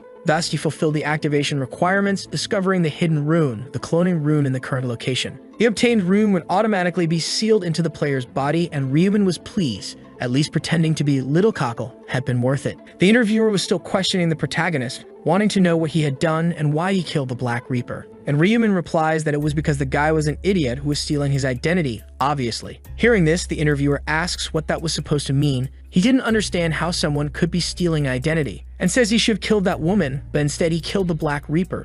He wanted to know why. The protagonist replies that he already explained. He killed that guy because he was a piece of shit, and the interviewer himself was another piece of shit. After making sure the woman was safely covered, Ryuman stands up as the furious interviewer draws his sword. He had heard the insults and was ready to lunge at the protagonist, but froze when he saw what appeared in front of him. Ryuman had drawn his scythe, reminding him that he had called him a piece of shit, but it seemed he had a hearing problem if he couldn't even understand that. This makes the man freeze upon realizing that was his main weapon. He had never seen a player carrying such a giant scythe before. So when he stopped to reflect more deeply about a player who could use a scythe as a main weapon, he understood, but far too late. When he understood the reason why Ryuman had killed the other man and covered his own face with a mask, everything made perfect sense. And the protagonist laughs, asking if now he was able to understand who the real Black Reaper was. In light of the revelation, the protagonist apologizes for lying, though he didn't seem guilty about it in the slightest. The man drops his sword, trembling as he realizes Ryuman was never Little Cockle from the beginning. He was the real Black Reaper, and now he falls to his knees, begging for forgiveness because he didn't recognize him. His acting had been very convincing, and he pleads to be spared after making such a huge mistake. But Ryuman immediately refuses, slicing off his head with his scythe, leaving only himself and Shim alive, who witness everything in silence. Shim backs away, shouting in shock. Now he could feel that this was truly the real Black Reaper. He was on another level entirely. Shim hadn't even been able to see him move the scythe before he took a life, and Ryuman points the weapon in his direction. Now it was just the two of them. He should know what would happen now. He'd give him a moment to say his final words before his head went flying too. Shim stammers that he wouldn't say something obvious to beg for his life, but there was something he wanted to ask if they ever met again. Ryuman knew he wanted to know why he had been killed 5 times in the 4th round back then. And Shim agrees, to which the protagonist explains that it was quite simple. It was just because he recognized him as his rival. Shim is confused about being recognized, and Ryuman says it was because he seemed to be the most skilled among the people in that place. He needed to get rid of any potential rivals, but there was one more reason why he should be ready to die now. But Shim still wanted to ask something else. He wanted to know the reason for being killed, and Ryuman replies that obviously it was because he was also a piece of shit. He didn't understand what he had done, and the protagonist replies that for starters, he came all the way there to kill that woman. Shim stammers that he hadn't done anything yet, and Ryuman mutters that it almost sounded like he could say that he'd just been watching the whole time. Sighing, Ryuman says that if that's all he had done, he could still give him a chance, and Shim smiles in relief at those words. But in exchange, he had a hand over everything in his possession, and Ryuman was quite satisfied because all the items were very useful. He might be able to get about 2,000 gold for all the items in the shop, and Shim states that was everything he had with him. And he insists that was really the case, he had nothing else on him. Ryuman agrees, saying he wasn't doubting him. After picking up a few stones, Shim is surprised because the protagonist didn't intend to take anything else that was there. He replies that he already had a use for those and could leave the rest. It was all useless to him. Shim grabs his remaining belongings, and Ryuman reflects that he wouldn't even be able to make good use of the other things since he couldn't sell them at the store. Then he asks if he could be allowed to live as promised, to which the protagonist agrees. After all, a promise is a promise. Shim thanks the Black Reaper profusely, and Ryuman says that's enough. Bowing that much was excessive. He could just be good from now on and decide what to do with the bodies left behind after he killed them. But Ryuman intended to take the woman. Shim stammers, asking to help, but he replies that it's fine and he could handle it alone. He didn't trust him and just told him to disappear from his sight, which made Shim take a deep breath of relief because he had survived. He really thought he was going to die. He hadn't expected Ryuman to give him a chance. He ended up losing a few items, but nothing compared to his own life. But even so, he still felt bad somehow and wondered if he was really doing such terrible things. To the point that he had to lose some items just for watching, it didn't seem fair in his opinion. Then Shim realizes that Ryuman was vulnerable now. Carrying that woman, if he struck him from behind, he would just die. He finds himself stuck between deciding what to do.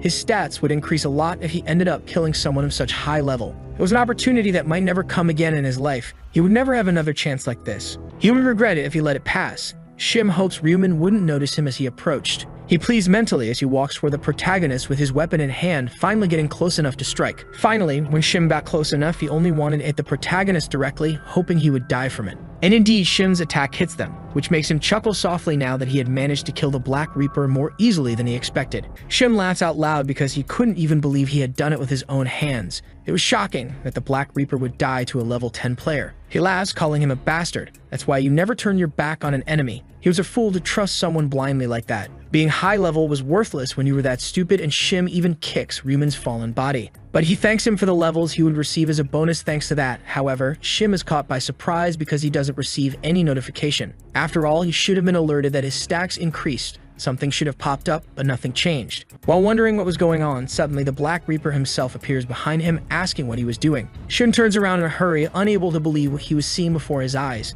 The person who should have died was standing there perfectly fine. Ryuman asks why he looked so scared. Was it like he saw a ghost or something? But Shim was truly stunned. He was sure he had just killed the Black Reaper moments ago, and he wonders if he could respawn or something like what happened during the battle rounds. As he stepped back, his feet touched the bodies on the ground, and when he turned, Shim was shocked by what he saw. After all, there wasn't a single blood stain where he shouldn't have landed the blow, and the Black Reaper's body had vanished from the spot. Then the protagonist confesses that what he killed was actually his clone, and even Shim couldn't believe something like that was possible. That was the ability of the cloning rune, which allowed him to create a clone identical to himself with ease. However, it was a clone that couldn't fight. The user, while using the rune, would become a spirit for 10 seconds. At least the clone could be controlled by the user, but its abilities and inventory couldn't be accessed. The rune also required 10 minutes of cooldown. Still, Ryuman was surprised that Shim completely fell into his trap. It seemed the clone was very useful even without combat ability. This had been a great test, which enraged Shim once he realized he had been deceived by the rune's ability. The protagonist asks why he's acting like he's the victim here, when Ryuman was the one who was struck by Shim. He could have died from that blow, and Shim snaps back that it's a joke, when it was Ryuman who threatened him first. At that, the protagonist gives up on talking and brings his scythe into the world ready to attack his opponent. The movement was so fast that Shim couldn't understand what had happened. His body wouldn't move no matter how hard he tried. That was because his head had fallen from his body and Ryuman's size. Listening to him talk any longer would have just been a waste of time. Besides that, the protagonist uses his ability to erase the traces of what happened there, and all the bodies vanish from the scene. No one could tell that this had been a crime scene, except for one person, obviously. At that, Ryuman approaches the woman on the ground, calling out to her and asking why she hadn't gotten up by now. After all, she had been pretending to be unconscious for quite a while, but she couldn't fool a player, especially because the protagonist could hear her thoughts, so it was quite obvious what was going on. After a moment of silence, the woman sits up, stammering an apology and asking if she could remove what was covering her face. Ryuman refuses. She should keep it on until he leaves, and she ends up being forced to agree, though unwillingly. Now he intended to ask a few questions and hope that this woman would cooperate, something she agrees to without hesitation. First, he begins by asking how many customers there were and whether she remembered the faces of everyone who had been there. She replies that there were 4 people. One was in his 40s, and she remembered his face because she spoke to him, but the others were a bit harder to recall. Ryuman could tell she was telling the truth and is satisfied, saying that's enough, and the woman nervously asks if she's safe now and if it's over. The protagonist agrees that she can go home as long as she doesn't report what happened there to the police. Things could turn out badly. Slowly she agrees, and Ryuman says she can remove the sack from her head in 1 minute, and again the woman agrees without much choice. After counting 60 seconds, the girl removes the bag from her head and takes a deep breath now that she can get fresh air. As he turned around, he wondered what had happened, but there was nothing around him to let him know what was left. It almost felt like a dream. Later, the protagonist returned home and announced that one had arrived, and his younger brother rushed over to greet him. Suddenly, the younger brother was caught off guard. After all, Ryuman was wearing his jacket, and he asked where he was using that. Realizing he had been caught off guard, Ryuman tried to make an excuse, just passing by one and sighing that he was tired. One didn't press the issue despite being confused, but he wanted to know where Ryuman had been and if he had managed to eat something. Ryuman agreed that he still hadn't had dinner, and one asked if he wanted them to order something to eat, and the protagonist simply nodded. He was too distracted thinking about the things that had happened just recently. Things were clean now. But he couldn't return that jacket to his brother because things might become dangerous for him. So Ryuman simply threw the jacket away, to one's complete shock, who came closer asking why he was doing that. And the protagonist replied that it was too old. He'd give him a new one instead. After all, he had used that one for too long, and it was worn out. Even though one was sad about throwing away a piece of clothing like that, Ryuman promised he'd gift him something better than that. Faced with such stubbornness, the younger brother couldn't do anything but agree with him, saying it was okay. School had ended up being closed and he couldn't go out, and Ryuman could see that it must have been boring staying at home and not being able to go to school because of people like Shin. So Ryuman asks his brother if he'd like to go out with him tomorrow. Maybe they could take a trip to Everland. That immediately excites one, who quickly gets up asking if they could really go to Everland, looking like the child he was. Ryuman agrees that they could go out, but they should eat dinner soon so they could sleep early and enjoy the next day.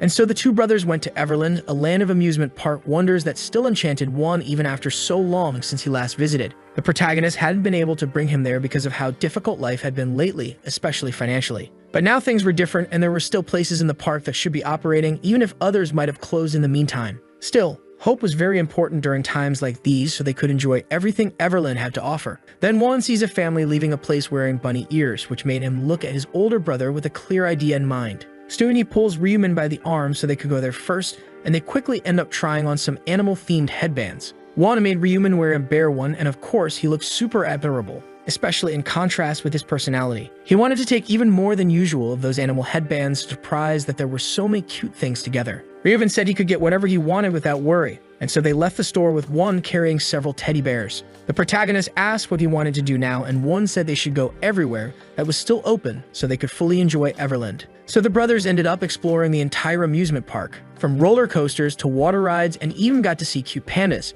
Seeing how much fun one was having, Ryuman felt it had been worth it to take time off to unwind from everything. One had been really down the day before. It was a good idea to suggest the trip to Everland. Now he seemed much more full of energy. Then one reminds his brother that the next day would be May 1st and asks if it was really okay to go out with him when it was going to be an important day. Obviously, he was very happy that Ryuman invited him, but he was still worried about his older brother. And the protagonist says there's no need to worry. He'd be fine. It would only take 10 hours this time. So there was no need to be scared, even if he ends up sleeping for a long time. But that shocked one quite a bit. 10 hours was a long time, and he hoped Ryuman wouldn't be involved in anything too dangerous. He hoped he'd return home safe and sound. Hearing that, Ryuman sighs. He was really too worried, but promises he'd never leave him alone no matter what happened. Instead of worrying, maybe they should distract themselves with more things inside the park and enjoy their time. So they continue enjoying their time and even visit the safari, spending the entire day at the park. Later, the brothers returned home and the protagonist was lying down when he received a message.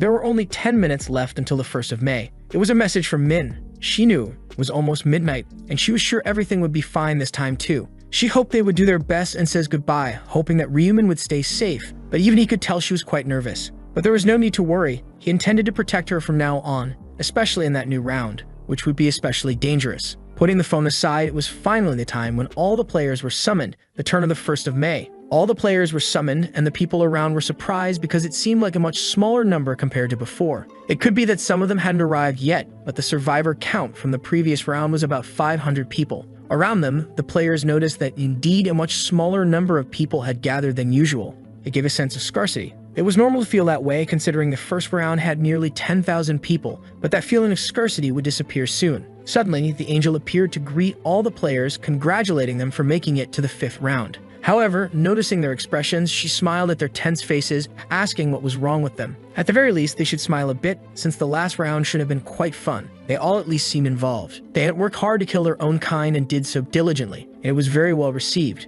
Seeing their angry expressions, the angel decided to stop. Their reactions were all too boring for her. A total of 442 survivors had gathered there. There were supposed to be 521, but about 80 were missing. The angel believed that people had fought a little in the real world and their bodies ended up being lost over time. The players were surprised because their numbers had decreased considerably, but that actually happened every time. The angel said it was fine. Whatever they were resolving in the real world had nothing to do with her. However, they couldn't have a proper game with so few people, so she had prepared something special for everyone to enjoy. And that would be a zone integration, at which one of the players raised their hand, asking the angel to explain things in more detail. This nearly irritated the angel. How could they be so stupid as to not even understand something so simple? They were making her put in more effort than she should. But anyway, she explained that it was literally an integration of the zones. She didn't know if they were aware, but there were hundreds of zones just in their country, about 875 to be exact. The players were shocked by the huge number of zones and people who should be participating at the same time, especially just in South Korea. The angel laughed. It wasn't something they needed to be so amazed to hear. It should be pretty obvious, actually. There was a low number compared to other nations, but the players ended up realizing that it made a lot of sense. If there were 10,000 people per zone, then there must be other nations with many more zones and people involved. In light of that, it seemed that if there was at least one angel per zone, there was a terrifying number of angels in that world. It meant there were at least several thousand angels, and everyone froze in shock, unable to believe there could be that many angels around the world. The angel agreed that they had assumed correctly. There was one angel per zone, and she laughed because those stupid humans had realized something so obvious only now. Then one of them asked if she wasn't the one who created the game, which made the angel go silent instead of replying immediately. And she asked what made him think that, and the player explained that he didn't believe thousands of angels would work together just to make a survival game. In a flash, the angel descended toward the player with terrifying speed, and she pressed him, asking what the problem could possibly be with them working together. Maybe he was going to praise them for doing it. Therefore, they shouldn't ask unnecessary questions. They might end up dying if they meddle too much in those matters. The player, pressured by the angel's presence, stammered an apology after asking too much. Seeing him fall on his butt in fear, the angel grumbled that humans were truly despicable and moved away. Ryumin knew the player must have touched on a sensitive subject, but he was sure there was a rule that prevented angels from talking about the original creator of the game. And more than that, there was no way an angel who perished to a player could have created such a big game on their own. In light of that, the angel crosses her arms, saying she doesn't intend to answer stupid questions and persistent idiocy like that anymore. They should be thinking and focusing only on their own survival instead of any other foolish thing. They ended up wasting a lot of time on that, but anyway, she decides to begin the integration, warning them to remember she was doing this because there were so few of them. They shouldn't try to come up with some dumb theory about it, and so the angel distances herself quite a bit from the players. Suddenly, a light appeared on the ground and some players fell over as the earth suddenly began to shake. Several yellow squares emerged on the ground, quickly revealing a massive number of silhouettes appearing inside the golden squares.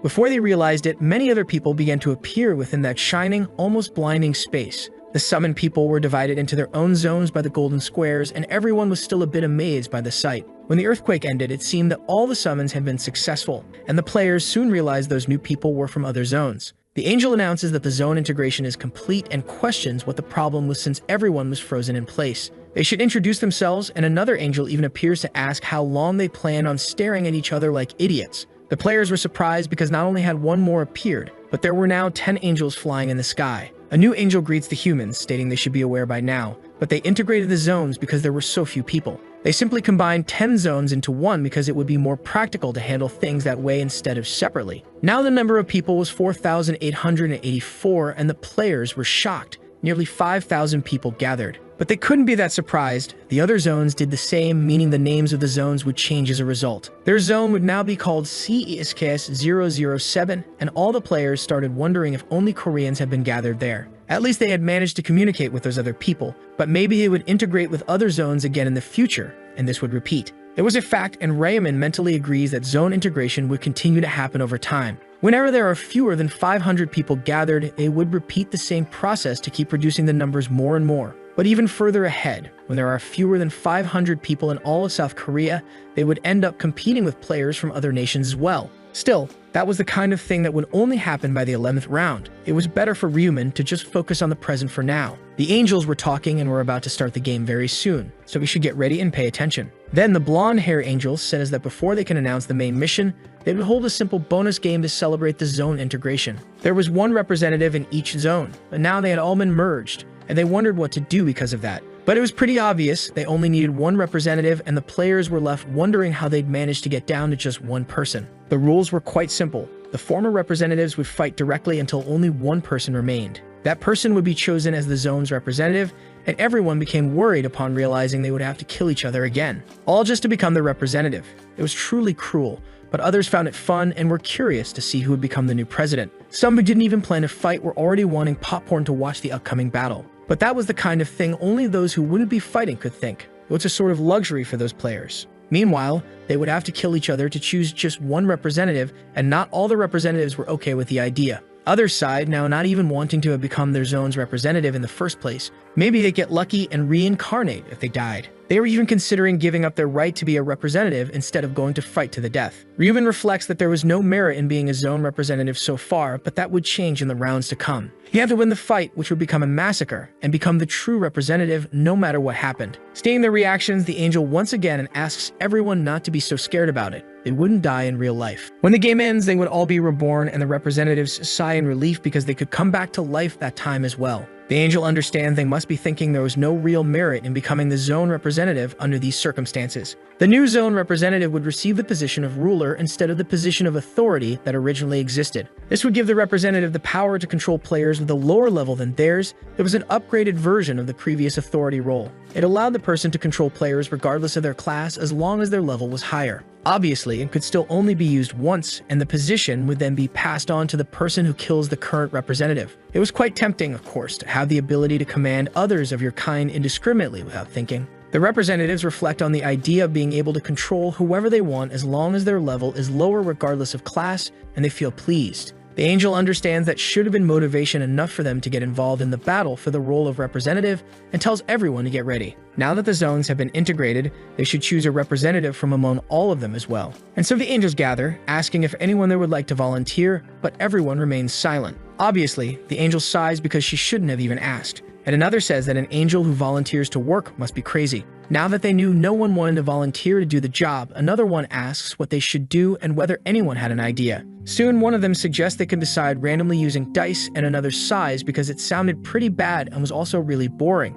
Then, another suggests they could take turns, but someone else replies that it didn't seem fair. The last ones might not even get to work given the time. Someone else says that's true. The zones would have to be integrated again, and they wonder if there's no other fun and fair way to make it work. Soon, one of the angels ends up suggesting another idea, since the zone representatives would be fighting soon anyway. In that case, the angel responsible for the zone whose representative is defeated first would become the one to do the work. Around them, the angels feel that it was much more fun. It was a great idea, and they end up approving it, asking among themselves to see if anyone was against it. Around them, it turns out all the angels agree, but one of them protests and tries to suggest something else they could do. Instead of the first human defeated, maybe they could choose the angel responsible for the zone of the human who survives until the end. And that person would become the queen, which sparked a small conflict between the two angels who suggested the ideas. Beside them, the first one who made the suggestion asks what the second meant by the idea of becoming the queen of the situation. And the angel replies that the other angels would have to submit to the command of the person who becomes the representative. For example,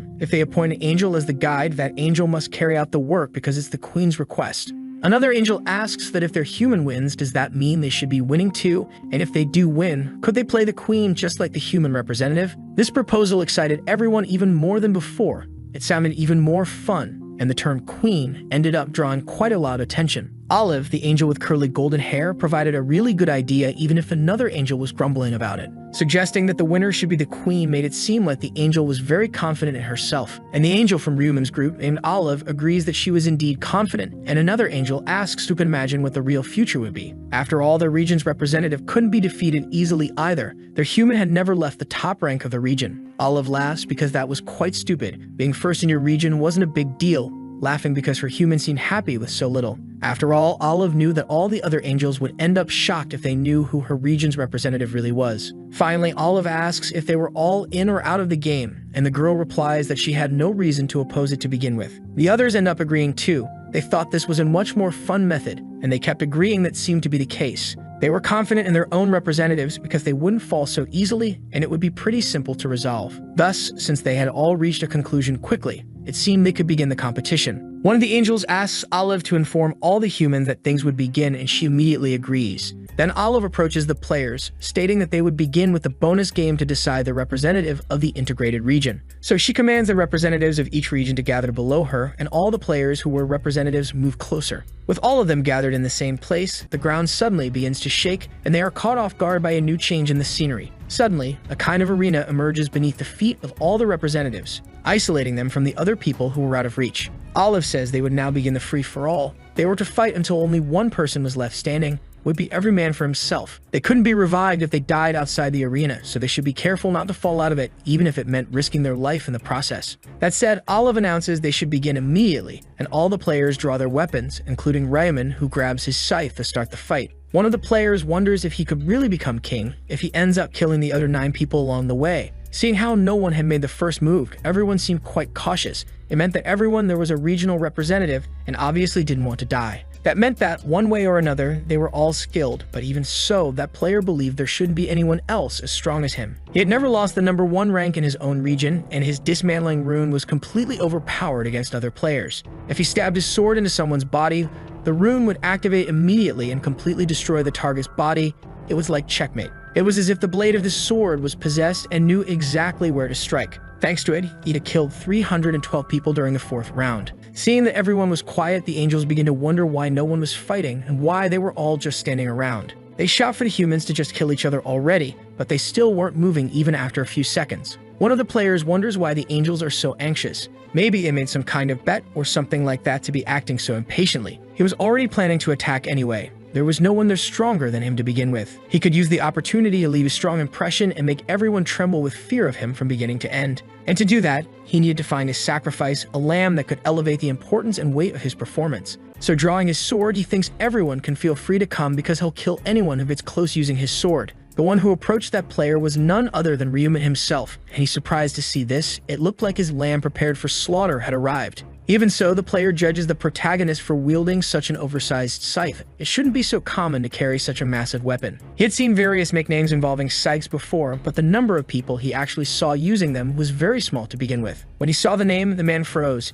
He was standing before the Black Reaper, and he suddenly remembers exactly who the person in front of him was. However, he tries to convince himself it must be someone else using the same nickname, but that couldn't be possible. He was sure they couldn't duplicate other players' nicknames in this death and survival game. Stammering, the man now understands that this was the man, the person who was ranked #1 across all regions, the Black Reaper, who was at level 30. One of the angels asks what was wrong with that human. Ryuman looked very confident, yet the other players suddenly froze in shock. Then they asked Priscilla, the red-haired angel, if that player didn't belong to her region, and Priscilla nervously bites her nails. She wonders what that idiot was doing instead of just starting the fight and showing his true power for real, not understanding why he froze, especially letting his opponent get so close. But that just makes the other angels burst out laughing upon realizing Priscilla was furious. Beside them, Olive is laughing and Priscilla asks what was so funny, to which she replies apologetically. After all, it really was hilarious. Priscilla's representative was staring at the representative of her own region, shaking like an abandoned dog in fear. Priscilla is surprised and checks who the representative of Olive's region is, noticing it's someone wielding a very striking scythe. But she couldn't feel any aura that would cause her player to shiver like that after seeing that human for the first time.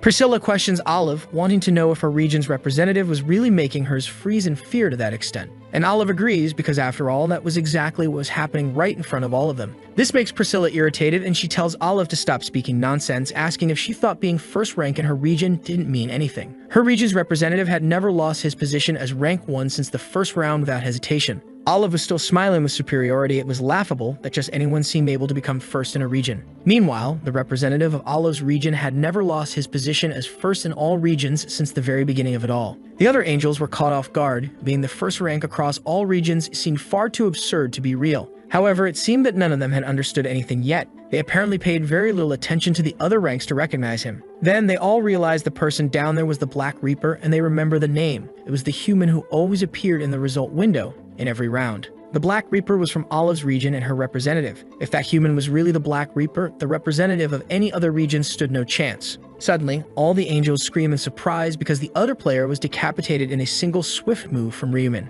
And with that, Angel Priscilla was out of the game to become queen, which brought laughter from Olive, who was clearly enjoying having that person at her side in some way. All around, even the other representatives are shocked, not understanding why the Black Reaper himself was actually there. None of them could defeat him even if they all worked together. They might end up dead, just like the other representative, unable to even react. They didn't know if they could beat someone at level 30 when the vast majority of them were around level 13 or close to it. Ryumin begins to approach the other players and everyone grows terrified, while he laughs that it's a great opportunity to get to know the Black Reaper. One of them gets nervous but says he's happy to be in the same region as someone so famous, he might even cry from joy. But since the protagonist didn't stop walking for even a moment, they keep begging him to wait a bit. They could at least talk this over. One of the players even puts away her weapon to show that she had no intention of facing the Black Reaper no matter what. Then several players tell the angels that they would surrender. They admit defeat and don't want to die at the hands of the protagonist like that. The angels get irritated, sighing at the shameful behavior on display. They were surrendering,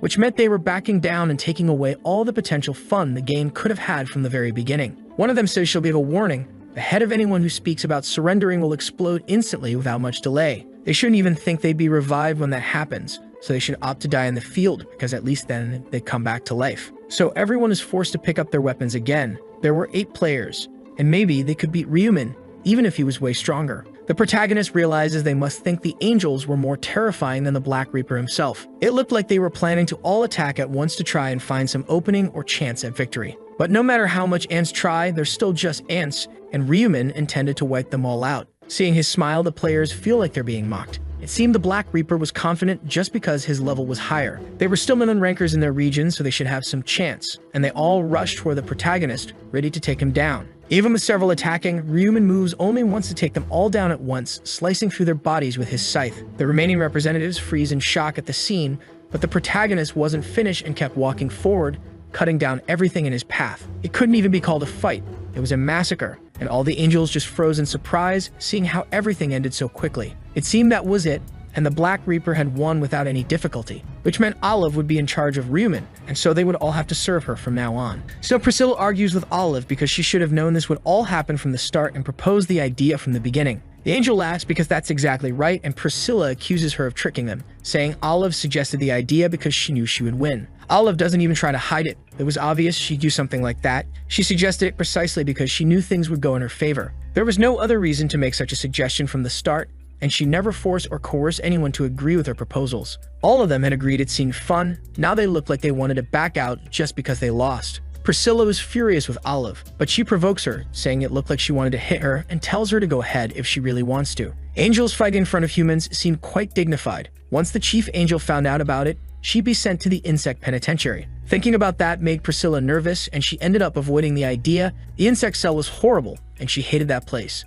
When Olive asked if she didn't intend to fight and Priscilla stayed silent, she sighed because either way, she was the queen now. So Priscilla could work as the guide from now on, and she asks for how long, to which Olive replies that it should be until she feels better. Since Priscilla stayed quiet, Olive tells her to go on ahead and get to work already instead of stalling like that. Sighing, Priscilla flies toward the humans, knowing she shouldn't have agreed to that bet from the start. As they had all witnessed, the name of the human representative was chosen. Now the Black Reaper player was the representative of Zone CESK007. He received his temporary ability to command any player without being disobeyed, just one person, and it had to be a lower-level player. Olive, an always-known Ryuman, would be the representative. He was level 30, so he could control anyone else. It was best to avoid causing trouble with him, and Priscilla says that now that the matter is settled, they would resurrect those who were killed. Everyone was revived in a short time. They didn't even understand what had happened. They just remembered feeling the Black Reaper killing them. Priscilla tells them that they all died to the Black Reaper and the new zone representative was now him by right. This makes the revived representatives understand the situation, and Priscilla continues explaining that having a new representative removes the rights of all the others.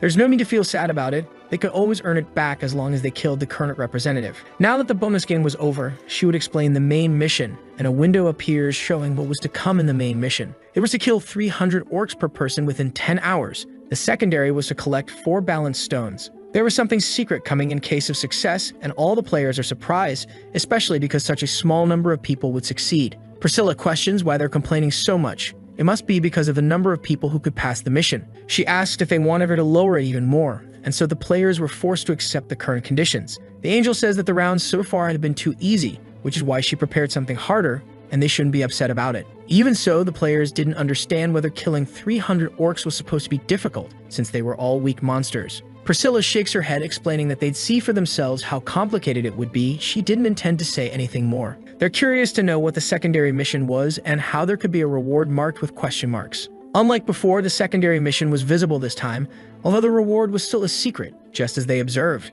Ryuma knew they would always opt for secrets like that. The reward for the secondary mission was actually the Balance Rune. It was one of the 18 required runes, and only one person per zone could receive this reward during the mission. Obviously, there were opportunities for others to earn the Balance Rune. After all, only one was given per zone. But the difficulty was even greater than the main mission. Even if they completed the secondary mission, it was hard to meet the conditions for the Balance Rune. So Priscilla explains that the secondary mission of this round was to collect balance stones. If they collect 4, they get a mysterious reward. But only one person could receive the reward. There were only 4 balanced stones divided per zone. The players ask what happens if the person doesn't find all 4 and the secondary mission isn't completed. The angel laughs, responding that there's no need to worry. You could steal the balance stones from others by killing them. They ask if they could do that to the zone's representative, and Priscilla agrees, but not other items. This applies only to the balance stones. They also wouldn't be resurrected, so if they died, that would be the end this time. That was all she had to say, and she only wished them to do their best. The time until the end of the round was 10 hours,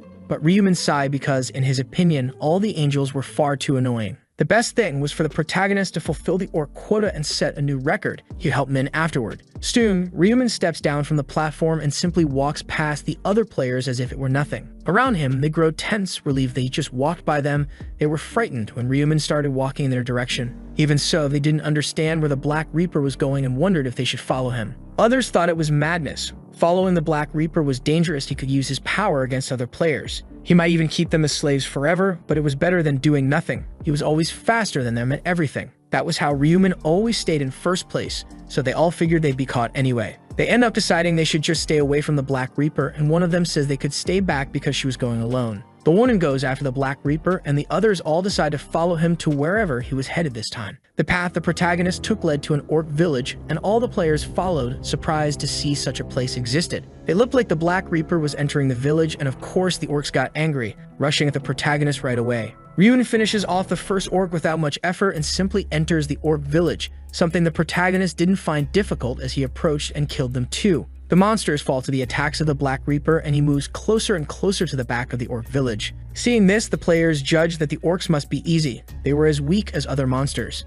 They wonder if maybe it only seemed easy because the Black Reaper was higher level, and that must be the case. They couldn't let their guard down. It was always better to be cautious than sorry when things got worse. Everyone decides to attack the orcs, and one of the players thinks it's better to stick with those idiots for now. Others plan to stay in the rear, and if it seems safe, they could split off. After all, the more meat shields, the better. The players enter another orc village which looked a bit larger, at least 3 times bigger than the previous one they found. Suddenly, an orc blows his signal, and several orc warriors come running when they realize humans were approaching their village. The players are surprised because that one had a horn. He had just summoned all the other orcs. The orcs run and surround the players immediately, and they grow worried. They thought this village seemed a bit too large. But this surpassed their previous expectations. They didn't even know what to do now that they were trapped by such a massive horde. They should just fight for their lives. There may have been many, but they had to remember they were all weak, and so they decided to fight. They were basically rookies, and their attacks weren't very fast for fighting against the players. In fact, they eventually feel that all of them were easy, but one of them who plunged his sword into the orc's body was caught by surprise.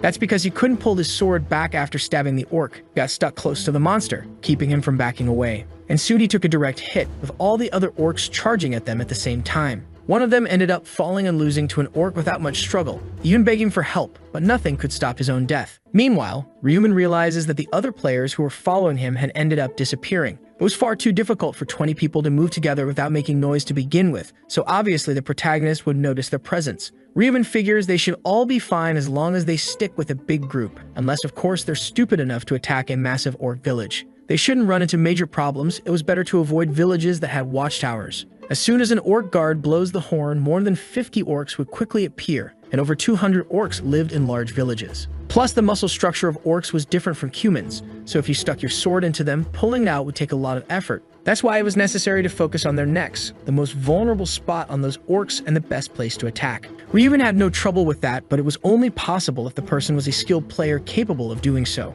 The progress window showed that after killing some orcs, there were still 9 hours left. He had spent only 1 hour on that task, and the protagonist managed to finish first before everyone else. It took him only 1 hour to take first place. Since he had completed his goal, Ryuman could now help Min, and he immediately used his skill to track the girl. Meanwhile, 2 players, Choi Manki and Choi Yongo, were getting up after nearly dying in battle. They didn't understand how the orcs could be so strong. Even though they looked like bite-built pigs, it was better not to underestimate their opponents. One of them asks Manki how many they had killed so far. He responds that it was around 50 probably. 50 in 1 hour with 5 people was way too little. They wouldn't be able to reach the 300 within 10 hours if they kept going like that. They'd all fall behind. If they couldn't make it, they would all end up dying. So they realized they needed to attack a bigger village now. It was still too dangerous. Fighting 3 was already too much. How could they handle even more than that? One of them thought it was better to hunt smaller villages safely, and they agreed among themselves since they didn't want to argue about it. He didn't intend to force his teammates, but at that pace it wouldn't reach the goal. He knew it was difficult, but they had no choice but to take the risk. Therefore, everyone just needed to stay aware that there was no future in remaining aboard a sinking ship like that. And so the battles continued throughout the zone, and the countdown to the end of the 5th round kept ticking. So the video ends here. If you don't want to miss the next part, activate the notification bell, and see you next time on Tob's channel.